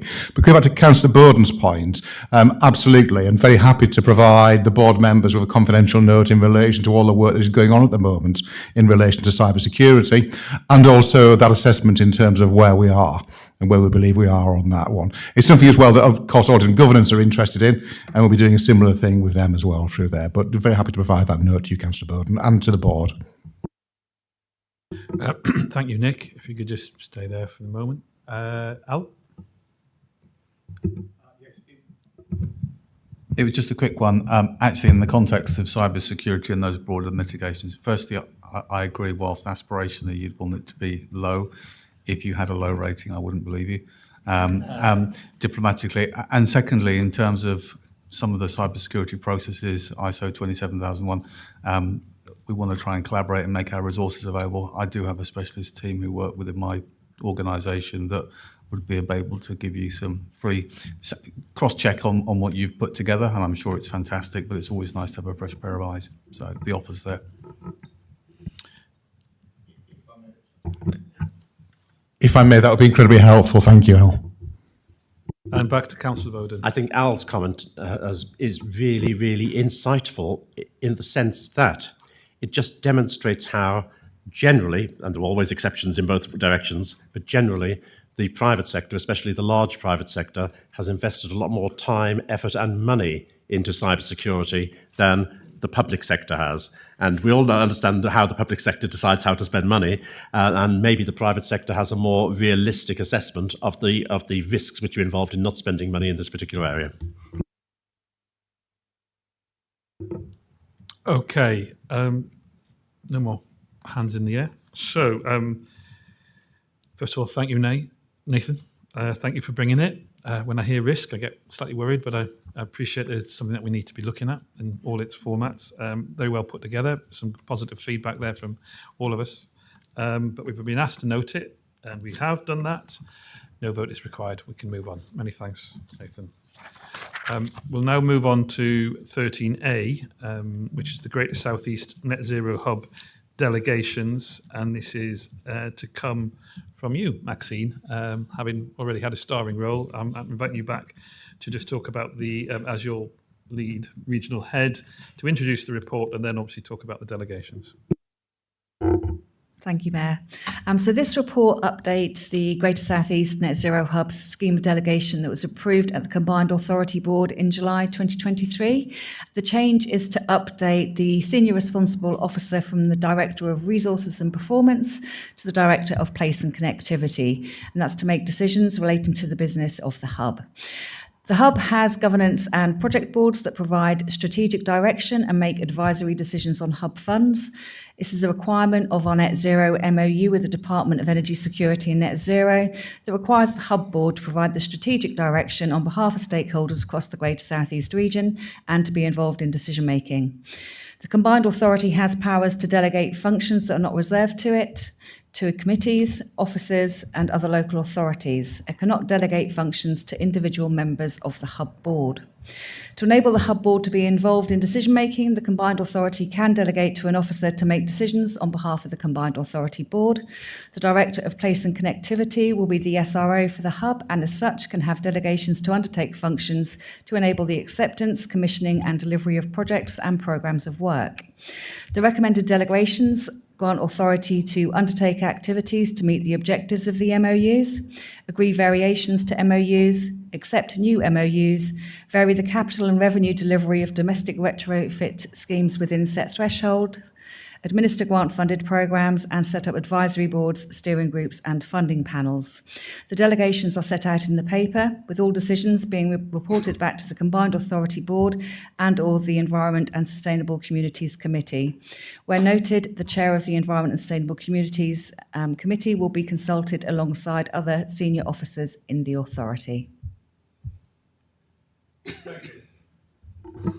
So, Councillor Bridget Smith, as the lead member for Communities and Environment, are you happy to propose these recommendations? Yes, please. Thank you very much indeed. And as a seconder, I'll take that from you, Lucy. Does anybody want to? Oh, sorry, we're open to discuss now. Just a question, if I may, and I think I know what's intended in this, but I didn't read this in this way.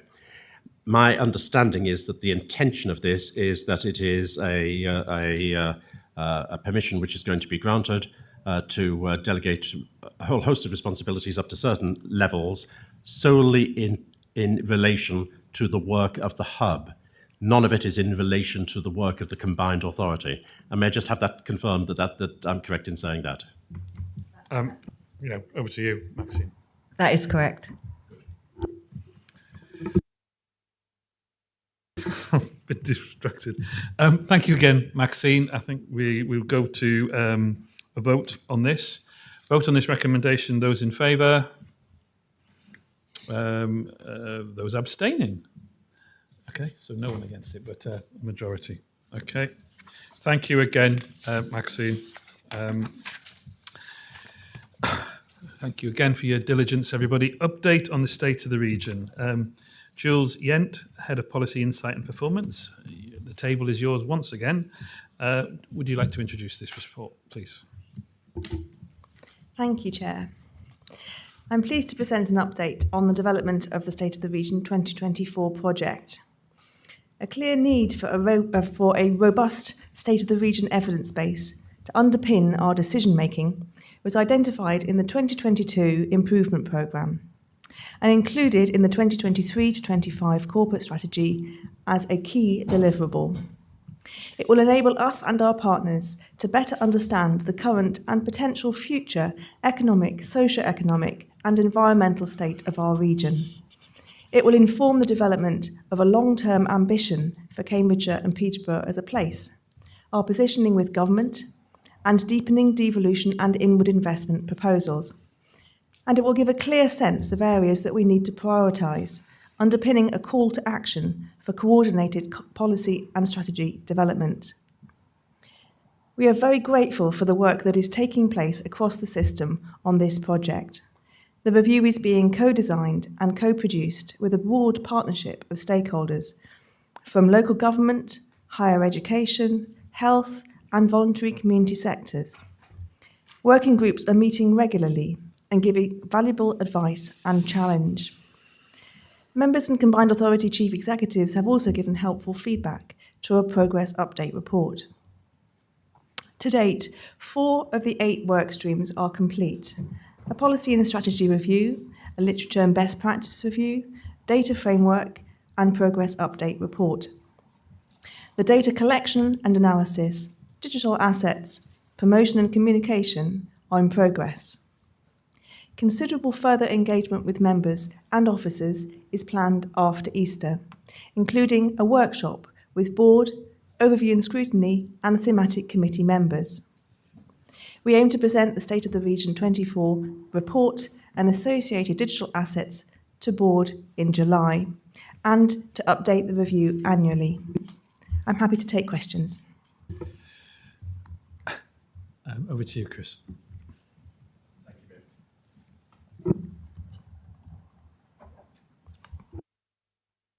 Thank you, Mayor.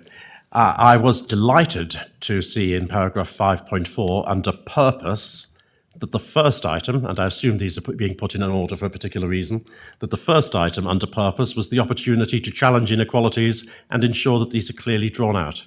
So I look forward, when we see more detail coming through, that we will see exactly how data is going to be able to be utilised, first of all, to measure where we are, then to allow the challenge to take place, and then to work out how we can draw out that information to change the policies that we have to achieve the objective that you quite honestly said you had, that you want to challenge and reduce these inequalities, Mayor.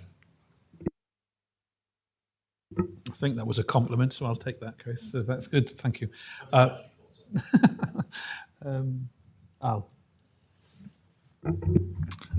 For want of a better term, in a commercial world, I'm all for market research, understanding where you're at and where your priorities are.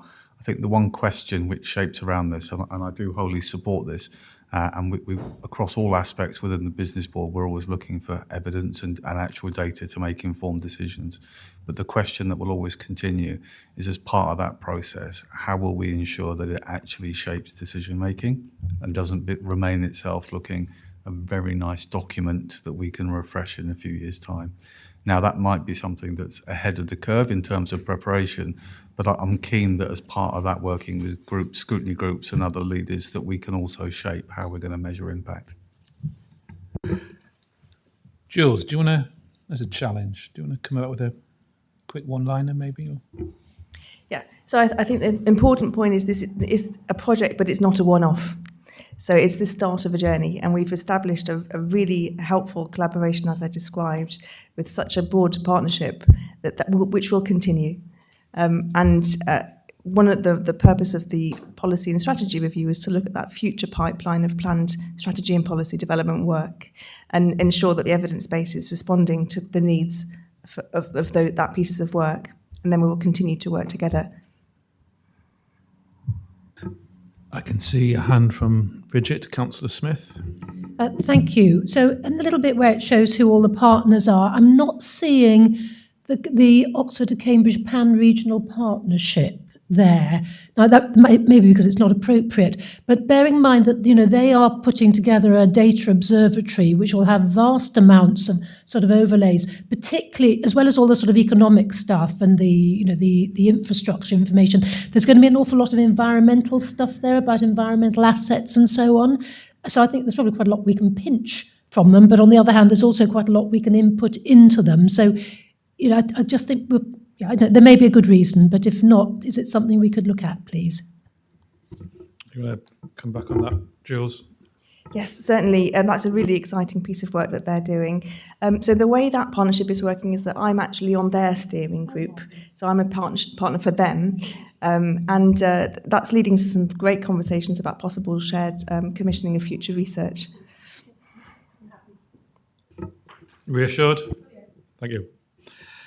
Okay. Thank you again, Jules. Towards the end of the meeting probably doesn't do you justice for this ongoing work, but you say coming to us July, we'll look forward to it.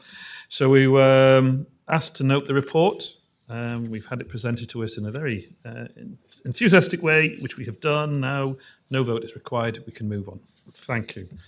Jumping over 15, which we've already covered, I'm now going to move to 16A, which is a report on the Careers Hub academic year 2024 to 25. A report on this subject was presented to the Skills and Employment Committee on the 4th of March, but some funding aspects were still unresolved at the time. This report gives the additional information, and I now ask Councillor Lucy Nessinger, as lead member for Skills, to introduce the report. Laura Geimer, Strategic Careers Hub lead, joins us online. Hello, Laura. If there are any questions. So, Lucy, over to you. Thank you. I'll be very brief. This is a very good news story. It's about further investment in the careers work that the Combined Authority is doing, and it's very good that we have now got more information about the funding. I think it's arrived, but I don't think I've got much more to say than that. Thank you. Thank you, Laura, for being here in case we're needed. Is there any questions specifically for our lead member for Skills, or indeed Laura? So it's a good news story which we want to vote on. Thank you very much to Laura for hanging around for a long time, not to have any questions. Okay. So, as a lead member, Lucy, I'm assuming you are proposing the recommendations. Do I have a seconder? Councillor Alice Smith. So we'll move to the vote. Those in favour? Against? And abstaining? Okay. Carried by a majority. 16B are now recommendations from the Skills and Employment Committee. So these recommendations have already been debated in significant detail and indeed approved by our subject experts on the committee. Councillor Lucy Nessinger, as the lead member of Skills, are you happy to propose the recommendations in this report? And do I have a seconder? I'll take that from Bridget Smith. Unless anyone has any comments to make on this item, we will move to the vote on the recommendations as they are written down. Those in favour? Those against? And abstentions? Okay, one again. Thank you. We've already done 17 as we rushed through earlier on, which means we can now jump to 18, which are recommendations from the business boards. Well, hands in the air. But these have already been debated in detail and approved by our subject experts on the business board. Just to add here, however, that the Overview and Scrutiny Committee on Monday discussed the business board terms of reference and governance and are indeed fully supportive of clearly defined roles for the representatives on the thematic committees to ensure consistent engagement. They have requested the role profiles to be circulated to Overview and Scrutiny members as well as the members of the thematic committees once they are approved, which officers will ensure is done. Does anyone have any particular questions or comments on the specific reports within this agenda item, or are we all happy to take these recommendations en bloc? And before we move to that, Al Kingsley, as chair of the business board, are you happy to propose all the recommendations as set out in this summary report? And I am happy to be your seconder. Unless anyone has any comment to make. Oh, sorry, we have a comment to make. Councillor Bowden. My apologies, Mayor. There was one thing which struck me, and again, if this needs to come back as a written answer, I'm perfectly happy with that. But on the dashboard for the UK Shared Prosperity Fund, a data is given by districts showing the amounts allocated, the amounts which have been spent or claimed, and then an evaluation. And every single evaluation just says underspend. And whilst almost inevitably there will be an underspend on the total amount, I'm more interested in knowing, are we on target for spending? And I don't demand an answer now, but I think it would be really helpful to have that information available to us.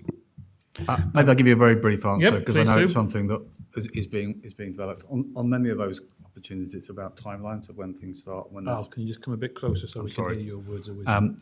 I think we can certainly provide a bit more detail. In some cases, it's slightly misleading because it isn't always about exactly where the start point is and where we're measuring those projects from. But I'm happy to break down that. Okay, I've Chief Executive support role. Yeah, just to add to what Al has just said, what we are in the process of developing is a bit better detailed dashboard that will be shared with each Chief Exec and leader for the spend, profiled spend, and where they are with all those projects. That hasn't quite been finalised yet, and it's something I'm going to be talking about with the Chief Execs next week, so it doesn't land in all your inboxes as a surprise. Okay. Right. Unless anyone has any further comment, we'll move to the vote on the recommendations. Those in favour? I'm pleased to see that. Those against, and so that's a unanimous. Thank you for. So just as a closing reminder to everyone that the board will next meet on the 5th of June 2024, and that is an actual annual meeting, and actually will be held at the wonderful Anglia-Ruskin University, Peterborough. Could I just say a big thank you for all board members, for all officers who've managed to stay the distance. We've just managed to get it under 5 hours, but I'm grateful for your time and your due diligence. With that, safe home, and the meeting is closed.